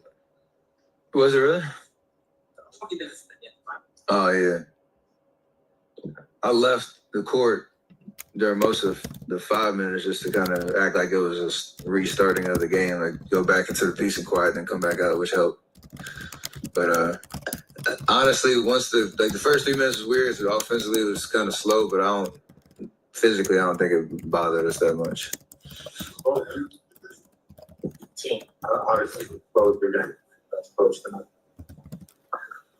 I mean, it felt good. Obviously, we needed a win. We needed a feel-good type of experience after the Memphis game. You knew that Minnesota's they made a run coming out of halftime, but we were playing well enough. It seemed like everything they got was off of transition. So in the half court, if we could just settle the game, in the half court, we could get stops. And thankfully, I hit a bunch of shots. We got organized offensively, which was great. We've talked about that over the last 48 hours. Is understanding what shots we're trying to create, what sets we're trying to get in, and the biggest play, honestly, I mean, obviously I made threes, but the biggest play was GP in the pocket and the lob to Wiggs. We were up 7. They hit a couple shots. I missed that layup and we came back down. And that is a organized play that it's kind of like our bread and butter. And I told GP that was the biggest play of the game right there. You sealed the deal. Talking about how young players on our team need to learn how to play with Steph. They need to understand that a 12-footer early in the clock is a bad shot. You got to move the ball. How badly do you feel like that message needs to break through? Coach has a certain point of view, which he's trying to get us into organized sets. For me and anybody who plays with me, is you have to play confident and decisive. And you're okay with mistakes as long as they're done, with a mindset of you trying to be aggressive. I'm cool with that. We also could talk about adjustments and reads and sets that allow me to be a threat on the ball, off the ball, to create easy shots. And over the course of 48 minutes, if we have more of that bucket than the bucket coach is talking about, we're going to be in good shape. It doesn't mean that's not going to happen because everybody plays different than me, different skill sets. We want guys to be aggressive, to not be robots. But that bucket is proven, to work. But it also has to come from a mindfulness of like the sets and the patterns and the looks that we're trying to get. So young guys, old vets, everybody, we got to figure out how to get more of that bucket because it usually works. It was huge. He embodied exactly what I'm talking about. He played decisive, aggressive the entire game, played with energy.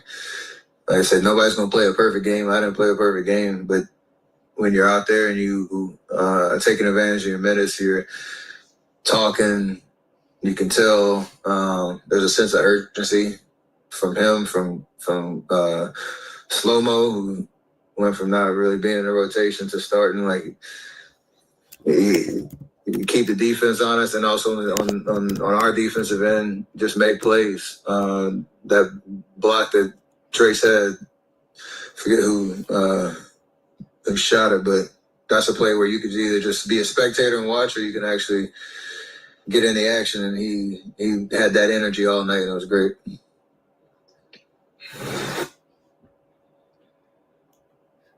Thank you, Steph. Good stuff right there. Can't wait to get the full interview later on the NBA database. We're going to get pods. Let's go to pods real quick. A little bit of pods at the podium. deservedly so. Here we go. Brandon Pajemski in about 5 seconds. Feels good. Definitely needed it after losing 9 of 11. Hold on. Let's do that again. Sorry. Do that again.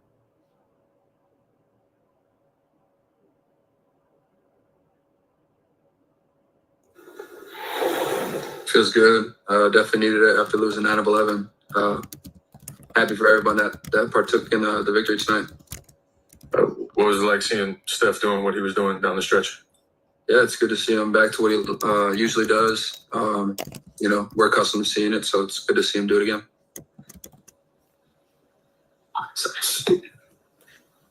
Steve ended his press conference by talking about, how some of the young players on the team are still learning how to play with Steph. Some shots early in the shot clock are not good shots. We need to pass the ball. That's what you do when you have Steph Curry on your team, that kind of thing. When you hear that message, what do you think? I don't really think I just play. When I'm out there, if I'm open, I shoot it. If not, I make play. I don't really look too much into, I know we have Steph Curry on the court, and if he's open, I'm going to throw the ball to him. But yeah, I don't really look in too deep into those messages.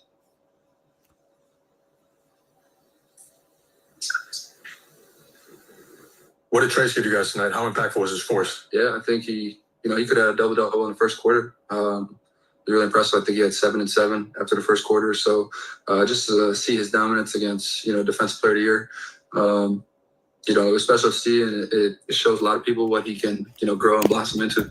What have you seen from him behind the scenes as he's been in and out of the lineup and rotation and whatnot? How has he handled that? Yeah, I think him along with all of our young guys, me, him, J.K., Moses, minutes, inconsistent up and down. We've all just, not really worried about the external factors of things we couldn't control. And we're all just putting our head down and work. Obviously, Mo has been injured last couple, but, he's been working. Trace has been working, me and J.K. as well. So we're just kind of doing what's asked of us, and we're just putting our head down and working. What's kind of turned around for you? It looks like you've gotten into a really good flow these last 2 games. Nothing at all. Been putting in the same work I've been putting in all season. Obviously, this is a results-based league, results-based business. So it feels good to be back to somewhat of my normal self. But I haven't changed anything. Just been doing the same stuff I've been doing all year. What were the last 48 hours like for this team after that 51-point loss in Memphis? I think Trace said the team fight felt a little different. It was more bonding. Yeah, music was blasting, playing cards. Everybody, you wouldn't have known if we lost by 50 or won by 50. Just remaining optimistic about what we have in the locker room. We know it's a long season, and whatever our record is supposed to be, it's going to end up being that way. If they lose by 50 or you lose by 1, you still get 1 loss. So, we don't really trip over it. We just move on to the next one, because that's what we can control. And, it was a good showing all around from everybody.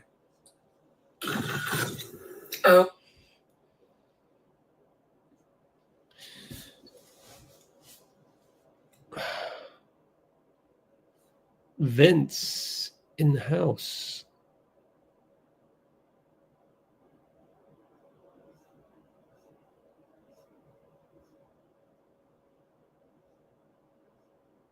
Yeah. Well, anyway. Wolves hurting. Yeah.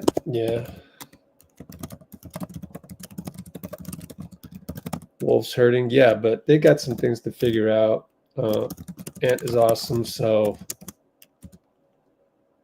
I wouldn't be surprised if they figured it out. Long marathon season.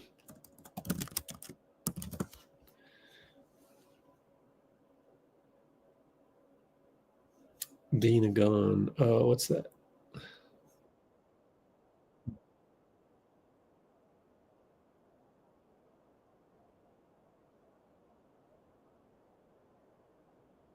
Oh, cool. Oh, Dean's showing me the play. Oh, interesting. Let me rewatch that.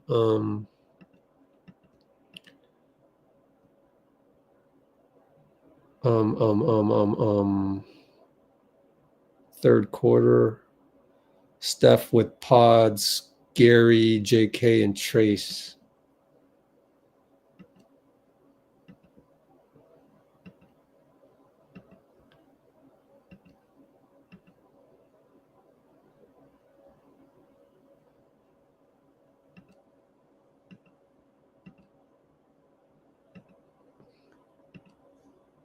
Well, there's when JK stops and pops for this one, there's 10 on the shot clock. So, oh, Dean's back. Yeah, I looked at it. I don't know. Steph seemed. What's the question? What? What's the question? What's the issue on that play? I don't know. Oh, well, what were you going to say? Steph seemed what? Steph seemed like he wasn't super open on that one. And oh, so that's an example of the shooting a 17-footer with 12 seconds? Because he shot it with 10 seconds. So yeah. Oh, no cut to the middle. Yeah, I think they want to keep the wing. That's where JK playing the 3 or the 4. It doesn't really matter what you label it. He's in the corner, and GP, you want to call him the 4, 3? Who cares? He's in the other corner. It doesn't matter, 3 or 4. Who cares? They're in the corner. Now, when it does become something is when JK sets the pick. Then he's the 4.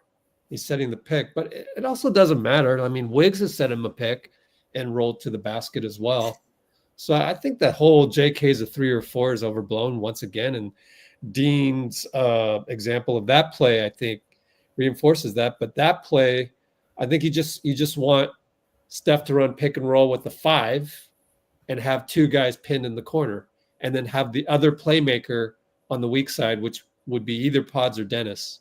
Yeah. So I think it's a pretty standard set. And Steph can do whatever he wants, create some offense, and then he kicks it to JK, and JK aggressively cuts with the ball to the hoop, dribble, stop, and pop. I'm okay with that. And I love it because Rudy Gobert is definitely a wall. I can't remember if Rudy is in that play or not, but like, you don't want to just fling yourself into the wall. So stop and pop. Be a controlled, Kawhi Leonard type, where you're just stopping and popping. And the more he does that, the more reps you get. I mean, eventually it's going to be automatic. It might as well be a layup. Just like you got to credit Michael Jordan for that. I forget who I was talking to. I was like, maybe it was Dubs on here, Coach Dubs. I forget, but like, or maybe it was Bruce. Like, did Michael Jordan invent the dribble, stop, and pop? I don't think he invented it, but he certainly made it into a thing, because he redefined his career after the first few years of smashing into rim protection, which sometimes he would win and dunk over like the Utah guy. Sorry to bring up Utah, Dean, but who? Mark Eaton, I think. Yeah, it's either Mark Eaton or maybe Thurl Bailey, or probably Mark Eaton. Yeah, where the courtside fan said, because he dunked on Stockton. Yeah. And then the courtside fan said, pick on somebody your own size, or pick on somebody bigger. No, your own size. Own, but so he dunked on Mark Eaton. It was like a 3-time defensive, 4-time defensive player, 3-time defensive player of the year, I think. By the way, Dean, it's okay if you get 3-time or 4-time wrong with Marky. We don't know. We wouldn't know. Utah, man, you should know that. But anyways, he comes down, dunks on Mark Eaton, and then turns to the fan and goes, "Was he big enough?" Right? I mean, you could have chosen Dikembe, but that's nuts. But like, so he went away from that. Jordan actually decided. It was the post footwork too, as a shooting guard, was a very strange idea, but it really worked. It wasn't quite the typical post up like Kareem or Magic doing it. Yeah. But being able to get to that, and then just instead of even going down to the post up, just stop and pop. I mean, that's. And I've said it before. I used to do that. I should have been doing homework. I should have been studying engineering, but it was too boring. So I'd watch Michael do that on TV. Yeah. I'd tape it. I'd study it, and I go, man, I can do that. I don't need to be 6'6", and I don't need to have. I don't need to be able to dunk. I don't need to fly through the air. It's just footwork. He's dribbling, and then he's maybe doing something, and then he stops and he pops right at the free throw line or the elbow. Yeah. And if you get on my Instagram, those are my jumpers. I anytime I go to the gym, which isn't all the time, like once in a while, go to the basketball gym, instead of going on a treadmill for the cardio, I'll just do layups, lefties, righties, until that feels comfortable, a la Buddy Hield. Then I'll do my jumpers. And the jumpers that I used to do in college, that I used to stay, for 2 hours just doing jumper to jumper, jumpers. Full court, stop at the free throw line, jumper. Make that your layup. All that repetition over and over again pays off. It's more than, a couple decades later, still works, man. I'm hitting those. And if I can do it, J.K. can do it. Actually, any NBA player can do it. Any college player can do it. They just don't know. They don't know that. But they're falling in love with the threes these days. So, okay, do what you want to do. But he's halfway there, You see on our channel with the JK workouts. Just watch his workout tape. He's emulating Kobe with the post-ups. And now you need a secondary move. And that secondary move is the dribble, stop, and pop. He's doing that more. It'll go in. It's going to go in more and more. And man, by game 82, if he can get those, now he's figuring out when to do those. Yeah, this is looking good. I like it. I can see the upward trajectory for JK, and he's going to be a mid-range beast. So,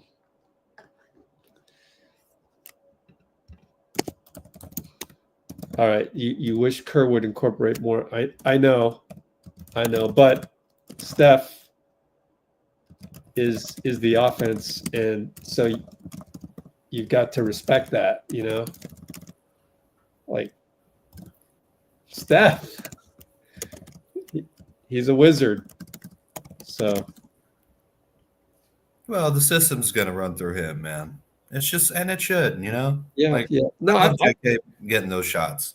I've said they're not forced, but we're not changing the system to be JK, So, and that's fine. He doesn't need that, Yeah. No, I've said exactly what Vince said, but those were after the losses where Steph had a rough night or whatever. I think honestly, by game 82, it would behoove them to have that just in case. So I'll say that. Well, we've been adding it more and more since. Don't need to do it yet. Last season? Yeah.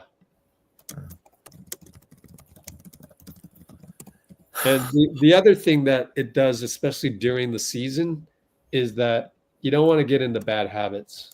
Now, if it's the playoffs and you win or go home, yeah, man, you can implement some JK ISOs to save your season. Hell yeah. But right now, in game, what are we? 15 and 12, game 27 going on 28. Yeah.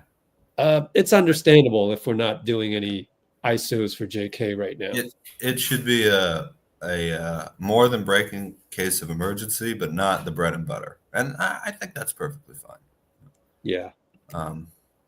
You always bring in the proper wording for that. Oh, thank you. Yeah. What'd you say? In case of emergency. Yeah. No, not just breaking case of emergency, but not the bread and butter. Yeah. Yeah, not the bread and butter. But that's also why I think keeping JK is that's why I've always thought Kuminga is a keeper, because as the franchise evolves towards the sunset of Steph's career, you're going to need another identity you can go to as well. And you can slowly evolve it to that. Whereas, like, I'll keep using the example. Like, if Kuminga landed on the Clippers, for example, don't you think Tyronn Lue would run his second unit offense around JK? I mean, to me, that's a no-brainer. Like, so it depends on the franchise. And so, but, you know, we can get to talking about the whole Jimmy Butler thing later. But yeah, are you around tomorrow? Yeah. I was thinking, oh really? Oh cool. I was thinking of doing a live stream to talk about all facets of Jimmy, and it'll be just, you know, up for debate. But first of all, you know, justifying an actual potential deal, because I think that always gets lost when people talk about trades. So and I only segue to that just because I think Miami would want JK in the deal. Otherwise, why would they do it? But we can talk about that tomorrow. I thought it would be nice to use the momentum of a win, because we've lost 9 of 11 and everybody's so down and negative in between. So it's like, and then nobody wants to click anything on our YouTube channel whenever we lose. So I thought maybe we'll ride the wave tomorrow. Absolutely. Sounds like a plan. And the Niners aren't high on my priority list anymore. I'm such a casual when it comes to that. I'll jump ship real quick. No, not that I don't. It's good to admit that, man. I want them to win. Of course, No, of beat course. Miami, but my urgency to watch them is like low. But no, good point. Good point by Vince. What else is going on in the comments? Bruce is making jokes. He called Kobe a copycat. But no, good point, Kimbo. Like, JK's got to start hitting free throws too. Yeah, that's important. Oh, did you guys see the Eric Spoelstra? Here's a thing from Eric Spoelstra. I have it saved in my Instagram. Check this out, guys. Speaking of which, let me see. Let me just real quick look at my views on there. Okay, discard the live. Listen to this. This is awesome. Listen to Eric Spoelstra right here. You're just gonna hear the audio because it's on Instagram somewhere, and I don't have time to like look it up and all that. But Spoelstra on playing time for young guys. All right, and this is akin to what we just heard from Steve. You know that saying where, you know, you win the day. He has to win the day every day. Is he guaranteed of playing in a game? No, he can't control that right now. But he can control making me think about it. He can, you know, that for sure. And the way to do that is in practice sessions, pre-practice, the approach, and shoot-arounds, everything to be at a high level, you know, just to make you watch. And then eventually you get your opportunity, you make me play you. And then if you're playing, you make me not even think about playing somebody else. And when you're impacting winning and doing winning things and doing the detailed things with great effort and focus, that usually leads to those. You know that saying? Don't you love that? You win the I day. love that. Just win the day. And yeah, that's applicable to JK, I would think, too. Hit free throws, man. That's part of it all. Yeah, well, the message is, you know, there's guys ahead of you. I'm the coach, whatever. But, like, you still have a lot of control over this, you know? And I appreciate that a lot because you shouldn't you should try and make the coach have to play you, you know? Yeah. It's better to just take it than ask, in basketball, not in most other things. But yeah. Oh, they're showing Buddy Hield with some after the loss against Dallas. He's shooting around in the Chase Center on the main court. MJ had a house in Park City. Oh yeah. Wow. It was said for some reason like it's not one of the most beautiful places in the world. Park City's awesome, right? For skiing. Sundance too. Yeah, Sundance. Did I miss anything else? Yep. Man, Michael Jordan's unbelievable. Dexter. What else we talk about? Yep. Yeah. Wardell.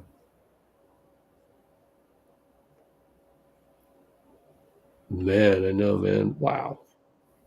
Let's go back to the box score. Oh, here's Steph. You want to watch some of this? Let's watch Steph in action. A minute. I mean, it felt good. Obviously, we needed a win. We needed a feel-good type of experience after the Memphis game. You knew that Minnesota's they made a run coming out of halftime. But we were playing well enough. It seemed like everything they got was off of transition. So in the half court, if we could just settle the game, you know, in the half court, we could get stops. So thankfully, I hit a bunch of shots. We got organized offensively, which was great. We talked about that over the last 48 hours.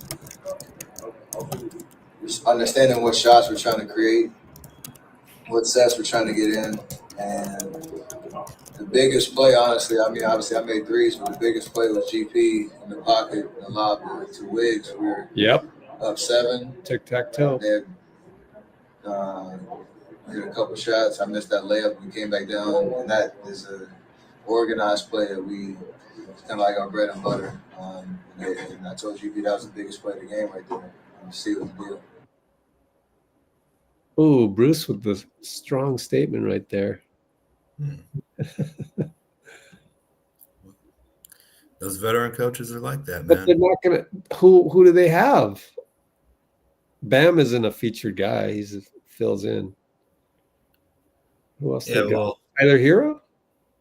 Yeah, it'd probably be Terry Rozier, Tyler Hero, Andrew Wiggins. Oh yeah, Terry Rozier. Oh, I got you. Robinson, Jaime Jaquez, maybe some of those guys. Yeah. Who's Dexter? Is that a joke? Drexler. You just put the name Dexter in for anything? I don't know. Yeah, I don't know.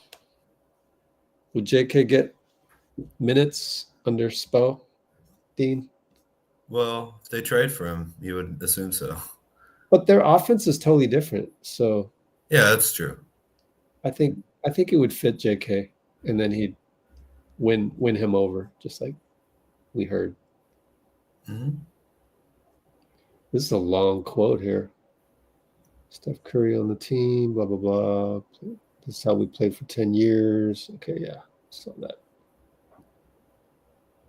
We're hammering that point home for our team. Let me look at the database and see. And then let's go back to box score and look at JK's numbers, because he missed quite a lot of field goals. But yeah, 3 for 11, 2 for 4. That means he was 1 for 7 on 2-pointers. That's strange. There's 1 for 7 from 2 and 50% from 3. But I felt like he still had a good impact today. A lot of it was just he was there everywhere, like cutting hard, defending hard, you know. And he's not a guy that I feel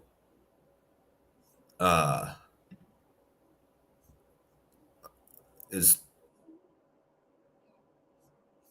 selfish or anything like that. Just you want to see him be really focused and aggressive and decisive, you know, every game. And just, you know, like Yeah, I'll pass the ball to Steph, and also gotta say, pass the ball to Draymond so he can set up the offense. He's really good at that. But like, honestly, if you're going to the hoop, especially if you hit free throws, right? You know, and that might be a thing where the better he is at hitting his free throws, the more aggressive he'll be going to the hoop because guys don't like missing. You know, especially you get a lot of criticism when you miss free throws. But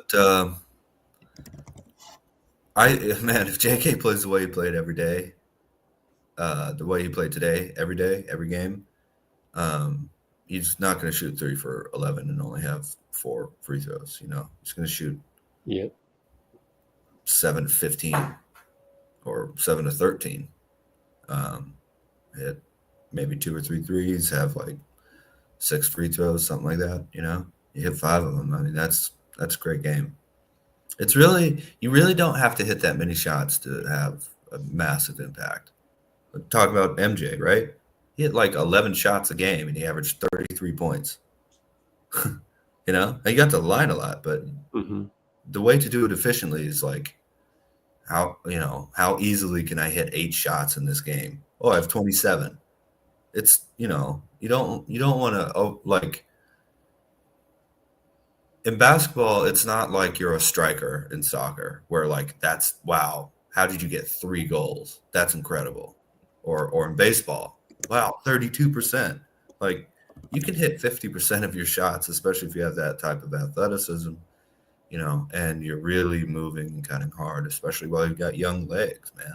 You know, the more JK gets double teamed, the harder this team will be to beat, especially near the paint, because you double JK in the paint, you know, you got Steph probably getting doubled. Well, that's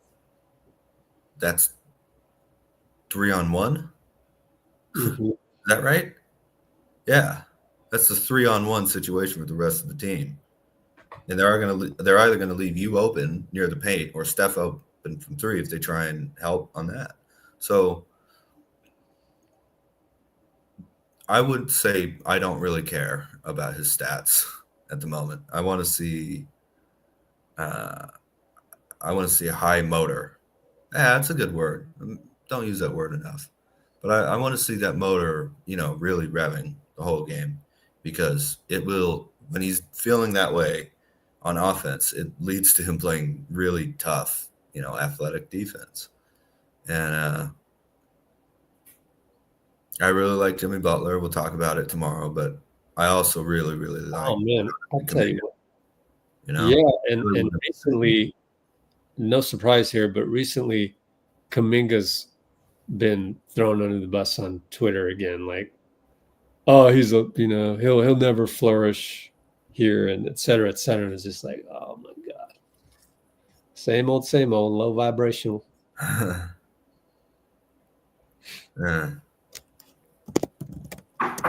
You know, the Warriors fans have had kind of a weird situation here.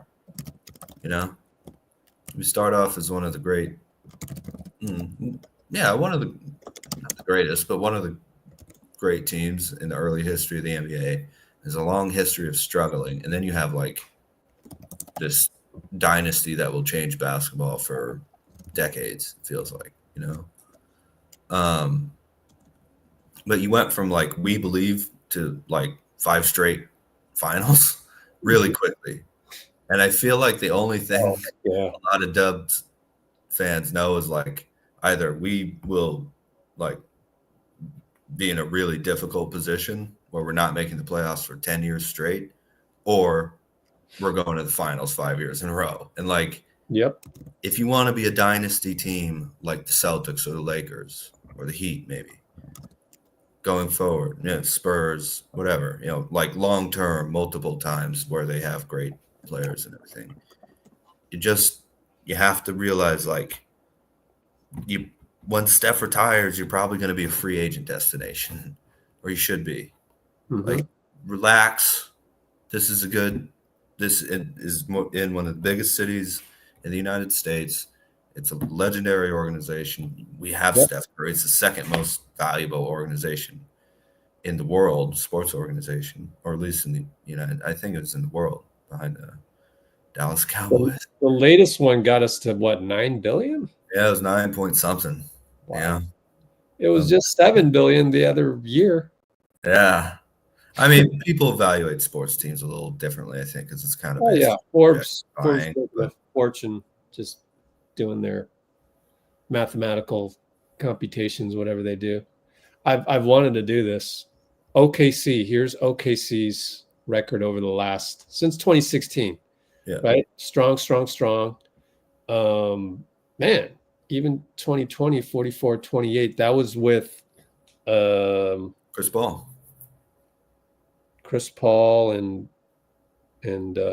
Shea. Russ. Yes or no? Can't remember. Russ was on the Rockets. They went 44-28 in a shortened season, right? Yeah. With Chris Paul and who? Shea. Right. So that's Kawhi Leonard and Paul George go to LA. Oh, they have Paul right George. after the 2019 finals. Paul George here, right? No. After the 2019 finals. Okay. So it was the 1920 season. Wow. Mm-hmm. For them to transition. Why are there all those 14s after?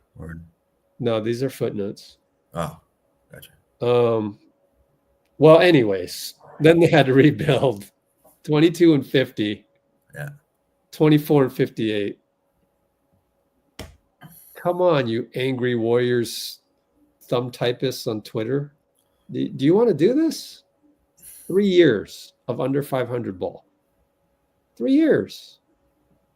You know how long a year is? Oh, yeah. Come on, guys. We've had some seasons.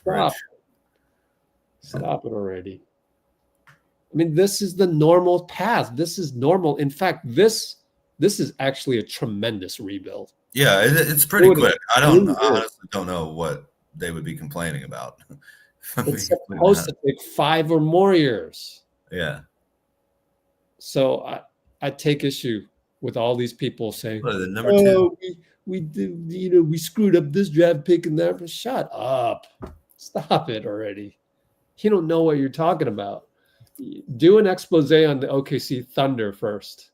Then talk about what our front office did wrong with Steph in his prime. Come on now. Stop it. What, you know, they did pretty well getting rid of James Harden in the midst of all this. 2013, 14. I mean, come on. Stop it. There's a lot of complaining going on out there. 3 years under 500. Okay. Well, when Steph and Draymond retire, Warriors will have to go through something like that. But it'll be fine, man. I'm telling you, I really don't think this team is going back to where it was at between 95 and 06, where you didn't make the playoffs. I know, and we believe was 2008, so nothing 2009, 2010, 2011, 2012. That was 4 more years of no playoffs. And then 2013, the magic of 2013. 5 years, wasn't it? I guess, yeah, 4 becomes 5. Yeah. 8 to 9, 9 to 10, 10 to 11, yeah, to 12 to 13, 5 years. Yeah. Because you had to go through a whole year to make the playoffs. Yeah. Uh-huh. Yeah. So many ungrateful people. Well, I think, unfortunately, because of the emphasis on not being wrong ever, a lot of people, their predictions are starting to become whatever happened recently, Yeah. Predictions, whatever. But things change quickly for sometimes for the worse, sometimes for the better, you know? And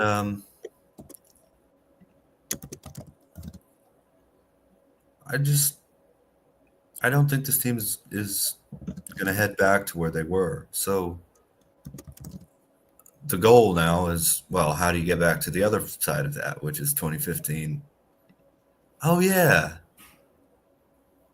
Yeah, it's 5 straight years without making the playoffs and then 5 straight finals with 2013 and 14 in between.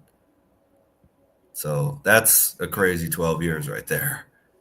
And then obviously 22, you know, the crown jewel, I guess, you know, in my opinion, at least. Oh, maybe not Livingston. Yeah, it's great.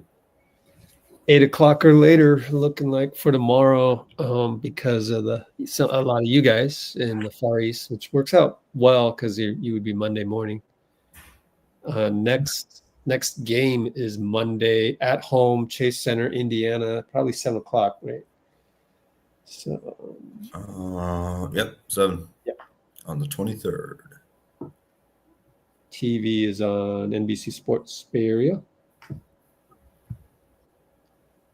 And hey, of course, Bruce is not going to tune in for Jimmy talk. Really? Come on, it's not that bad. But don't you want to balance it out in the comments, Bruce? We need the dissenting vote there. Oh yeah, we didn't have enough of those last time, man. But the way JK is trending, I think in about a month, man, yeah. But it also depends on win-loss record. So we'll see. See how it goes.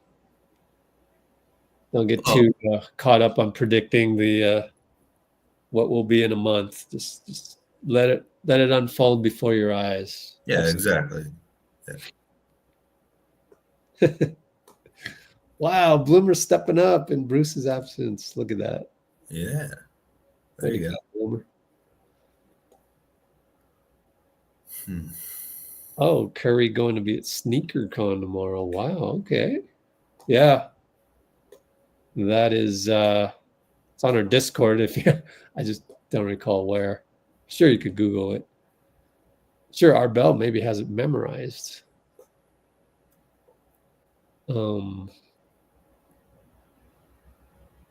Yeah. Home losing streak to Indiana. NBA is weird sport, man. Yeah, I know. Rockets, 15 straight. That seems crazy. Doesn't it? I just never get caught up in that. It's just coincidental. Well, I mean, it obviously has something to do with matchups a little bit, but it's not like we haven't beaten Indiana at all. It's just a weird statistical thing, Very strange. Yeah. Classes still? Wow. JK's 20. Is JK 22? Yeah, I think so. Okay. Yeah. 21 by Congolese. So. We don't know for sure. Yeah. Really? I mean, no, I don't know. He just seems really young to me. Just, Oh, watch. You guys have been making fun of a 15-year-old this whole time, Nah. Yeah, I think his birthday's correct. October 6th. Only put it even more eye-opening is when Steph was 24, he was on year 4. How many years of basketball had Steph been playing? I mean, he'd played it since he was 7, right? His dad's an NBA player. So yeah, so he'd been playing basketball for 17 years. Yeah. How many years has JK played basketball? 9. 10 maybe. Do you count a year in Congo as actual basketball? Like with structure and, all of that? Like, man. Yep.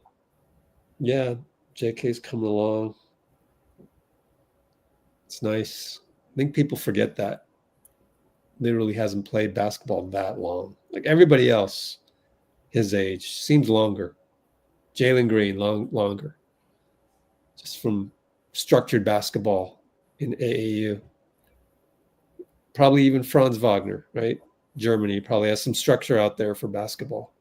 Well, speaking of Jalen Green, too, JK went to the G League at night, man. Yeah. Which is a kind of strange pre-NBA year in and of itself a little bit. In the Bay Area, of course, so not too far of a move, but that was unusual when he got drafted too. Not international, not college player, came out of the G League, which is that's something in and of itself, So I mean, he was playing against, as GP2 said, G League ain't sweet. So it's this mix of he probably hasn't been playing high level,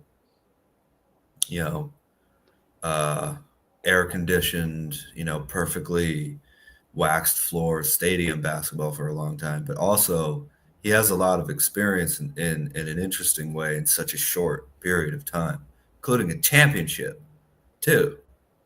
So what an interesting origin story for our budding hero, JK.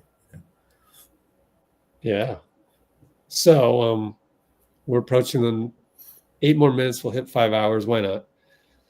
So then just to make things fun, Dean, let's put you on the spot. So then do you trade for Butler today with JK in the deal? Big one, man. Yeah. Okay. The mental toughness and all that still really but the other thing that you're doing in saying that is that you're kind of really looking forward to the playoffs. Like it's almost like it's going to start next month, the playoffs kind of thing. Well, because then you have a guy that's been in the playoffs, etc. Yeah. Oh, yeah, definitely. Ready to start a 7-game series. Yeah. Well, speaking of the Warriors trying to be a dynasty, since this is going back to 99. This is 26 years. How many years do you think there was no Spurs, Heat, Warriors, Lakers, or Celtics in the finals? I don't know, but you should look at the comments. No, we're just having fun here. Anybody tuning in late, again, I've said that I'd have to wait. I'm going to wait another month to make any judgment on the team if we need a trade, and just because I love JK. But I do get. I mean, it's important to understand where Dean is coming from on this. So, I really can see.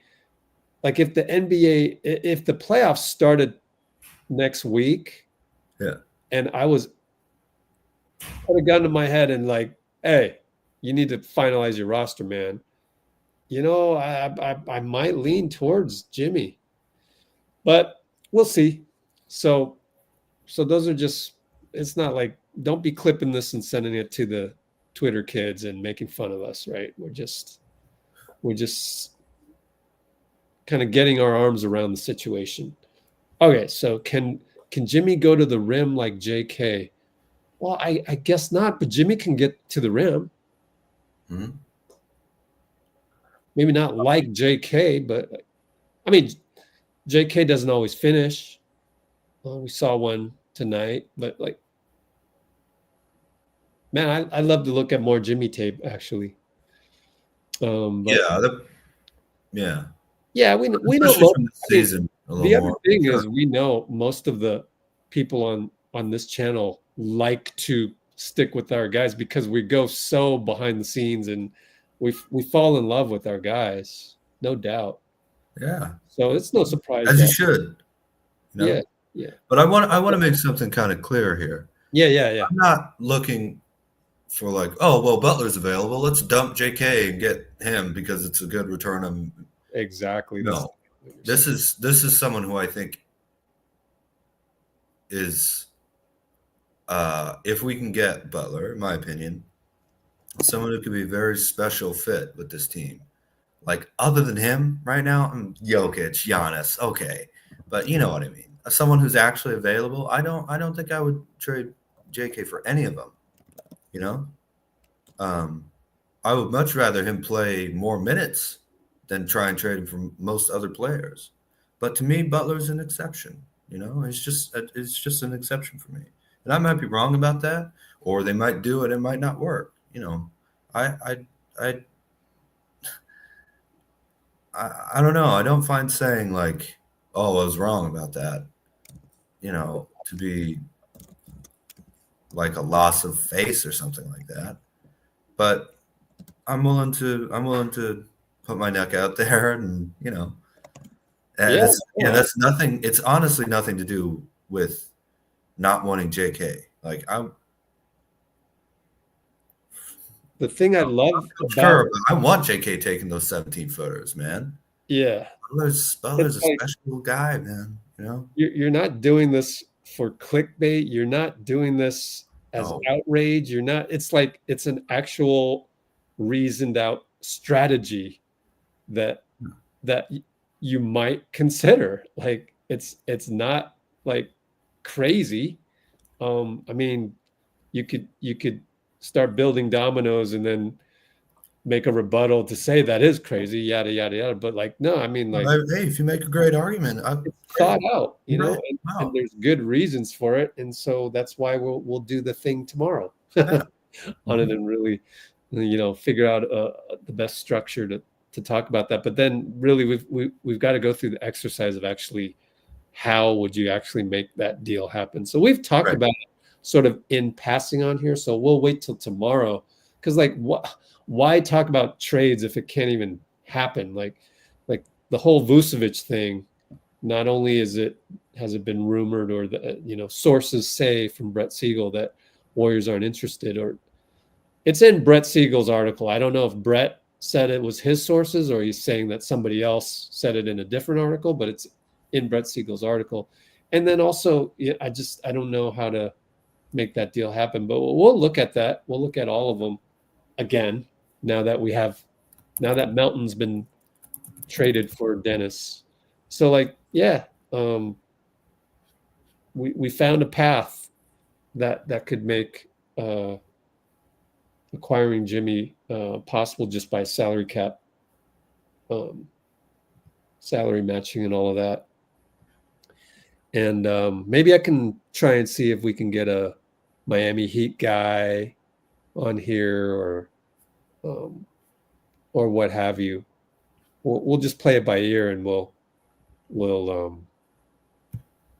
hit the ground running and DM a few people and see if they want to hop on.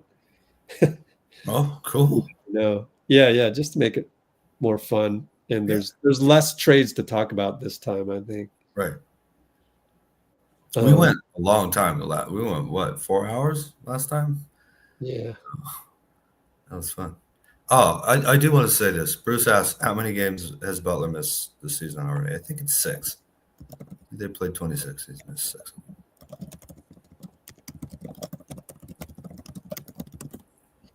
All right.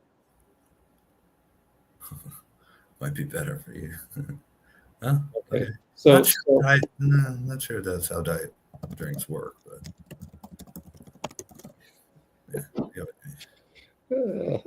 all right. So we'll say, we got 1 minute to go. Next live tomorrow. Then what do we come up with on the poll? How many votes we get? Oh yeah, 10 votes. Oh, it's tied. Oh man. Well, as long as there's votes for 8 p.m. or later, then it probably lean that way. Yep. There's the deciding vote. Let's go 8 p.m. Nice. Next live for the Far East people. 8 p.m. tomorrow, Pacific time. Jimmy Butler and any remaining trade scenarios. So that's our next live officially. because mainly I just wanted to ride the wave of this win. We deserve it. So then we can, take that positive energy. Absolutely. I mean, look, there's always a 5% chance something will come up tomorrow. I don't know. We'll see. But yeah, I'm leaning heavily towards that and just, yeah. All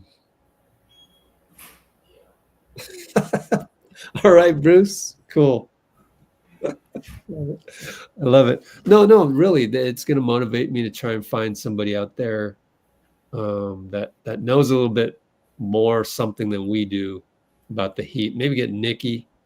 She's probably asleep by now because it's 3 hours ahead, 1 a.m. in Miami. But it'd be kind of cool to, hit her up on Instagram for her to reiterate that Heat fans would want Kuminga for Butler. But we'll get more of that tomorrow. Okay. Rebecca, Oh, duh. My bad. Yeah. Let's get Rebecca. Thank you. Yeah. How did I forget? Totally. Yeah. That'd be awesome to get her on. I know she's very busy and everything, but yeah. Working for the NBA now. She literally is in Secaucus. Not doing the referee stuff, but I know you're gonna say that. Making sure, yeah. I mean, if she did, then I'd have confidence in the league. Left her 10 voicemails. Oh, man. Nice. Oh, man. A lot of people on here will probably be like, who's Rebecca? Youngsters. Well, we hit 5 hours. Oh, man. I'm going to have to go apologize to somebody who thought I would only go 4, but oh, well. That's angry at the refs. Really? We still got Safeway's open right now, so there's still places to get food. Yeah. Thank God, huh? Man.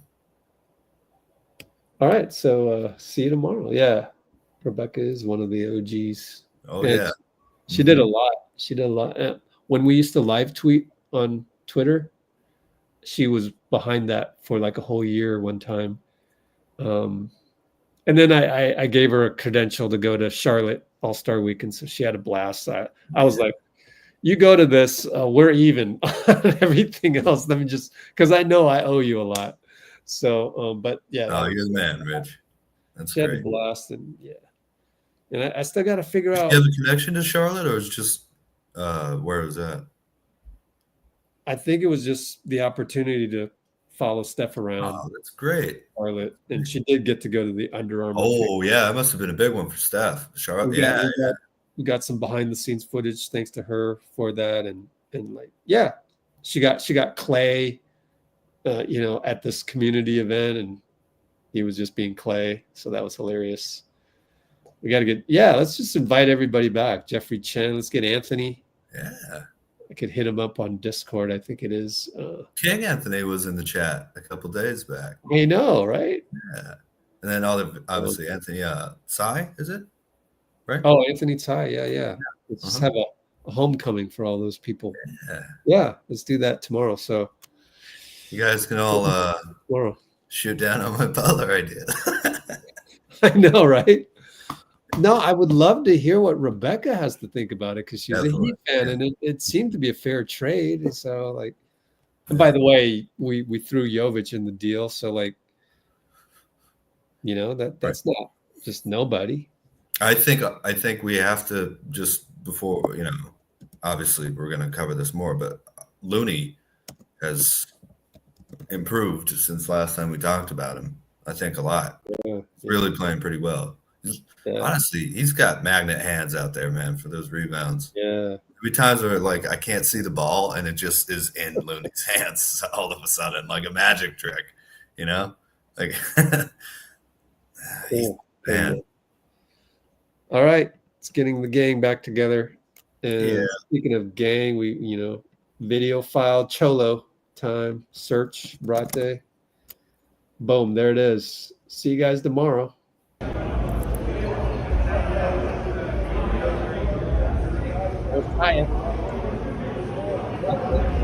This is so crazy.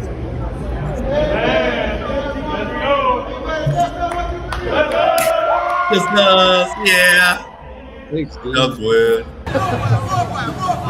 You're putting yourself out there. That's good. Target practice is good. But it's going to be fun. And hopefully we can get Rebecca. Oh, man. I'm going to beg her to get on here for that. All right. Thanks, guys. We shall see you very soon, 22 hours. Bye-bye. Very much.